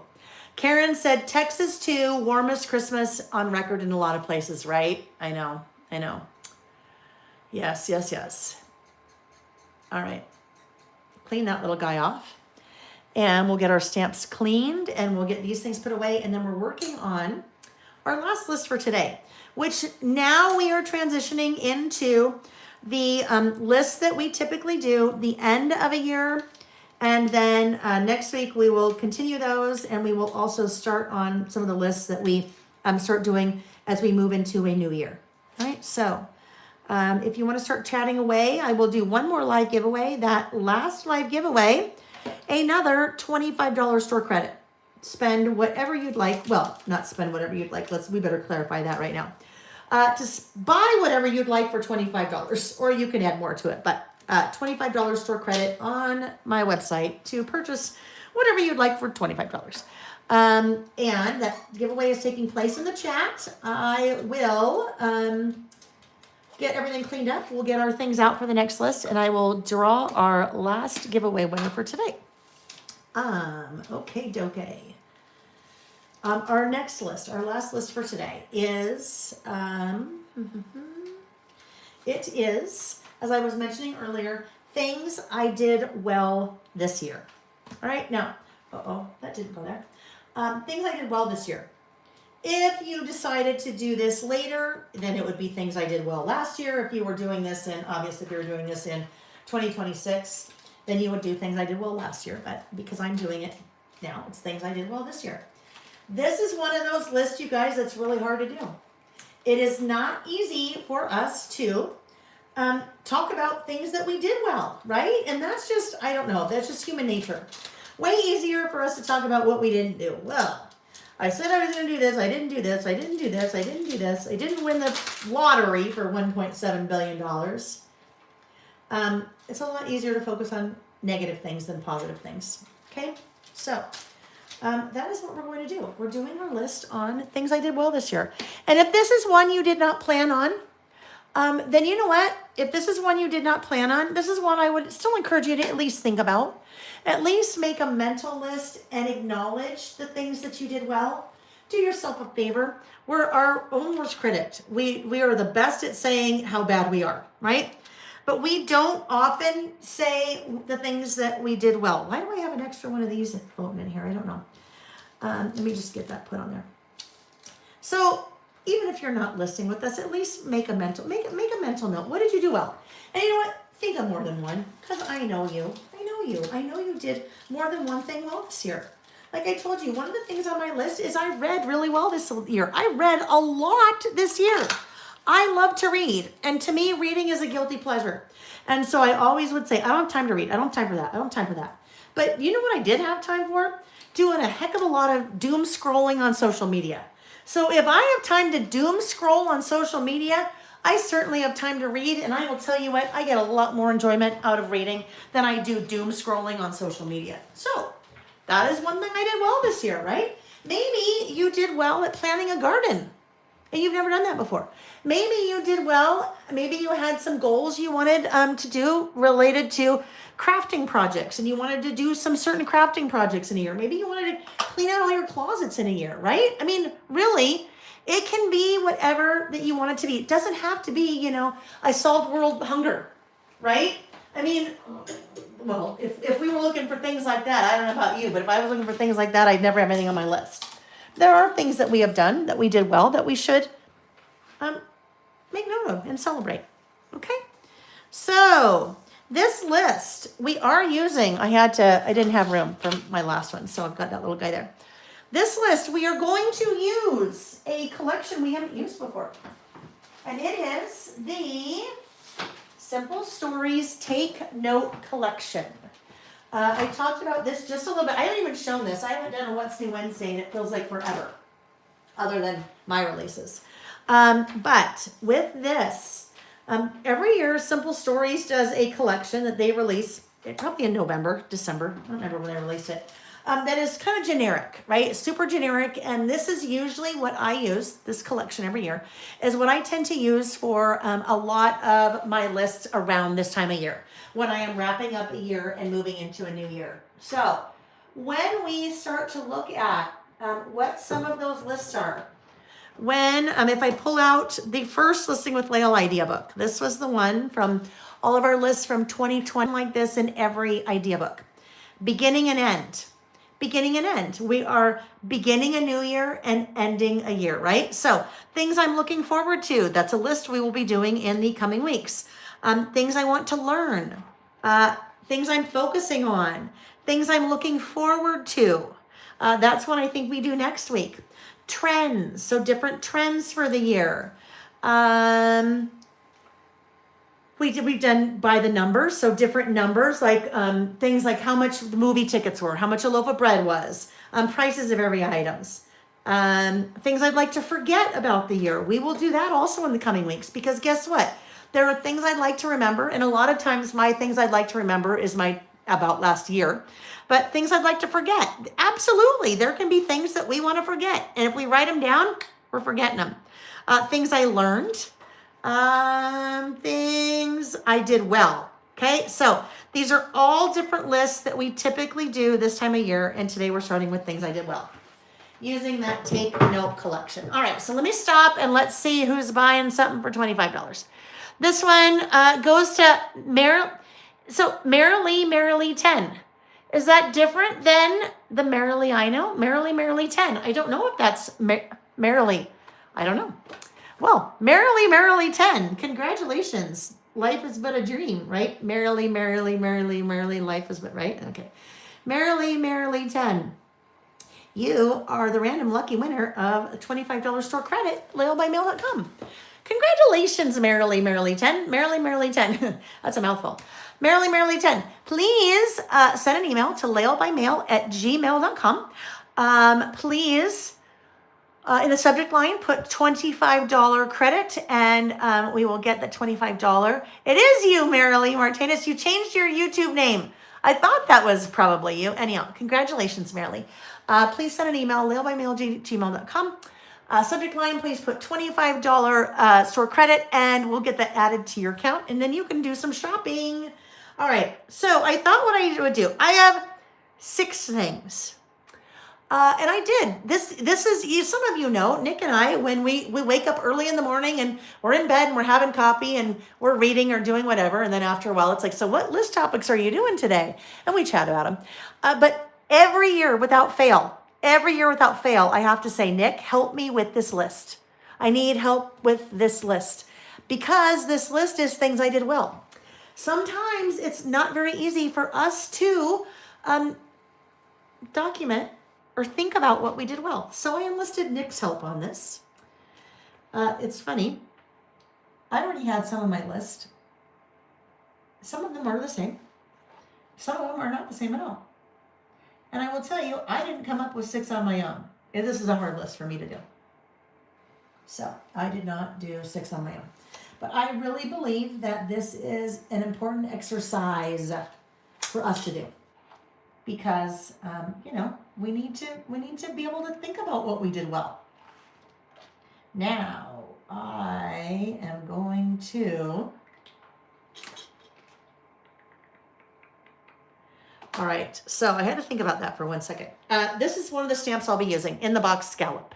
All right, in the box scallop. I turned it over because I'm like, did we do a die set with that? Yes, we did do a die set with that. So this is everything that's going through my head while I'm trying to talk to you at the same time. I'm thinking, okay, Lael, I think I want to stamp in the box scallop over here. And then I'll write my things in there and I'll do some decorating with stickers and things. And then in my mind I went, well, because here on this side, I wrote directly on the page. So if I write directly on the page 2 here, then am I going to see some shadow or ghosting over here? And then I went, okay, well, if that's going to happen, then I could stamp on something and then use the metal die. And then I'm thinking, but wait a minute. Then if I did that, then I would really need to have background paper here. And then, so all of those things went through my head. Those are all things that I think about when I am writing a list or getting ready to do, whether or not I verbalize them out loud, but that's just what was going through my head, that whole thought process. What I think though I'm going to be able to do, there's a lot of color in this collection. Take note. So this is the 12 by 12 sticker sheet. I haven't pulled any of this out yet. So not even really sure yet what I'm doing. Other than I know I'm going to make some little boxes that I write things that I did well in. So there are 3 different die cut packs here. You have the journal bits, usually more things that you might write on. You have the bits and pieces. Those are more like your icons.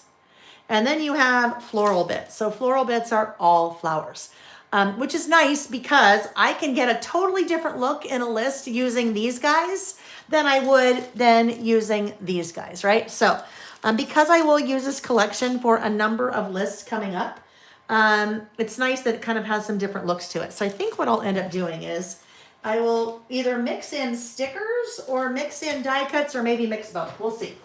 So let me just get a little tray out here to dump those die cuts so I can get a little better feel for what I am looking for. All right. Let's see. Oh, this one would be good, wouldn't it? Yay. Yay me, right? Because that's really what this is. This is yay me. These are the things that I did well this year. Now, if you have littles in your life, little kids or little grandkids or nieces or nephews or neighbors or I don't know, maybe you babysit some kids, I think this would be a great list topic to do with younger people. All right, even if Marilee has college students, right? Even if you have kids that are that age. Oh, I don't think that was supposed to happen. Look, I got 2. I would encourage you to maybe introduce this type of list to someone else. Even if it's not really a list, even if it's just a conversation. Younger kids, you know what? Think about this. If someone, when we were younger, was in the habit with us of every year you sat down and said, you know what? You're someone in your life, someone influential in your life, teacher, whatever, sat down with you and said, you know what? We are going to make a list of all the things we did well this year. And if that was something you were in the habit of doing, that would be so much easier for us to do this right now, wouldn't it? It'd be so much easier because it'd just be normal routine for us. We wouldn't even have to think twice. We would know how to do it. We wouldn't be worried or embarrassed or have a hard time with coming up with something because it's something that we had done every year our entire life. So if you've never done this before, I encourage you to do this with us and start. And you know what? If you have people in your life that you might pass this to, I would encourage you to do that as well because sometimes we need to be stewards of younger generation, right? And we can be. So my teacher friends out there, maybe think about doing this with your kids, right? Maybe think about doing this with your kids. And if you do, tell me, because I would love to know. I would love to know that. We might use one of these. We'll keep them there for a second. So I'm just kind of thinking about what all this is going to look like here. I pulled out some things that I think that one's too big. I just pulled out some things that I thought might work. I thought might be able to use to decorate this list. All right. So, we've got 2 cameras. But you know what? I'm not going to use a camera because, well, actually, I could use a camera. I was going to say I'm not going to use a camera because I don't have any photos, but that would be like me saying, well, I'm not going to use a butterfly because I don't have any butterflies. We can use whatever we want. All right. I also have some stickers. This could be an interesting one to pull in. Good things. Okay, let me look. I'll give you a little teaser. I'm going to look forward at what list we have planned when. So next week we have about last month, about last year. I need to move something else here because I did in the news November and December here. About last month, about last year, things I'd like to forget about last year. Things I learned last year. Things I'm looking forward to this year. Things I learned. What if we did that? I think I'm going to save good things for this. So I'm just going to make a quick little note. Take note. 12 by 12 sticker. Good things. That will help me remember that I want to use that. All right. But we are still here. We are still here. And actually, we don't even need that because my little list that I had to do separately because it wouldn't fit there. Since we're doing 4, what did I do with that? Oh, here it is. Okay. All right. So we need our title. For our title, generally, I have used this guy. This is our All the Things stamp set. All the Things. This is kind of a Garanimals stamp set. If you remember Garanimals when you were younger, some of you are like, Garanimals? What? You're much younger than I am. Garanimals were clothes for little kids. And it was really easy to match the tops and bottoms. They were called Garanimals because they had, like, you could match the tiger on the label with the tiger on the label, and then you'd know those would match if you cared about that when you were a little kid. So this is kind of a Garanimals type of list or stamp set because you're meant to pair things together. You have some prompts like my favorite things about, things I'm, things I'd like to, things I. So those are your prompts. And then you have all of these handwritten words. Things, my favorite things about fall, this year. My favorite things, let's see, things I'd like to do again. Things I appreciate, things I'd like to forget, things I'm looking forward to. We will use this again in the next couple of weeks. Things I'm looking forward to next year, or this year, because it'll be next year. But this one, things I did well this year. So I'm going to grab all those little pieces out. I'll put them on this little thing just so they all are together. Things I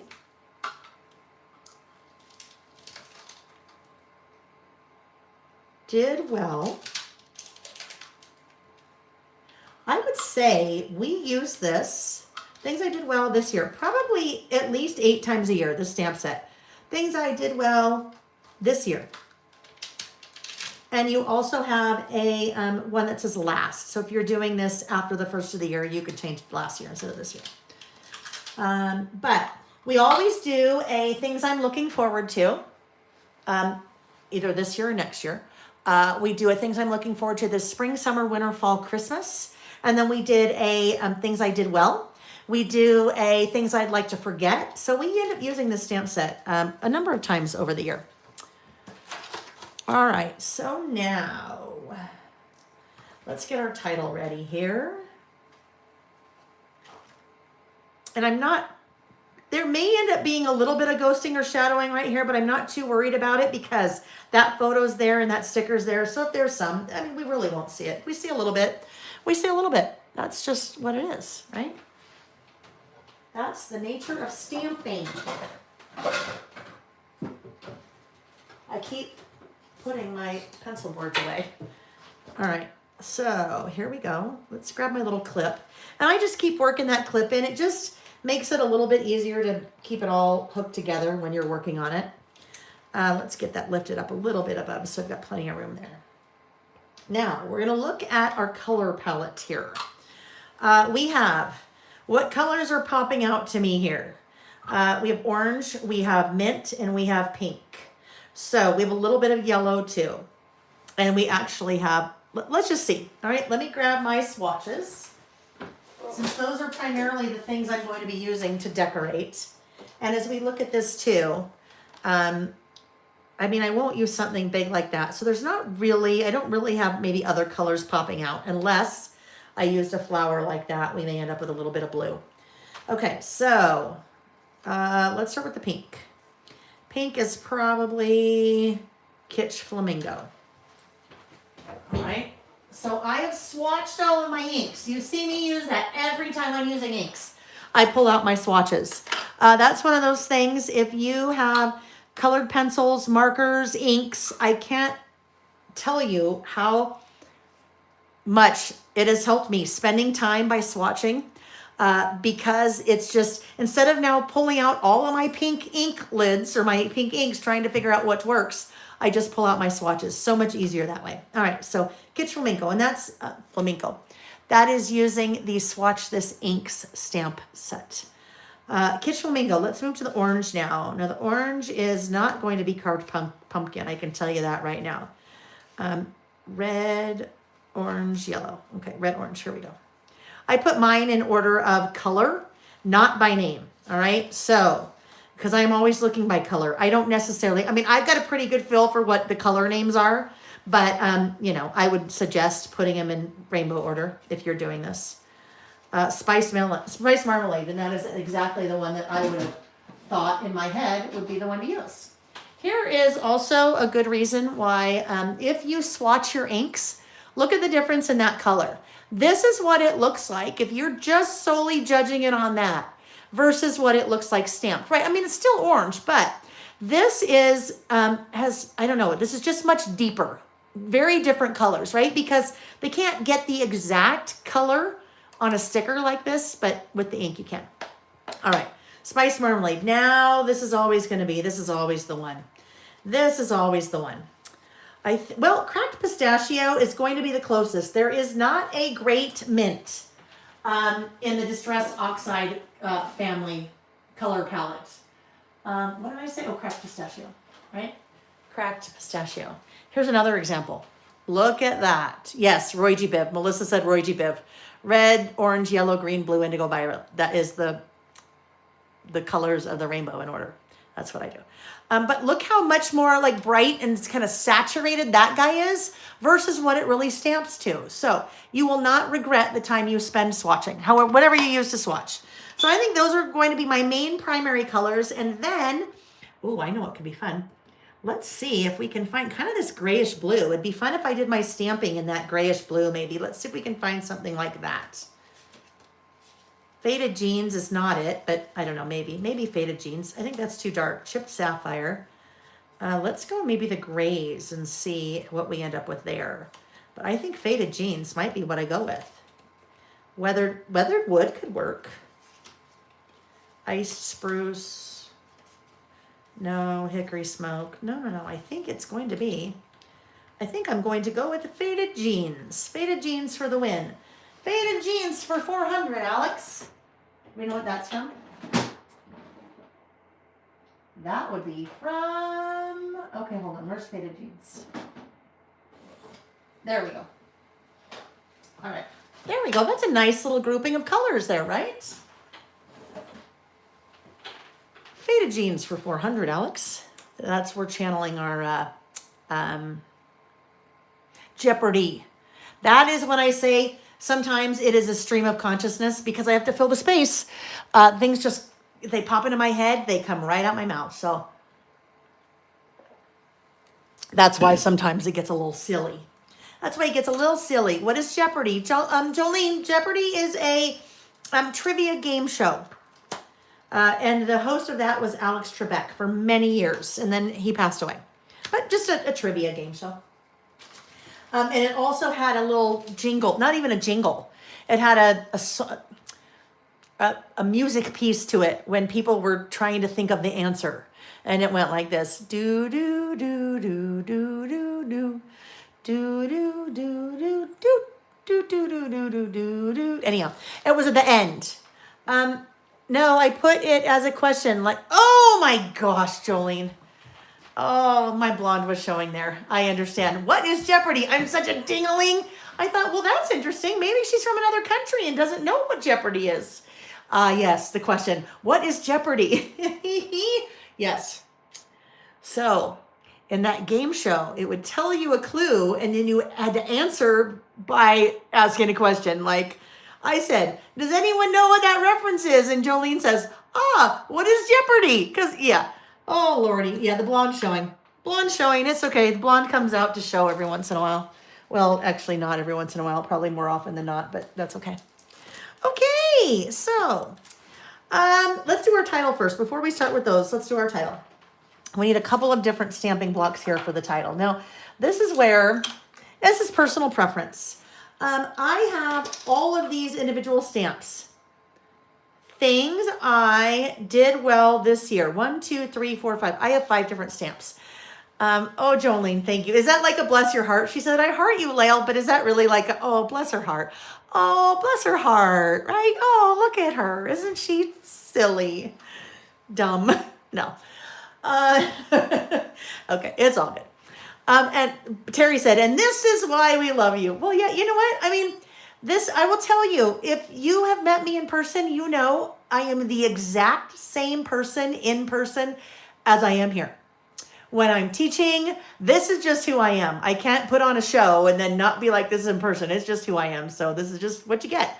Imagine poor Nick. We've been married 30 years. He's lived with this for 30 years. All right. Anyhow, so when it comes to spelling something or putting a phrase together, I could use all of this on one stamping block, but I do not. I like to control, I'm a little bit of a control freak, also just ask Nick. I like to control how closely my words are together. If I'm stamping a word with alphabet stickers, I like to control how close they are together. So I do all of these separately, and that's just me. But what I'm going to do, you notice I've been stamping, test stamping. We've done that a couple times. Where is my little notebook for my test stamping? Oh, here it is. I am going to test stamp all these together because that also will help you if you're doing multiple things, individual stamps, but you want them grouped together. It kind of will help you if you test them together with your placement. All right, so let's see. Let's go to something that's a little bit, there we go, a little bit cleaner so we can see. I have used that, now that we see that, I've used that December stamp probably 5 or 6 times in our listing so far. I just love them. And now that January is on the way, then we'll continue with that. But with January, and then February, and then March, things I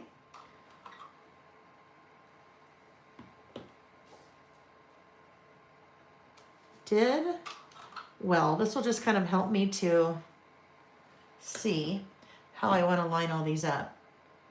Did well. I gotta clean these off for a minute. So I can put them back down and see how I want to. Now I guess the other thing that I could do with this is, instead of stacking it, but I could do like this. I'm just gonna put it in 2 places here to see what I think. Because if I do it like this, where it's all on one line, things I did well this year. Or I'd have it like this, things I did well this year. So either that would be covered up, things I did well this year like that, or it'd be all one line like that. And I think I like it better like this, stacked. So that's how I'm going to do it. Let me move that up so you can see that a little bit better. That's too where your testing comes into play, right? When you test, you can play around with different things to decide what you like better before you actually do it on your project. But I think I've decided. So let's we have our things I. So that is just going to kind of go right up here in the center. Things I. Here's another thing you learn from testing, especially with something like this. That's a really teeny tiny stamp, right? So another thing that you can ascertain, is that a word I would ever use like in real life as I was speaking? Things you can ascertain, things that you can determine, how about that? When you're stamping, test stamping is how much pressure you need to apply, because when I see people stamp, people apply way more pressure than they think they need to. So, I mean, no, they think they need to apply way more pressure than they do. That's what I meant to see. So I just way over exaggerated this. But when you have a very small, fine stamp like that, if you test it first, you will get a feel for how much pressure you need to apply. Not a lot. That one, I did it on purpose. I applied way too much pressure. But when you apply way too much pressure, you are spreading out the stamp material, in this case, the polymer. So your ink is just being all flattened and it blurs. That you may not know if you don't test it first. So that's another thing I would encourage you to test when you are doing your test stamping is, how hard do I need to press? Like I said, people think they need to press way harder than they normally do, especially on especially on a really fine stamp like that. Now, the December stamp like this, that's more surface area. So generally, you probably need to apply more pressure on a stamp like that than you do on that little tiny thing's eye. Just play, right? Just play.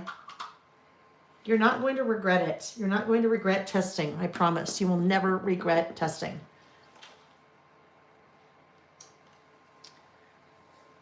Most of the time, you're going to find something out and go, oh crap, there was a big old Reggie hair. I mean, not from me. That's if you have a Reggie, a cat. If you have a cat like I do, like we do. Sometimes you might end up with a Reggie hair, a cat hair on your stamp. You will not end up with an actual Reggie hair because Reggie never gets in the product. He would have to unpackage it and then pull off the thing and then get in it and then leave a hair. So do not have to worry about a Reggie hair in your stamps. Better clarify that. But sometimes you get lint or a cat hair or even a person hair. Maybe you get a piece of your hair on the stamp. And if you do that, it is going to prevent the ink from sticking to that part of the stamp. And I would rather know that when I test it as opposed to know it, realize it after I'd already stamped something, right? Now the same goes for lint or dust. Maybe you have dust bunny and you get a big old dust bunny on there and you don't know it. And then it just, you know, maybe doesn't look as nice as you would like it because that's in the way. Things I did, oh, not year, things I did well this year. So now you know what I mean by the Garanimals type thing. You're basically just building your title. Title builder, I guess we could call it. Title builder. We have lots of list builders. Title builder. This one, this stamp set's called All the Things, right? Because it's things I'd like to. Things I'd like to do over is a fun one. We've done that. I think one time we did that. But things I'd like to do over. I'm sure everybody has things they'd like to do over. Some of you, sometimes that's a really funny list because sometimes you're like my first marriage, right? Sometimes you're like, I would like to do that over. Or maybe saying yes, not saying yes to my first marriage or something like that. You guys have shared very amusing things like that, antidotes like that when we've done the do-over list in the past. But, you know, we can't necessarily do it over, but we can at least say what we'd like to do over if we had the chance. All right, so I am not using the coordinating dies with this because I'm just stamping directly. Now, so I was going to use numbers. And now I think about it, I'm not going to use numbers because I think what I will just do is use, I'm just going to use little icons instead of numbers. I don't need to say that there are 6 things. It's just whatever it is. So let's look. Here, 1. I'm just looking at what I have room for. Sometimes it's fun to make these go different direction. Oh, that won't work though, because I need to do 3. So I think we'll end up with 1, 2, 3 here, and maybe we'll do short one and then 2 long ones here. So you kind of just need to plan things out ahead of time, right? Before you start stamping, you kind of need to have a feel for what you're doing where. So that's what I was doing. My pencil board is still in place, which is important again because it's giving me a flat surface to stamp on since I can't take that page out and stamp directly on my work surface. In the box scallop. There are 3? Yes, there are 3 different in the box stamp sets. And a 4th one coming in January. But there are currently 3 different in the box stamp sets. There's in the box, that was just the first one. In the box 2, more, and then in the box scallops. All right, so just gives you a nice little frame to put an item in your list on. Now, if I'm using in the box scallop, usually I'm doing a little bit more talking. You know, this is the first thing on my list, but I'm probably doing a little bit more explaining on that, right? Just so that, it's just a different way to do it. Ooh, a little blue mark there.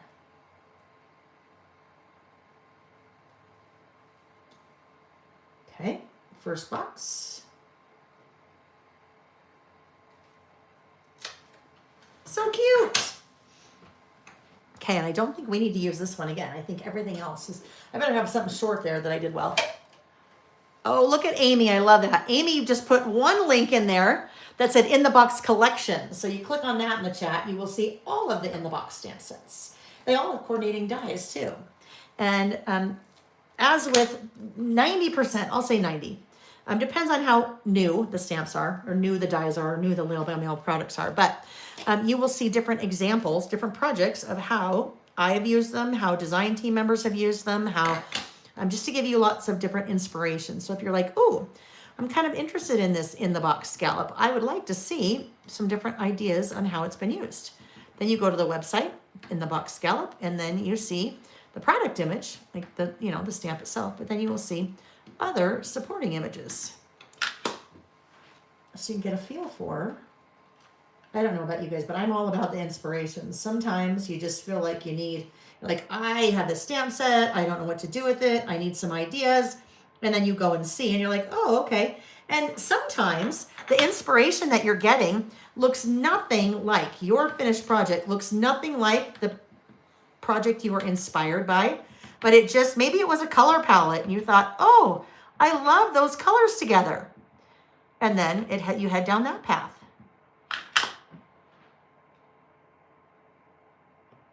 Okay.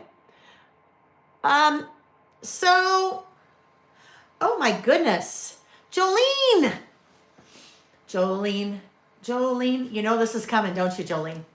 Because guess what? Why did Lael bring all these other colors out?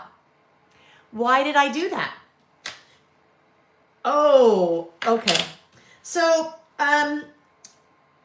we're going to talk about what happened right here. I was not paying enough attention. And so I am going to solve something right now. I am solving something right now. And this is how I'm going to solve it. Let me show you what happened. Well, first off, I wasn't thinking about the colors, right? That was the whole idea, was to get the other colors. But down here, when I stamped, look what happened down here.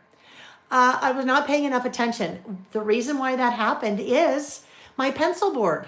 My pencil board is sticking out up here, which means there's no pencil board here, which means part of my stamp was on the pencil board, part wasn't. That is why that happened.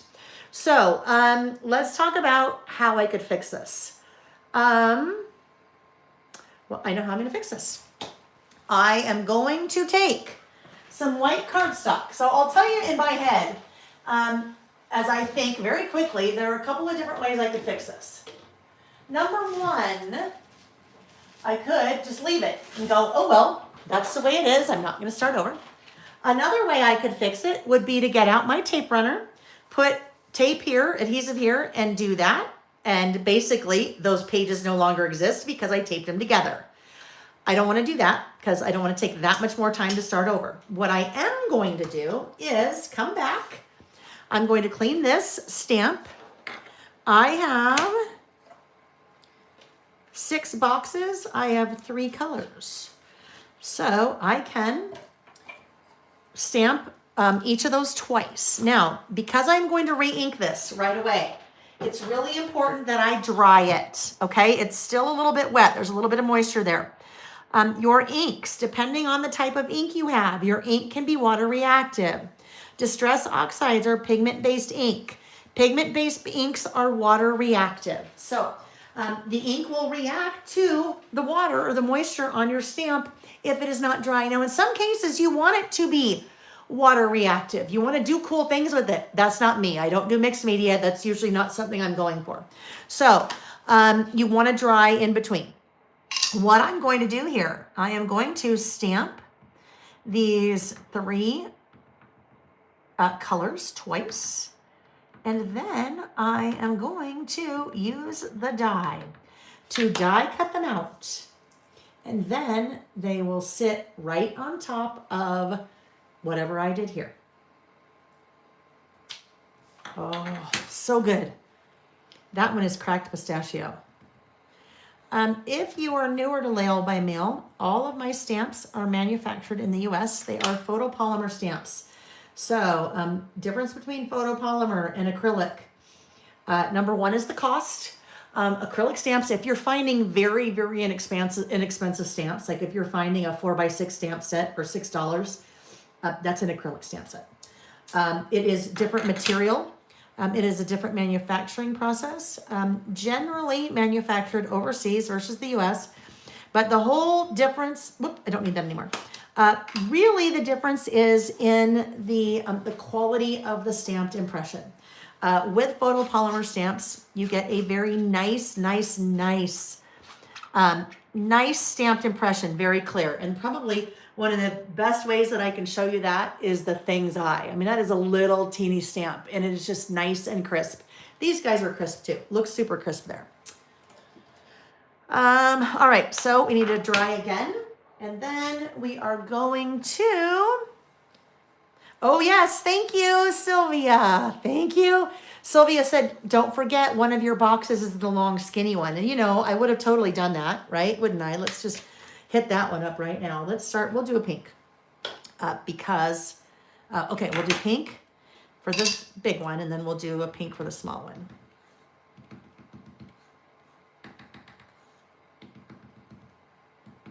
And you know what? I haven't even tested these. I tested the first little one, and then I didn't test the big one after that, did I? If you were with me earlier when we were working with the postage stamp stamp set and dies, and I said, if you were going to go to the trouble to get out your stamps and your inks and your dies, do yourself a favor and make some extras, right? So if you are getting, for example, this stamp set out and the dies, maybe just stamp a bunch of these in different colors and then just die cut them all at once. That will take you so much less time, excuse me, to do that than if you, every time you wanted some little stamped boxes, you had to get all your stuff out. Now, you won't always know the color, but you know you. If you like to work with bright colors a lot, then stamp a bunch of bright ones. Stamp and die cut a bunch of bright ones. Stamp and die cut some black ones, right? Because you can always use black. All right. Thank you, Sylvia, for that reminder. That would have been a bummer. That would have been a bummer if I had forgotten that little skinny. You guys, sometimes you save me. Jolene saved me by saying your colors. Lael, I thought you were using different colors. Sylvia reminds me to do the skinny one too, so we didn't have to start over. All right, now we're ready for our orange.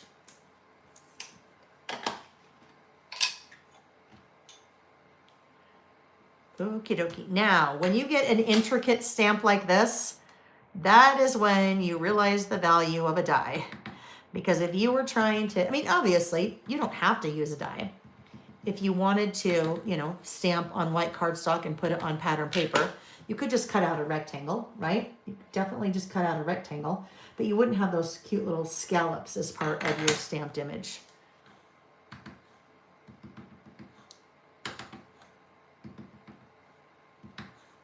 Okay.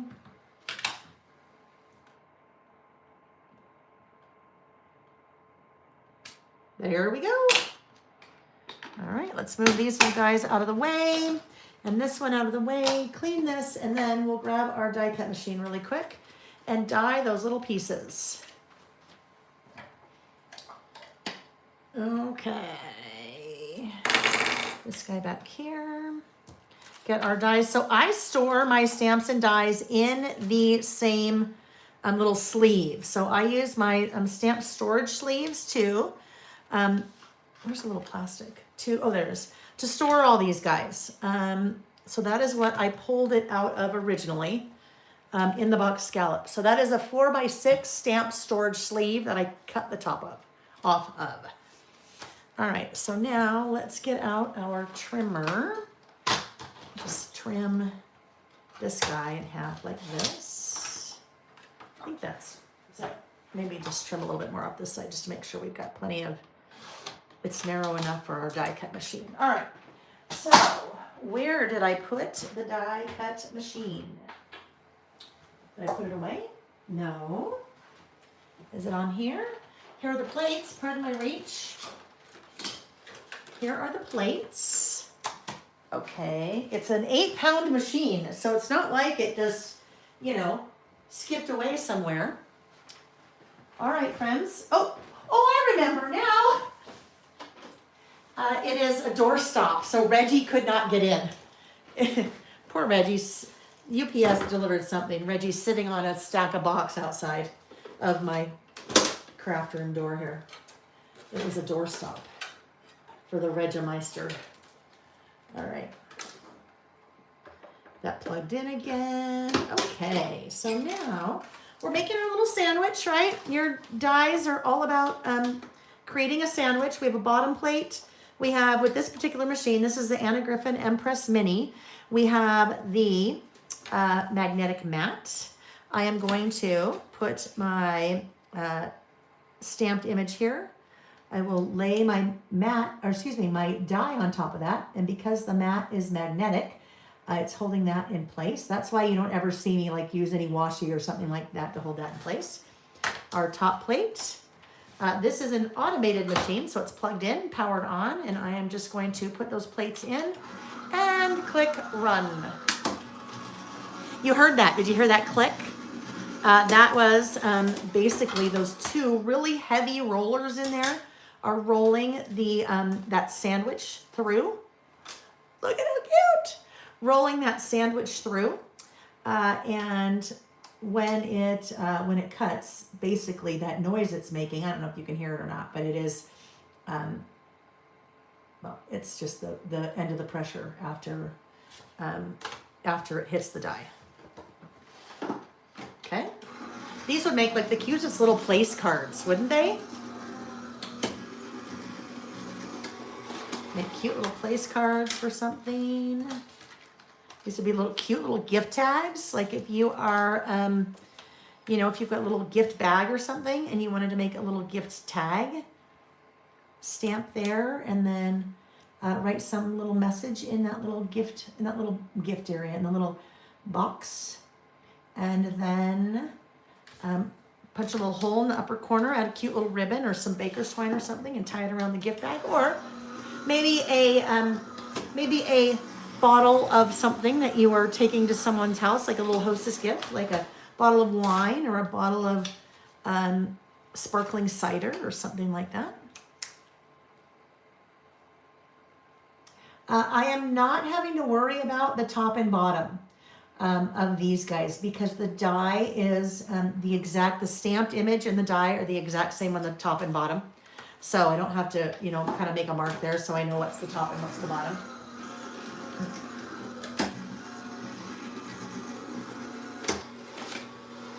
Okay. See, so much cuter. Like I said, you just trim out a little rectangle, but that's so much cuter to have that little die. Those little scallops cut. Okay. Here we go. Then we'll have one more to do after this. Then we'll be done with the die cut machine. Almost done with our list. Almost done with our Saturday. Holy cow, look at you guys. I tell you, I could keep going. I mean, I enjoy this so much. Like I said, it's very selfish, this for me, because this is really the only time that I craft or do something creative for me. All the rest of it is always work. So, we're just going, right? Because I want to keep doing it. When we first started doing these, the very first Saturday I did was actually a pre-recorded. The first two I did was pre-recorded. The very first 2 weeks of the pandemic, and then after that, we just started doing them every week, and we've never stopped. We've never stopped. We've always done them. If I'm not traveling, we are here doing our listing. Someone asked if we were listing next weekend. We are. The new schedule, the listing schedule for our first quarter, so January, February, March. I published that earlier this week. Let me see. Earlier this week. And it is on the blog, lailbymail.com. It is also on the calendar. There's a little calendar page on the website as well. So either spot is a good place to go so you know when we are listing. It's always tentative because you never know when life comes up. But if the time changes, I let you know. So look, fixed it. Put that there, and this little guy is just going to go right over that little place. Okay, we're good there. And now we're just gonna keep going. So what do I wanna do next? We'll do green here. Put one more little guy there. And really, we didn't need to fix those. This was the one we needed to fix, this our bottom guy here. That was the one where I didn't have my pencil board down low enough. No one is ever going to know. That's our little secret, isn't it? Our little secret. Our little secret. So we want to do one over here. Now, if I had 7 things, I could do something a little bit more like, I could have moved some things around and done vertical and horizontal. Actually, you know what I could do? We could do something like this. If I did something like this, so it's not so, matchy-matchy. If I did that, there was something that I could do, we had a die cut from there that had like a little typewriter on it. And remember I said, oh, that's too big. But maybe it doesn't have to be too big. Let's find him. Oh, yes, I had 2 of those. The best memories. Sure, why not? Let's just do it. Let's just put it down. Yes, hopefully, if there are things I did well this year, that they are good memories, right? Hopefully things I did well are good memories, not bad memories. I don't know. I feel like this needs a little outline.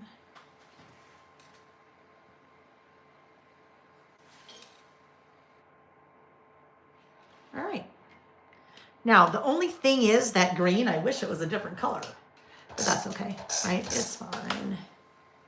It's fine.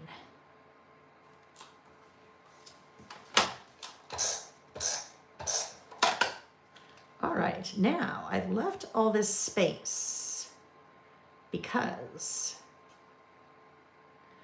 I wanted to now put some of these things in, right? So let's look. We could do something like this here, and this could go up in here, right? That would be a detail of something.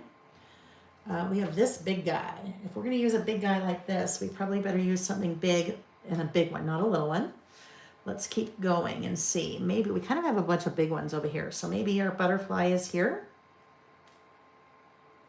And then over here, what would we like to do? What do we have left? We have a bird. Our bird could be here, maybe. And then we had, this doesn't really go with the kind of look I have going here, right? And you know what? That doesn't really go either now. That little camera really makes no sense. So maybe, do we do another butterfly? Maybe the pink one?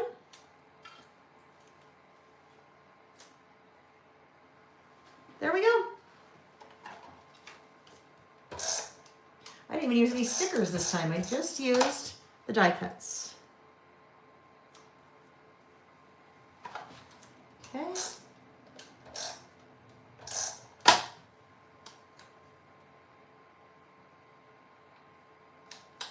All right, pink goes over here.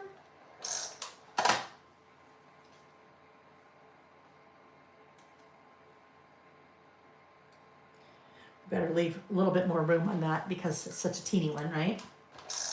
And then I think on this one, I'm going to add a little bit of a glue pen, just because there's part of him that not going to want to stick, right? Okay, and then I think, what about this? I mean, if it's things I did well this year, what if we did like this? I think that works, but I have an idea with this guy. I have an idea with him. Before I lay him down, let's do this. Put this little guy here. Details. And then I think we'll just do this little arrow kind of pointing in here. We'll do our little, we can do some work around that if we need to. Then we have this yay. Now, yay is super cute. However, the yay is super plain, right? So I feel like we need to bring in another color. Ooh. Also, maybe we do this guy here. Oh yes, there we go. We're gonna put that there. Now that also brings in our yellow because we really didn't have any other yellow in there. That cute little pencil.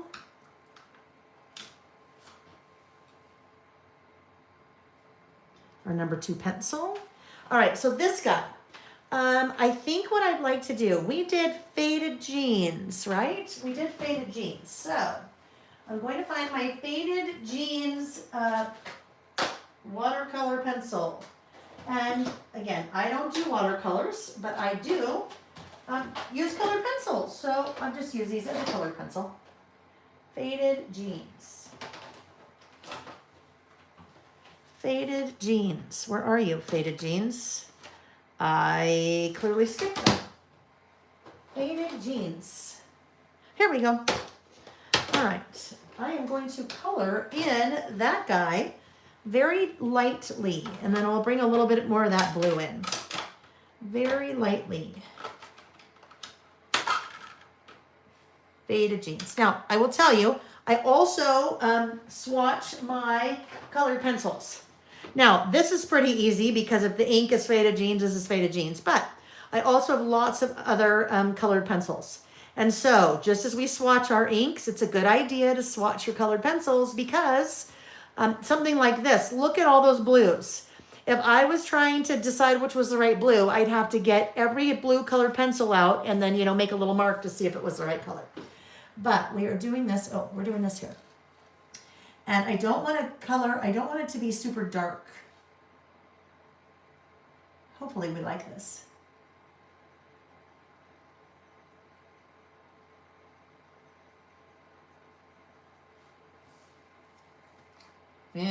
It's kind of close, but not really. That's all right. We'll just embrace it. The faded jeans aren't so faded in the colored pencil or in the watercolored pencil. They're a little bit brighter. They haven't been through the wash so many times.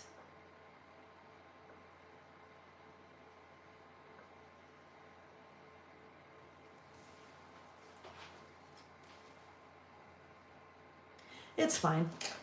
It's fine. It's close enough. Good enough. Good enough for my things I did well this year list. All right. So now we are ready to write our list. I want you guys to tell me. And if you have to think really hard, I still want you to tell me. Please, please, please. I used faded jeans for this one. I used prize ribbon on the in the news list. All right, friends. So even if you're not listing with me, I would like to challenge you all in a very nicest way possible.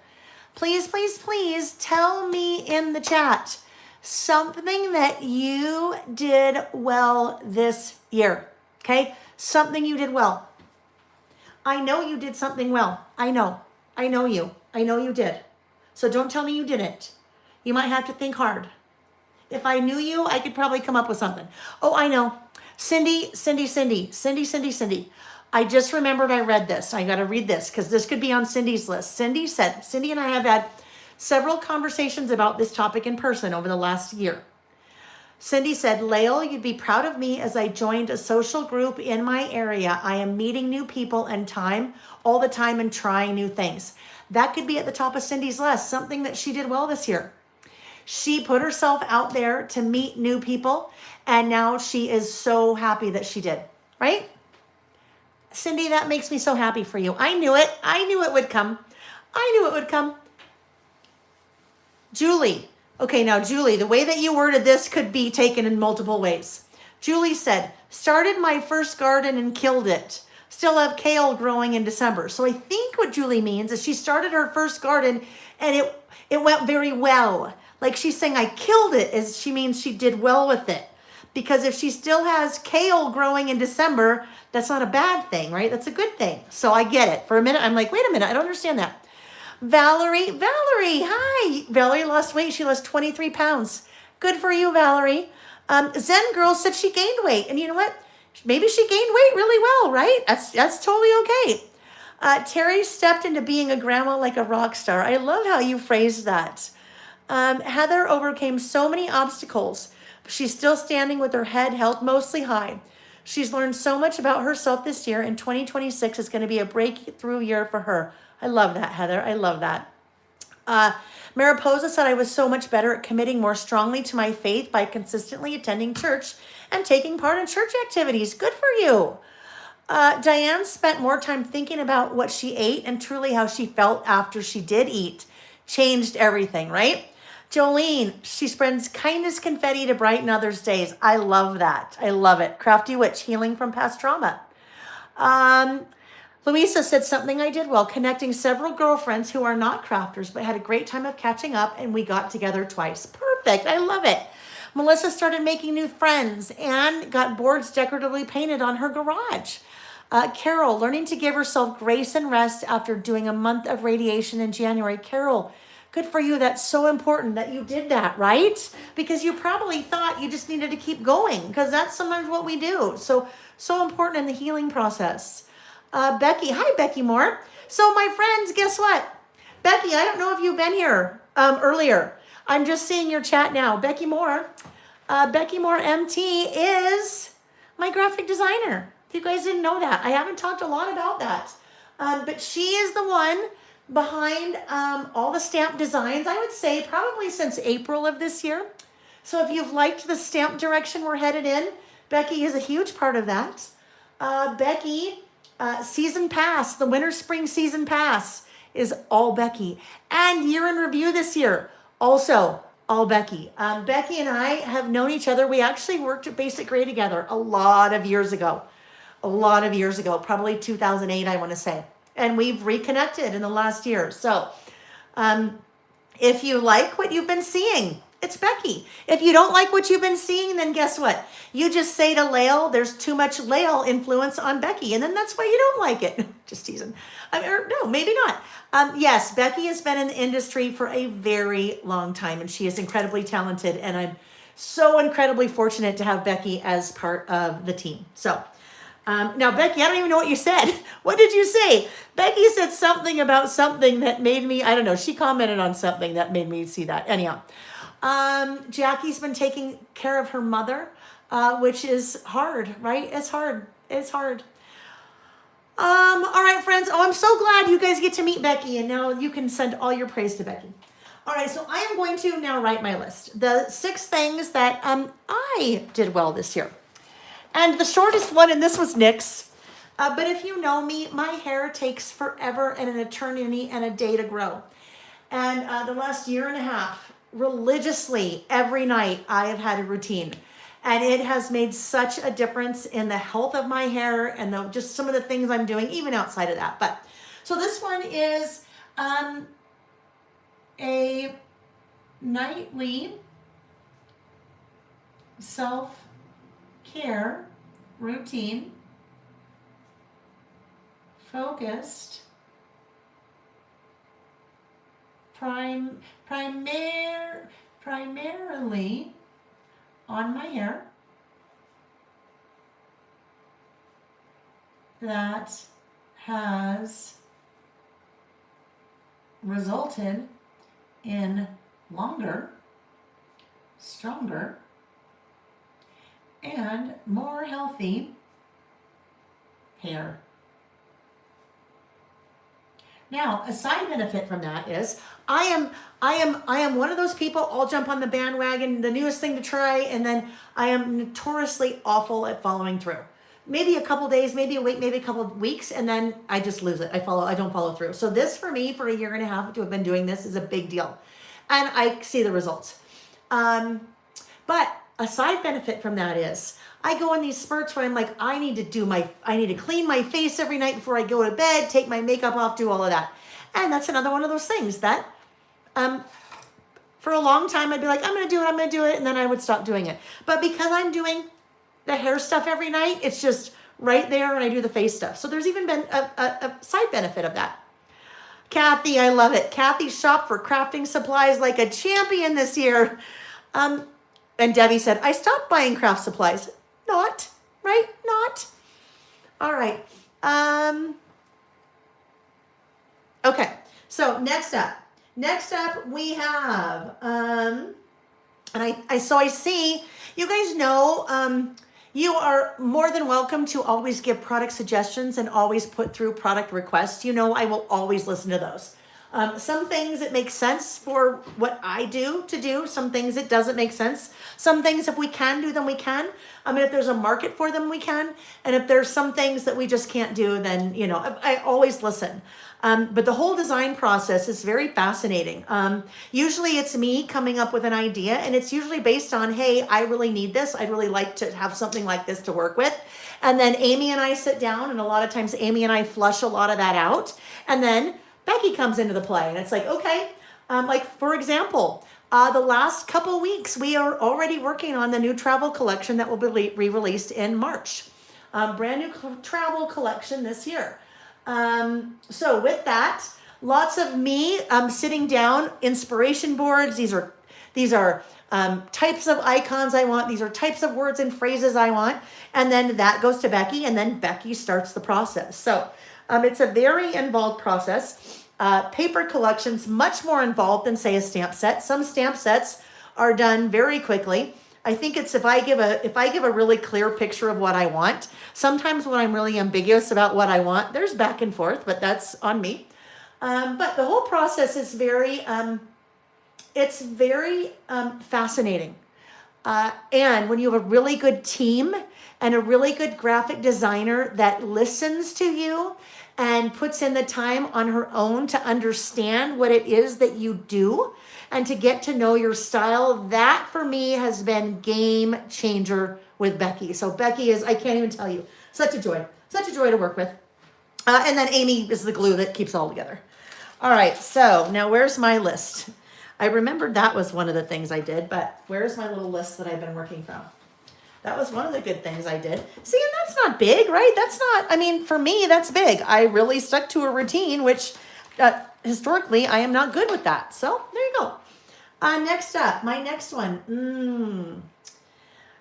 This one.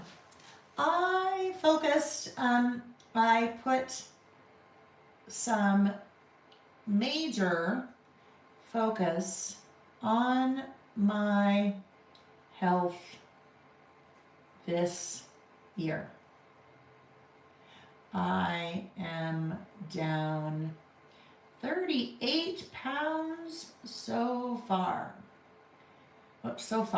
and have finally realized the importance of protein in my diet. Truth be told, I would not eat protein at all. I would eat cheese, I would eat fruit, I would eat bread. That would be, and some wine, so that would be my, that would be it for me. But protein is very important, especially protein is important if you would like to lose weight. Keeps you full longer, and obviously your body needs that as fuel. Now your body needs all the things as fuel, but protein a little bit more important than, maybe your processed carbohydrates, processed foods. I've also more or less eliminated processed foods from my diet. Now, this is probably the fifth year that I have done a things I did well this year list. And you know what? That hasn't always been on there. That would be on the things I didn't do this year. So it just, in my whole life, up and down, up and down, up and down. And I would hope to say this will be the last time I'm doing this. Hopefully, right? We'll see. Hopefully I'm not, 2 years from now saying things that I need to focus on. We'll see. All right, next one. This guy. This one is growth of my business. This is a big one, you guys. 40% over last year. 40% growth is something to be proud of. And I can say that because I am doing my list of things I did well. Now, this is not all me. This is a team, right? But the business side has very much gone well for me this year. So, and that is all thanks to you guys. I tell you that is all thanks to you guys. I mean, I'd be sitting here in a room by myself making lists if none of you were here, right? I'd be by myself and I wouldn't have I'd have a little product that was someone else's product to work with. But this has been significant this year. This was like hockey stick growth this year for my business. And if you know that correlation than you do, and otherwise, whatever. But I have a new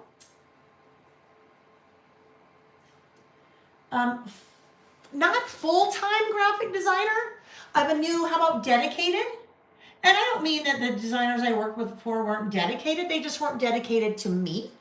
They had other things they were doing, and Becky has some other things, but really she's dedicated to me. I have a new dedicated graphic designer, which has, I believe, in the second half of the year has led significantly to the growth of my business.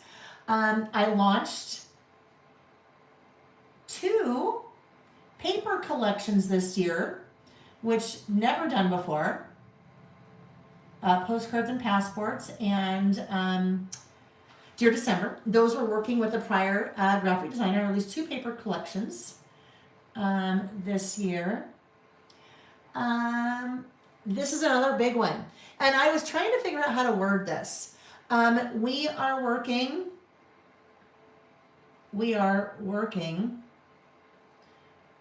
well in advance of dates. I don't know, this is clunky on our product releases. Meaning that sometimes we have product already finished and in-house 2-3 months before it's even being released. And that in the production and manufacturing side of things is a big deal. It makes life a lot easier, especially when you have hiccups. Because let me tell you, I could tell you about some hiccups in the production side of things that we have had in the last 6 weeks that would make your head spin. You'd think, oh, Lael, come on. I mean, now you're making all this up. There have been, and nothing that we did or didn't do. It's just sometimes when you're manufacturing product, things are going to happen, and there was just a whole slew of things that happened this time. So if you are working well in advance, sometimes it gives you a little bit of room to fix some things, right? So yes, we are proud of us. We are proud of us and proud of the team. Incredibly proud of the team, and I have an amazing team. And there's only 5 of us. Lily and Denise do all the kitting of the project kits, the order picking and the packing and shipping. Amy's kind of project management, works with the different suppliers that we work with also, and then graphic designer Becky, and then Lael. Wearer of all hats, doesn't do a lot of anything, but does all the things, but not anything very well. And I had a conversation with a woman on Monday, and I just heard back from her late last night. I will be emailing her tomorrow and offering her a part-time position for social media and photography. So the team's getting a little bit bigger. Yes. So just kind of lots of things happening here. Lots and lots of good things. And I'm just going to say I have a little bit of room. Very excited for 2026. And then of course, new warehouse. That's another big one. So thank you guys. And you know what? Here's the thing, you guys. Being able to celebrate your accomplishments, which is what we're all doing. I'm celebrating mine and documenting them. And you guys, I'm encouraging you to make your list or talk about them, here or with other people. Sometimes later in the year when it feels like things aren't going so well, right? Because that's what happens. This is not a bad list to look back on. Another thing that it's interesting, I was looking this morning at what was on my list for last year, right? And there was a note that I wrote to myself, and I thought, you know what, this is a really good one I should remember and I should share when we are doing our list. Where is it? I appreciate about list, things I'm loving, where is it? Looking forward to, it must be back here. Oh yes, so here's something for you. If you feel particularly like maybe you didn't do many things well this year, and I would say, oh, come on, and I'd pull it out of you, but it's okay if you feel that way. This is what I would say to you. Think about what you want on your list next year at this time, okay? So make a mental note, maybe even write it down. What would you like next year at this time? What would you like to be putting on your list? What would you want to put on your list? And then maybe if you can think about it that way, maybe that's a way to make it happen, right? What do you want on your list next year? What would you like to be writing that you did well? Okay, next up is, let's see. We did that one. We did that one. We've got 3. We did this one. Next one. I read so many So many books. I stopped doom scrolling, put my phone down and picked up a book instead. What a difference it has made to my overall well-being. Now, all of that I just wrote off the top of my head. I mean, I knew on my list was I read a lot, right? I read a lot. And I don't pre-plan ahead what I'm going to write, right? So I just sit there and start writing, and I read it to you as I'm writing, just so you know what I'm saying. But sometimes I run out of room. Sometimes I have a little extra room, and I have to add a few more things. I don't get stressed out or worried about what's going to fit and what isn't going to fit. I just kind of let it go. Now, if that makes you nervous, then it's okay to think about or write down what you want to write ahead of time, and then, write it in your little box or whatever you're doing. All right, next up. I kept my closet picked up. This is a huge one for me. Huge. This has been something I really have to work on because, and I will tell you, this is directly correlated to this one. Losing weight, because when you feel better in your clothes, you're not trying on 1,000 things because nothing looks good. And you don't try on a pair of pants and then throw them on the floor in your closet, then try another one, throw them on the floor in your closet, try another one, right? These two are very closely linked or correlated together. The other thing is, as part of this, I also kept it decluttered. 10 garbage bags. You know what? That was actually the last time I did it. 10 garbage bags full and donated. If I don't feel good in it,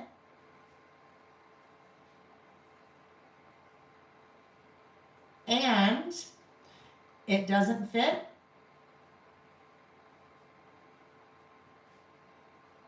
it's out of there.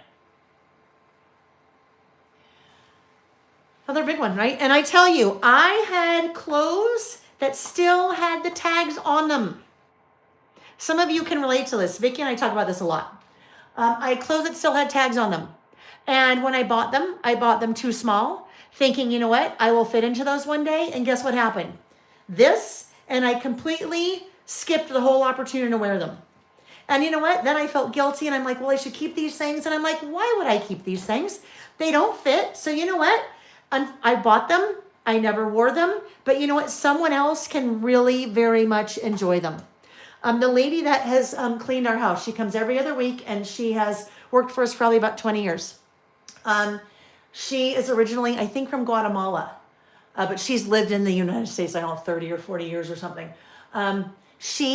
Whenever I do this, I actually have kind of 3 different places I donate to when I do this. But she sends all the clothes down to family and friends in Guatemala. So I feel good I feel bad that I bought things and never wore and they still have the tags on them. But at least I can feel good that someone will use those, right? All right, last one is, and this one is progress. Progress. Oh my gosh, Nick's coming in and telling me to let him up already. I'm having so much fun, honey. You have a whole house full of guests coming tonight. I know I do. I'm on my last little thing. The store. I'm on my last little thing on my list. Stop it. Go away. Don't rain on my parade. We're having fun. Okay, the last one is, I know, right? The last one is progress. And this is the key word. Continue to make progress towards a work-life balance. When you own your own business and or when you work from home, or maybe not even that. I've always struggled with this my entire life. I have never had a good work-life balance, meaning work too much, life not enough. So probably the rest of my life, this is something I will continue to make progress on. This is the best year that I've had in relation to that, but that's also because of this one. My business growing a lot, being able to bring on team members to help to take some of the weight off of what I do. And also knowing I can't do it all. I can't. So for me, since we're empty nesters, our kids are raised 25 and 28. So, they're on their own. They've flown the new nest or flown the coop. So probably for me, the biggest way this shows is this shows itself the most related to travel.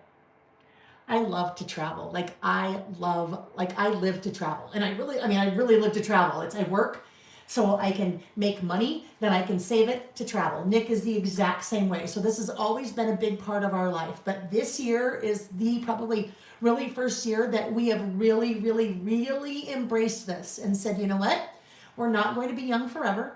If we want to travel and we have saved and we work hard, then that is what we're going to do. So this area, kind of work-life balance, has presented itself the most this. I'm going to just wrap this one up and then we're going to say our goodbyes and then we'll go from there. Okay. Most travel.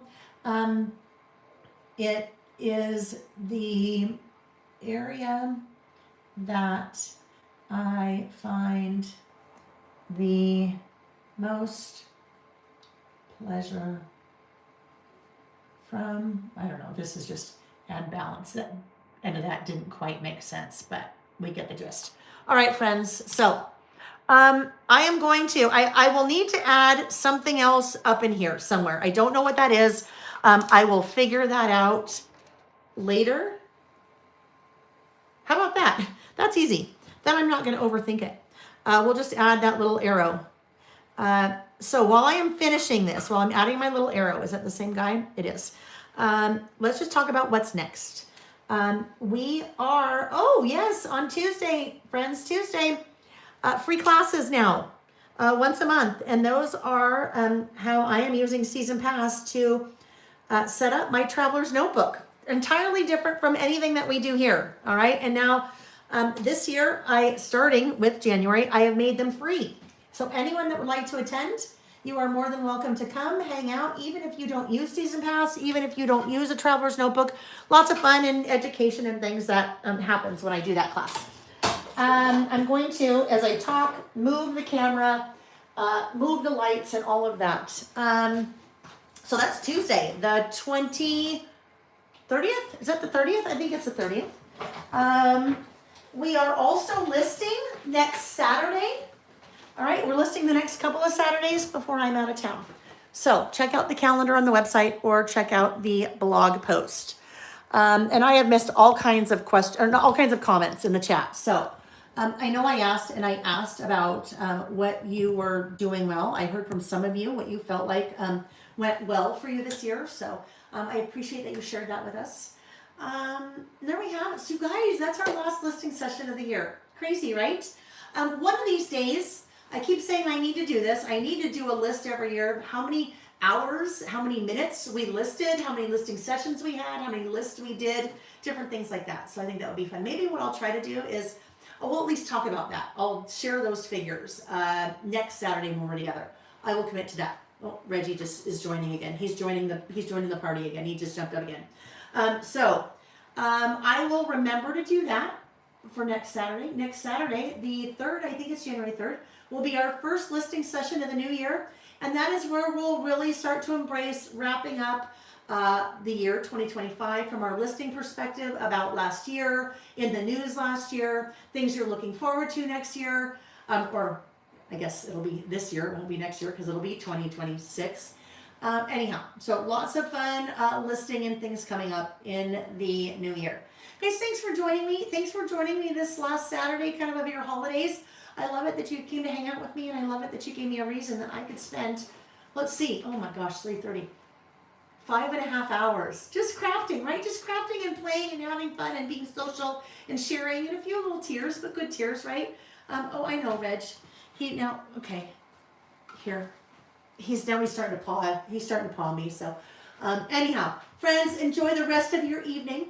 Enjoy the rest of your week. Please have a safe New Year's, and I can't wait to get together again. If I don't see you on Tuesday, for the free Traveler's Notebook Setup class using Season Pass. But I hope to see you next Saturday listening. And if I don't see you one of those 2 times, I hope to see you at some point here in the future on the interwebs. Thanks, guys. Bye-bye. Okay, Reg, don't. He's got his claws in my sweater. Let go. Please let go. Please let go. This is like the B-roll. Okay, this is the B-roll. These are like the credits when they roll. Oh, Reggie. Oh, gosh. Hold on. Oh, shoot. His little claw's stuck. Reg! All right, friends. Okay, I'm going to still hold him, but I'm going to try to come around and turn off the camera. Actually, the camera's still going to roll because I need to walk out and have Nick help me. So, goodbye, friends. Nick? Reggie is stuck in my sweater. It's still filming, so don't say anything. But Reggie is stuck in my sweater. Okay, can you just please get Reggie out?